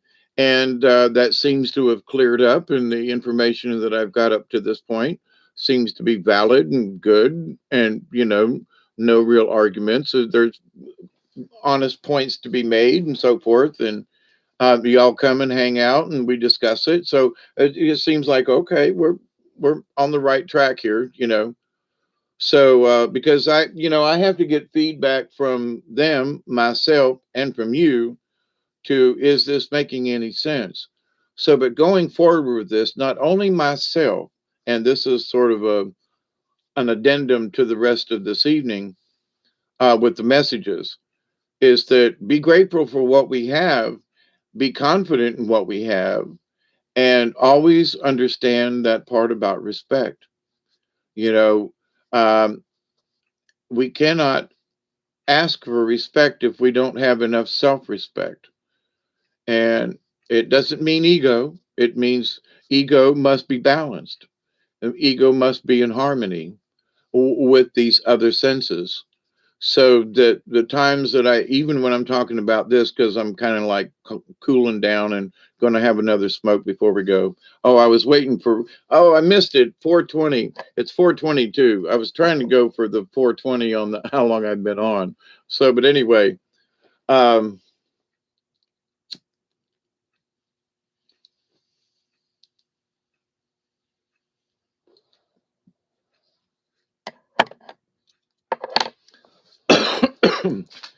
but maybe sometimes I'm thinking, other other folks may be learning how to connect with their spirit guide. I have went with spirit guide over for years. I called it my guardian angel, and so many people found that offensive and kept saying that I was connected to the Catholic Church.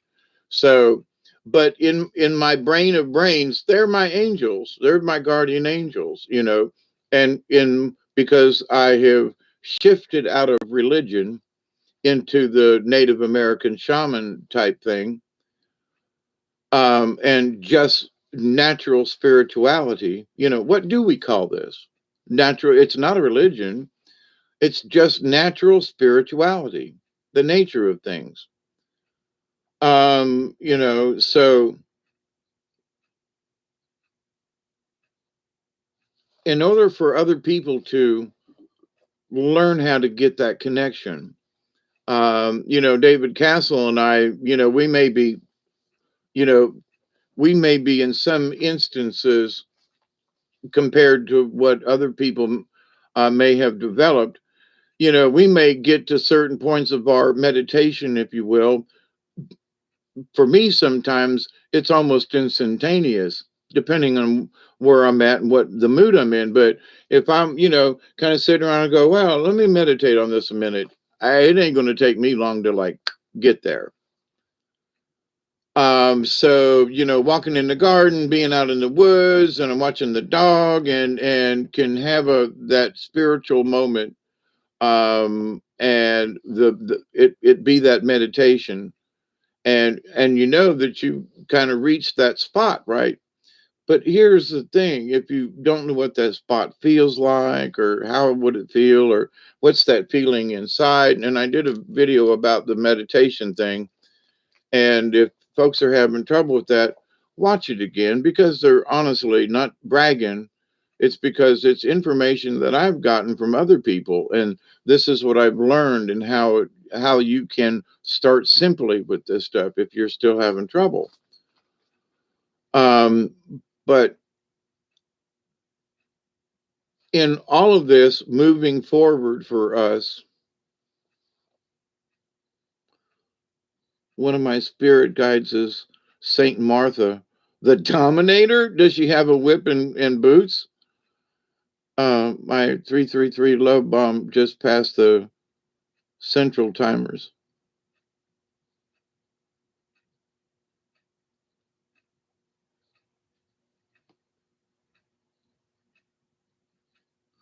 Yeah, same here, Bestie. But one of the things, and I think of all the lessons this whole planet is learning right now, is because a lot of the folks in the galactic this and that and different, they talk about ascending and all this stuff. And this is okay. Listen, I'm all good with that, but they've been talking this trash for the last 15, 20 years. Well, we're finally here. Okay. All right. It's not that I don't believe it could happen, but it's supposed to have happened already and again. And you know what I'm saying? So, but do I still believe that, the energies in the universe? Yeah, there's all kinds of stuff out there that is happening, and we are feeling it in different ways. So, but anyway, with that said, um, these folks who try to tell us how this is going to happen, and we're all making this ascension thing, and fifth dimension is right around the corner, and I still haven't seen a flipping med bed. I still, there's so many things none of us have seen yet, and it's like I ain't got nowhere else to go. um but if you want me to wait on this stuff anymore and expect it, it's like, nah, I'm sitting back in my lazy chair here. Well, it's not a lazy chair. It's an old chair I got out of the dump that I happen to like. Um, but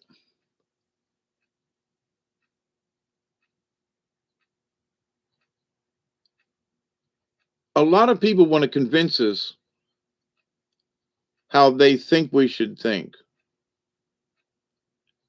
and our perception of it. And it's sort of like going back to the card pulled tonight with the possum, in that sometimes we just have to be apathetic or just seem like we don't care. And I went through that the other day. It's like, well, I'm not going to look at the damn computer. I'm not going to check the weather. Uh, I I just don't really care today. I'm going to be rude. I'm not even going to open the thing. Went for a walk with the dog. We cleared a path. We did some other stuff. Stayed off the computer. Right. I checked it later on for a couple of minutes, and then I was like, oh, I started to get into well, let me see what, and I was like, yeah, close the lid. Um, because we do have control over these things, but at the same time, in our in our effort to stay in touch and connected and what's going on, we have to put up with a lot of crap. So we've seen things that we did not think we would see. Many of us worried about it and had dreams about it, and now that we're here, we're going, holy crap. I don't want to dream no more. Be careful what well, I want to know the future. Do you really? Maybe it's best that you just know that stuff could happen. What exactly? I don't know. Flood, storm, asteroid, planet blowing up, aliens attacking, or all the above at the same time. So, the understanding that shit happens and can happen, could happen, and in a lot of cases, it might just happen. Or, so how do we work against that? Well, if they're doing some of this craziness up yonder somewhere versus down here in the South, I don't really care. No offense to the world, but y'all doing it up there, then you crazy people, you deal with it. Like, not to get political in this subject tonight, but I'm standing up for Rick DeSantis down, in Florida, telling the rest of the United States, like, hey, we got this down here. Y'all lock us out. Go ahead. I dare you kind of thing. And Georgia's, Florida's just south of me. So, I mean, just south of me, like 50 miles to the line. It's like 70 to Tallahassee. So, but it's like 50 miles to the line from here. And so this idea that, Georgia passed the law that, enter at your own risk, mask or none. And people are going in without their mask down here.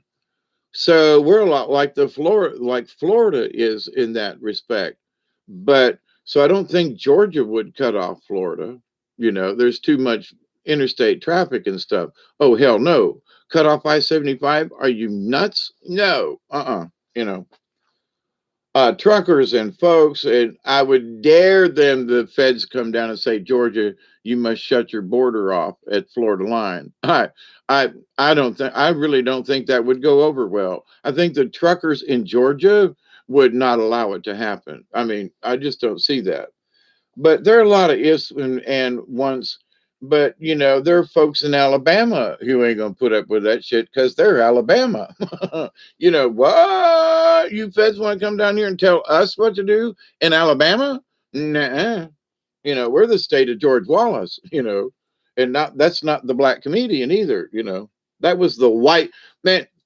These folks that are using this term white supremacist should have been around when George Wallace was in Alabama, the governor in Alabama.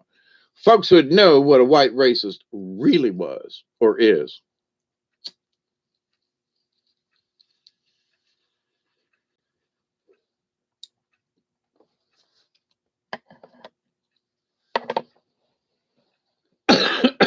He got shot, put in a wheelchair, and saw the hand of God, and changed his attitude and became a fairly decent man before he died.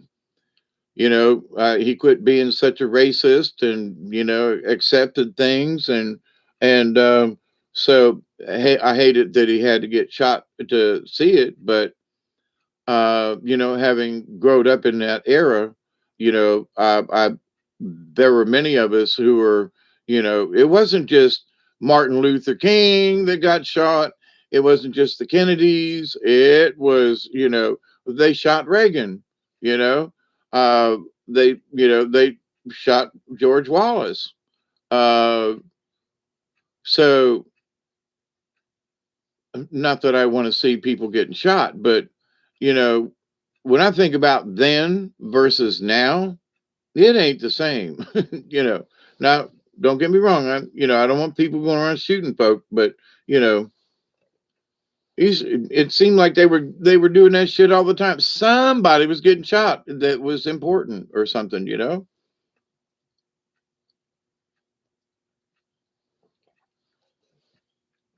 Especially after the Warren Commission and JFK, there are a lot of people who are involved with the Zapruder film and stuff that just died within years after you know when folks went back to interview these people that were in the film. They were dead or gone or something. And it's like, what? And under strange circumstances. man and wife on the other side of the road. One guy was nicked in the leg because there was a shot that hit the pavement, and that there was a nick in the from the shot on the curb on the other side of the road, where somebody had missed. And the people that discussed it and was on a film that conveniently were gone, and they patched up the hole on the cement. So, you know, as far as these crazy people getting away with crazy things, you know, we have to expect that these crazy people have done crazy things since the dawn of man. All right. And can we control or have any sway over these crazy people? Here's the thing: we just don't buy into their stuff. We keep a level head about it, but we damn sure keep an eye on what these crazy folks are doing. But, we can't buy into the chaos. But, for all the prayers in the world, a lizard is still going to be a lizard. A snake is still going to be a snake. An alligator will still be a damn alligator. You know, he may turn in and act like a crocodile, but he ain't gonna change into something else. Yeah, it's nature. It is what it is. And I was talking to a friend of mine the other day, and I was talking about how close when I saw the hawk go by, when we are, and it's not like it's, ooh, I got to stay connected. No, when you reach a certain awareness that there are other things around you. So as I'm talking to you, I can kind of see over here in my peripheral vision. So one of the things that in the awareness thing, in my humble opinion, because of awareness down in the woods, you want to learn how to put a hand on either side over here and look forward, and learn how to be able to see out of your peripheral visions. And as so that you don't, because most people only see like this much. They don't see over here on the sides. Over here on the sides, it's not a tunnel vision. Now there are a lot of people, honest to God, they literally are like this. But the more you open up your sight with your eyes, and just, it's a interesting, if you want to, if chaos is in your brain and you're going nuts and you want to calm down, concentrate on nothing but to see your hands over here on either side while looking straight ahead. Because in concentrating, you have to not concentrate. You just have to see it. You just have, because your eyes already see it. Otherwise, now some people do have physical eye problems where they can't. Okay, I understand that as a condition, or there are conditions and old age and stuff. But to the point of awareness, though, what makes me so good in the woods as far as being able to be aware of things is that I can, although I'm focused in this area, I can still see on either side of me without having to turn. And where other people are like, I didn't see that. Well, it was right there. So it was just out of that angle of where they normally view. And it was like right there. So they almost caught of it, not quite. And so, but when you do that, it helps to awaken your other senses. Because, and I've talked about this before, but as far as practicing to walk into the next realm, if you will, there are programs out there. I studied and worked with a couple of blind people. That one had he was microcephalic. In other words, his brain was, his skull was too small versus the macrocephalic, which means big. So his brain was squashed and he was blind at that. But Mr. Larry could get around in certain circumstances. And I was like, Larry, and I would put my hand in front of him like this. And I said, can you see my hand? No, sir, Mr. No. And I said, then how do you know where you're going? And he'd smile. He'd go, just because I know. But how? So in that, he was using his sixth sense, his ears as locators, and he would turn his head from side to side. It was annoying, and we had to tell him to, part of the thing was to get him to stop doing it. And so, but he looked he honest to God, he was a black gentleman, and he really looked like plays the piano. Richie, no, not Little Richard. Anyway, um, black singer, plays the piano. Anyway, started out at playing the harmonica. Um, year anyway. So, but there was a lady in Moultrie. She may still live there, but she got around with a dog. But it was like she knew and the dog knew. But when she didn't have a dog, she got around by herself. And I was like, now, you know, there were signs, and everybody knew she lived in that neighborhood to be aware of her.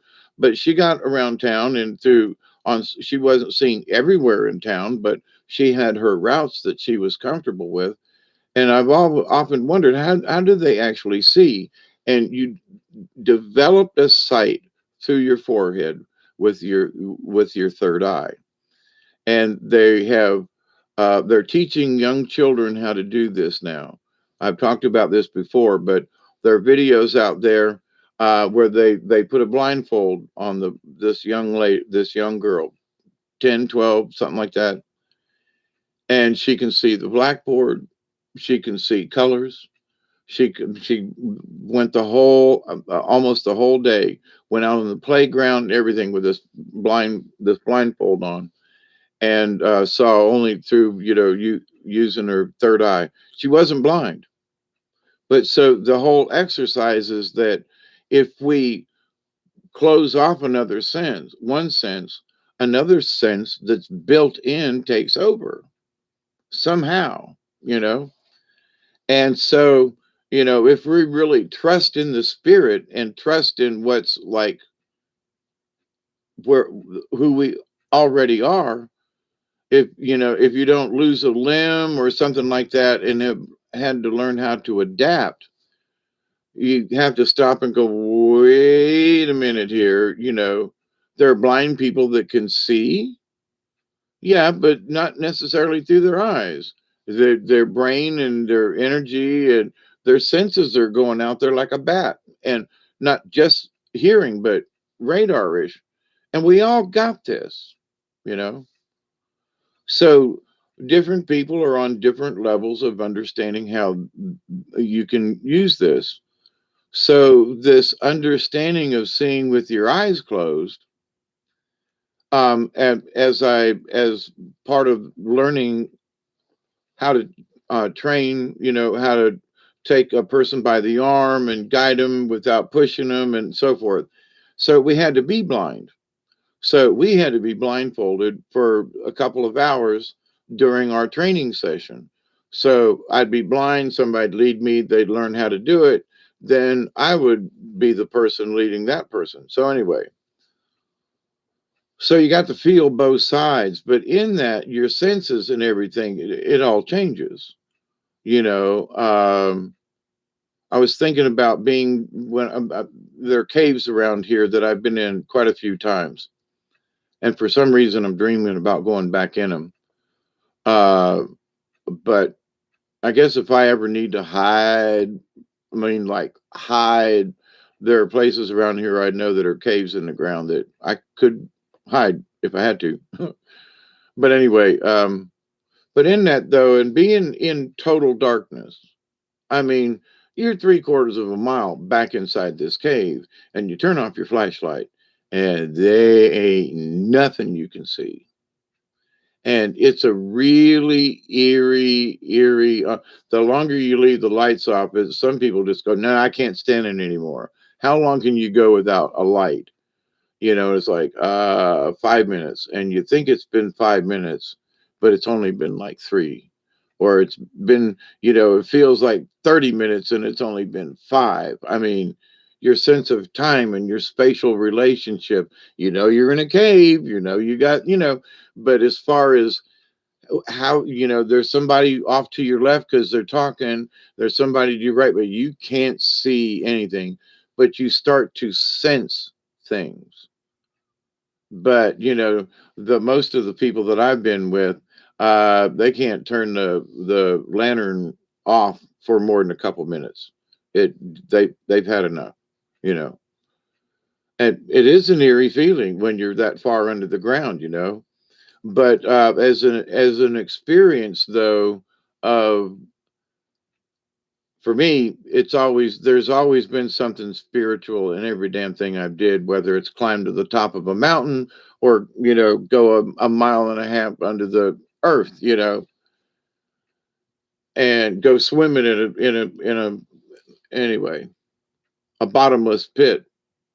That was creepy. I'm in this cave. There are several of us. We'd been down a couple of times. So this third or fourth time down, we had planned on there was this little slip near the crystal room in Climax Cave. And you know, and so it slid down and you could see what there was water down there and what looked like another section of the cave. So, um, and we were in the crystal cave where there are these stalactite mites and stuff together. And then you go through a little squeeze and it opens up into the bigger caverns. Anyway, um, so, but the only way to get down there was to bring a rope all the way that far back and tie off and have somebody there because it was slickery as hell. There was no way anybody was climbing out of that thing. I don't care what kind of shoes you had on. You were not climbing out of there, not without a rope. So we went down prepared. So everybody's like, well, why don't you go, Dave? Well, okay. I'm the oldest of the group, but I'm also the thinnest of some of these guys. So, and I don't, you know, I got my rope, I got my stuff, down I go. So I get down to the edge of this thing, and before I realize it, I'm up to my knees in the water. I can't, from where I was um, at the beginning of going down this little slip, where I thought the water started and where it actually did. As I slid down with the rope up to my knees, and I was like, wait a minute, the water was so clear you couldn't see the surface of it. Creepy.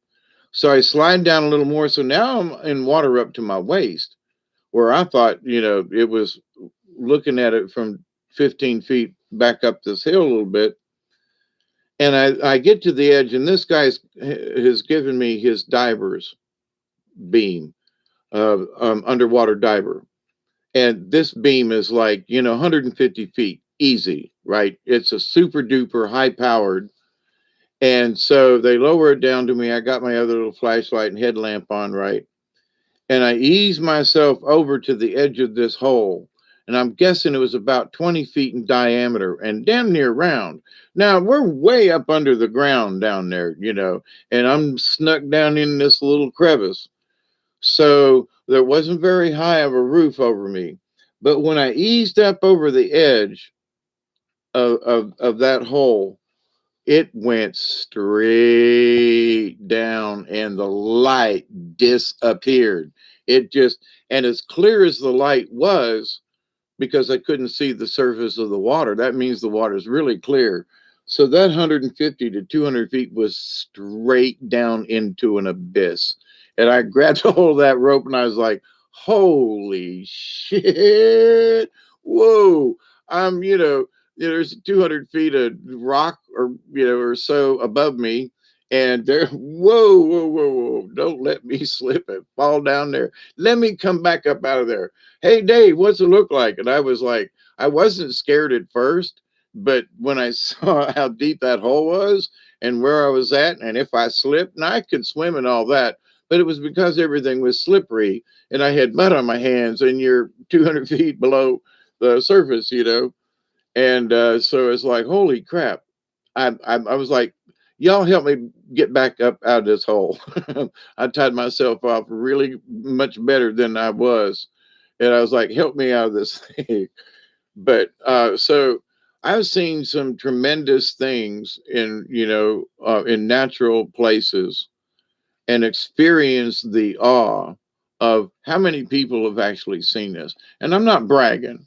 I'm actually, um, proud that I took the chance to go in some of these little cubby holes, and where very few people, if any, have ever actually climbed in that little hole and done what I did, because it was too slippery. So you can't say there was no evidence, but to the point though, it's like I did, and oh my God. And when I told everybody about it, it was like, well, I don't want to go down there. I'll take your word for it. And that was before GoPros and all that. This was back in the 80s and early 90s, but and maybe a little early 90s. But anyway, um, so to experience these things and to be able to sit in a hole and visualize and see these things. So I sat there long enough to look around, and I was after I caught my breath from being terrified at seeing how deep that sucker was, and honest to God, not knowing how deep it really was. I mean, it was just a chimney straight down of the cleanest water I have ever seen. Clearest. Oh my God. So untouched by anything until I put my skinny ass in there with mud. But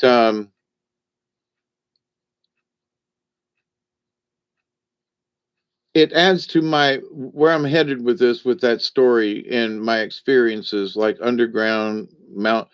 I haven't climbed huge mountains, just the ones in North Georgia and Carolinas and Tennessee and up there. Been all over them. Um, but along the Appalachian Trail and places. Um, but being under the ground where very few people ever go versus, on Appalachian Trail or a mountain, the difference is, that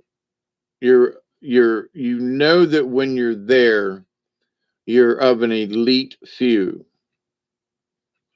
and that if 100 people in forever have seen what you witnessed, if 50 people have seen it, I mean, or even sometimes 10, or maybe, just maybe, you're the only one that's been dumb enough to slide down here and look at this thing. So, in my spirituality of things, the experience of it, to see it, to be there, and maybe be that just a few, there is that sense of adventure. And I would never try to climb Mount Everest, but I could see why there are folks who would want to do something like that. It is the experience of the climb. It is the experience of, so why do cave divers go 3 and 4 and 5, 10 miles into the earth? Because they can, and they want to see, and they want to explore, and that they might be the first ones ever to see something, or that somebody's been there and you're the first ones, you come across the drawing or a bones or something in the cave, you know what I mean? So there is that, not so much down here, I don't think, because the excessive of how unaccessible these caves are. You just don't walk in them. You gotta climb down them. You gotta rappel. You just don't walk in. Nope. You gotta go down a ravine and then down some more and then climb, climb, climb, and then tie off a rope and down the side. Rope ladder, something, but you ain't gonna just walk in. So there are folks who will go to the mouth of the cave, but never go in the cave. And then there's the first part of the cave. But if you want to get back to the crystal room and the tea room and that kind of thing, you're going to have to go through the squeeze. And that means you're going to have to go through a hole that's just a little bit bigger than you. And my brother was a big man. He got stuck in there. We had to dig him out. and couldn't go backwards, couldn't go forwards. And we had three of us that already went through. We're on the deep side, right? He's the last man through. And we're pulling dirt and sand and everything to get it out of the way because he's stuck. He can't get through the squeeze. So, but every time it rained real good, it would push sand into the squeeze area. So every time we'd go, we'd always have to dig it out, you know. And that there were times in there where, in this little dip there, you actually had to get wet.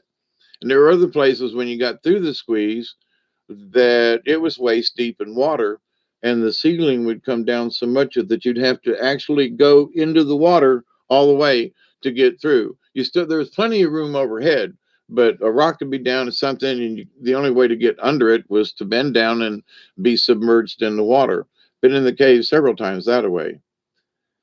And a lot of people wouldn't go. They were like, Dave, you're going in there. I was like, yeah, it's just water. Oh, but another was like, we'll wait for you on this side. You know, come on, you made it this far. But the idea of going through the water and it cold as hell, and it's clear. You literally your hand is in the water before you realize, because your light doesn't see the top of the water. It's weird. But anyway, to me, all of these experiences and the stories I'm telling have all accumulate as part of my soul journey here this time through. So it's spiritual and it becomes a part of my soul because this goes back to 4 hours ago when I was talking about, the idea that some people think that the soul and the spirit are separate. And the spirit is the essence of the soul. And the soul is our collective memories of all our lifetimes and experiences. And they go together. You can't separate them and forget about it. Oh, but this is that. I'm sorry. Understand the true law of the nature of things and that it's that simple. Your soul is the collection of all of your knowledge and everything that you've experienced. And your spirit is the essence of that soul. It's the energy that it gives off. So, um, for folks who are out there trying to over explain it or overthink it, it is that simple. I mean, think and believe what you want, but it is that simple. There are so many things in my lifetime I have overthunk. I think about it this way and I think about it that way. And by the time I got done thinking about it, I realized, son of a bitch, I overthunk it. I walked right past it. And it was sitting right there in front of you. The forest, can you see the tree for the forest? Or.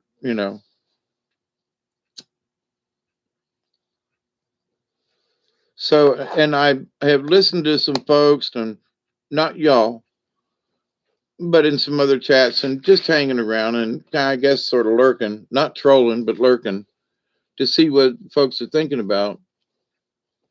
But it seems like they have gotten caught up and are floundering. And it's because they keep looking. And one person that I have discussed before does a really good job of confusing people. And it's like, he does a good job in looking at different areas and presenting different points of view. That's really great. But for people who are floundering and have no sense of direction, being subjected to 100 different varieties of ice cream and asked to choose one, you know what I'm saying? So it's like now you're confused. So there's so much to choose. Well, some folks just need to say, hey, let's just keep this simple. You know, here is an easy way of natural understanding of things without having to read a book or to go well, meditation is good, but I was thinking, to go to any kind of worshiping or any kind of special cult stuff. Nah, only if I do a ceremony would I say that, okay, you might consider, well, he's using a drum and he's burning sage. Well, okay, well, that's Native American. Well, that ain't that some of them people, cult people. It depends on your point of view, right? But if you consider that when I drum, it's the earth, so I want to be with her. I want to be in harmony. So my prayer, along with the smoke, um, from the sage, my prayers are taken to the heavens and to the universe, to become part of the universe. My prayers to go up, right? So the idea of having the sacred pipe, and it is the male and female divinity that's all a part of Great Spirit. So it's like, yay, team. So, but anyway,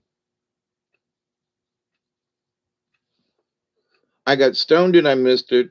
My eyes are squinty. I think I've ran out of something. No, I still got a little coffee. But I got the early morning blues because it's almost 5 o'clock here. Oh, it's 5:13. There my glass. I got several pairs of glasses, but they all decided to break at the same time. Oh, 5:14. I ran a lid of papers.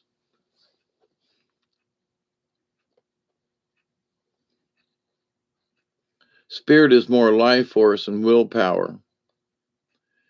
And sometimes, Christy, not to be the counter on this, sometimes sometimes it's the won't power. And what I mean by that is that, and what I was referring to earlier, in that I was looking so hard willfully that I missed it, you know? So sometimes, and we have to be like possum and not necessarily play dead, but we got to stand still and just look at the situation because we may have missed something. So I agree with you. Um, that's what water bongs are for. Oh, I ran out of papers. Getting tinfoil? You know what makes a really good pipe, by the way? An apple. If you've got an apple, just core out a little bowl on one side and take a pencil or something and push it through, and core out a little thing. And, we have used a piece of tinfoil in there, but have found that if you hit it a couple of times, it sort of dries the apple out. And then when you're done, you can eat the evidence.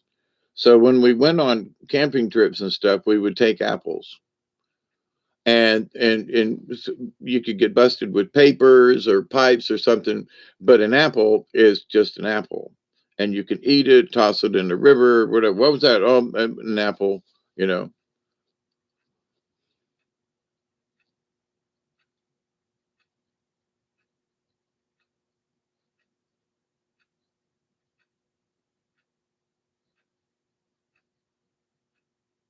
Oh, I missed that part, Christy. Sorry, I didn't read up far enough. This thing moves around by itself.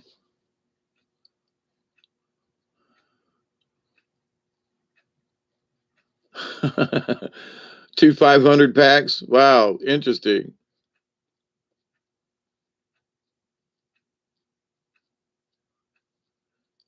Yeah, Christy, I didn't.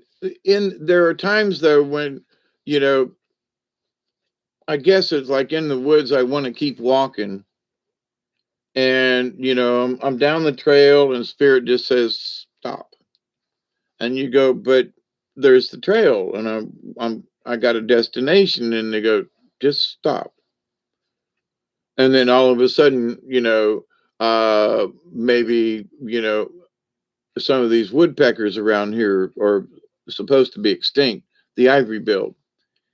And I've seen the female ivory bill down here quite a few times. If I had a picture of it, I'd be a millionaire. And there'd be people all over this place trying to get a picture. But many of us have seen the female ivory-billed woodpecker, and there are signs all over the place because of how they work on the trees. And there are a lot of dead trees, and there's a lot of woodpecker action going on around here. But ivory-bills don't peck; they scratch the bark in a sawing motion with their beaks, and you can see it way up high in a tree. These saw marks, and it's like, what critter does that? And then when I did the research, it's an ivory-billed. So, and there are fresh marks on trees in my on my property, so they got to be here. Um, Appleweed, yes, yes. Many times, just take a couple of apples and put them in your pack or your day pack or whatever in the canoe, and you get to a place, and you got a little piece of butter, something, that's easy to get rid of, and fill up your apple, and if nobody's around and, the DNR is not riding the river or whatever, you save it for a little later on down the river, but, then or you just go ahead and eat it then and make another one. But, um, the Department of Natural Resources around here can sometimes be real dickheads. I'm sorry, I was looking for another word, but um, and they're and we will arrest you. Okay, I ain't gonna argue. Don't I've done been arrested. Don't want to go there, but been all right. What do you want me to do?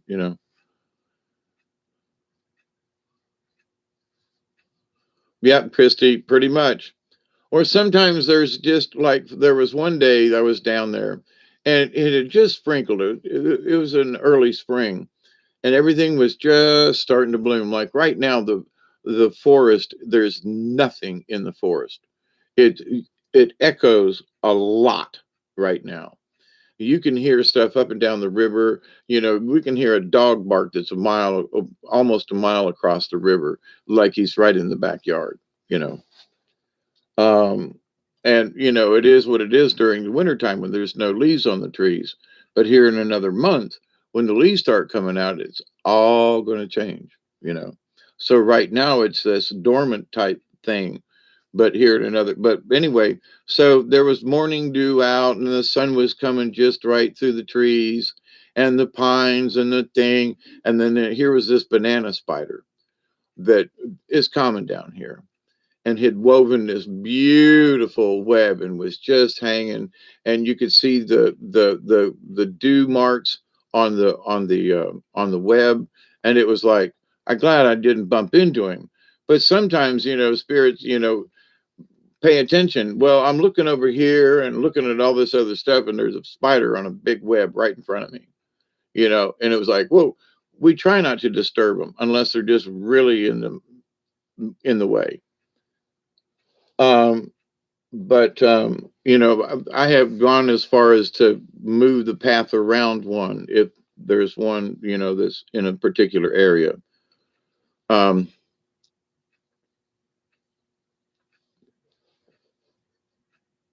and it freaks other people out, and they're going, what are you thinking of? You're leaving that spider there? Yeah, he was here before us. And if I don't come down here for a while, he's going to be catching bugs and keeping things clean, and he's got a right to be here. As much as I don't like spiders, oh my God, there was a big one in the sink tonight, a big ass wolf spider. I mean, a big spider. I mean, a creepy son of a bitch, big spider. He might still be in the sink. He couldn't get out. I couldn't deal with him at the time. I was just like, whoa. I guess I'm gonna have to go in there and deal with him now. Okay, it's 4:20 somewhere. Here's the last. Here's the another toke off of this bowl, and then it's adios. The sun will be coming up soon here, and I got to get some rest. We're supposed to have rain, so it's better to have a good chat with y'all tonight and discuss these things. And I hope it's beneficial for everybody in some way. And thanks for hanging out. The little things are the big things sometimes.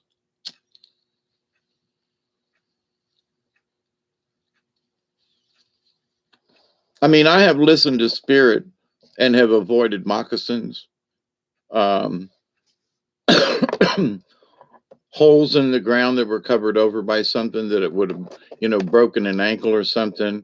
I mean, just so many things that if you learn to listen to that inner voice of intuition that everybody has and hone it and work on it, and you can't force it. If you try to force it, and that's sort of what I was talking about, Christy, in that you have to have will, but you don't push it. You just have to allow it. But you have to have the will to allow it, which is, it sounds like an oxymoron in a way.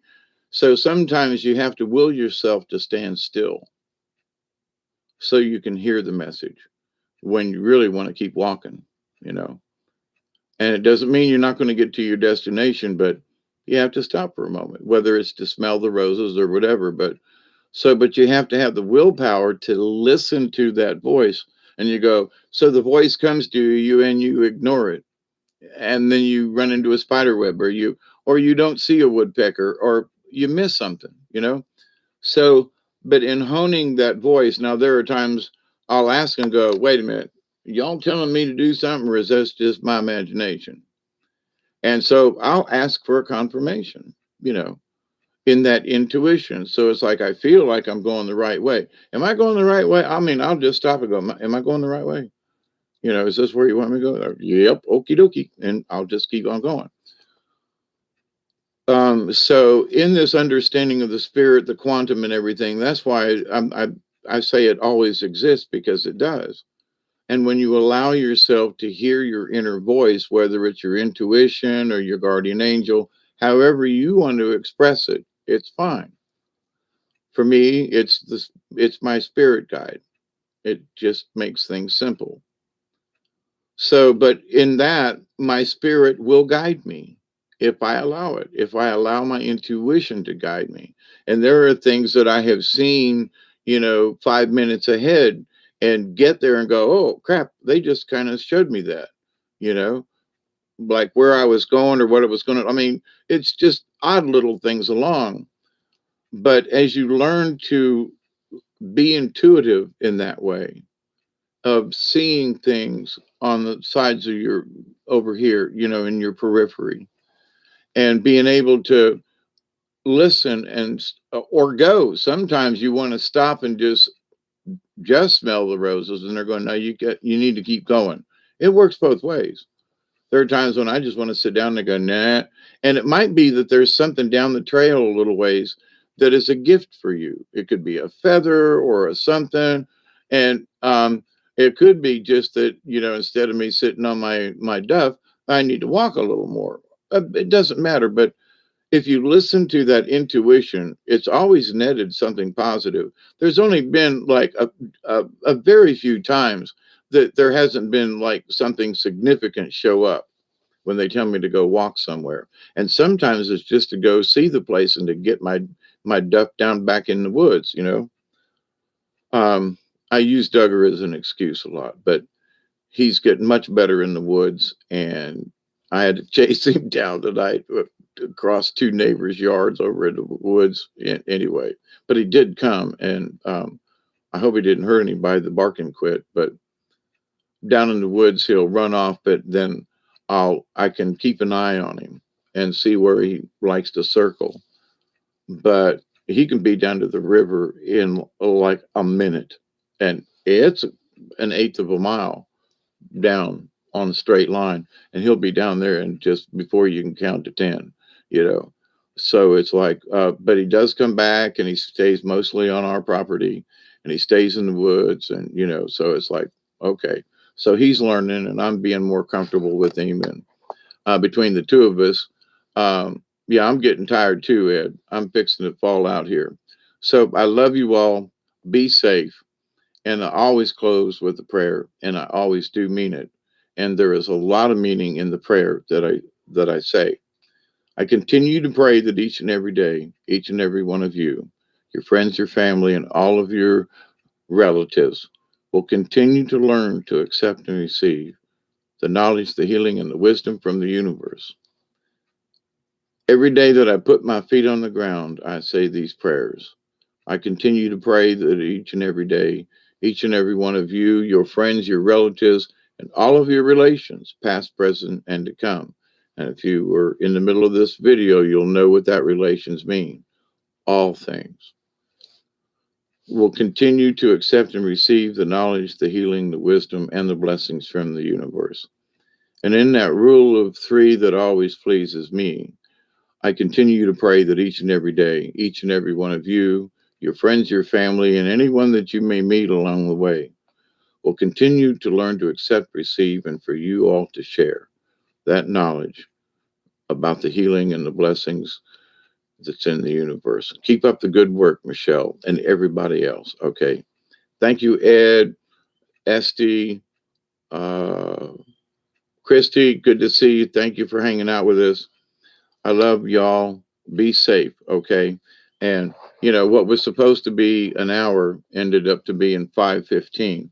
So stay safe. David Castle, as always. So blessings to every one of you, okay? Stay safe in this crazy time.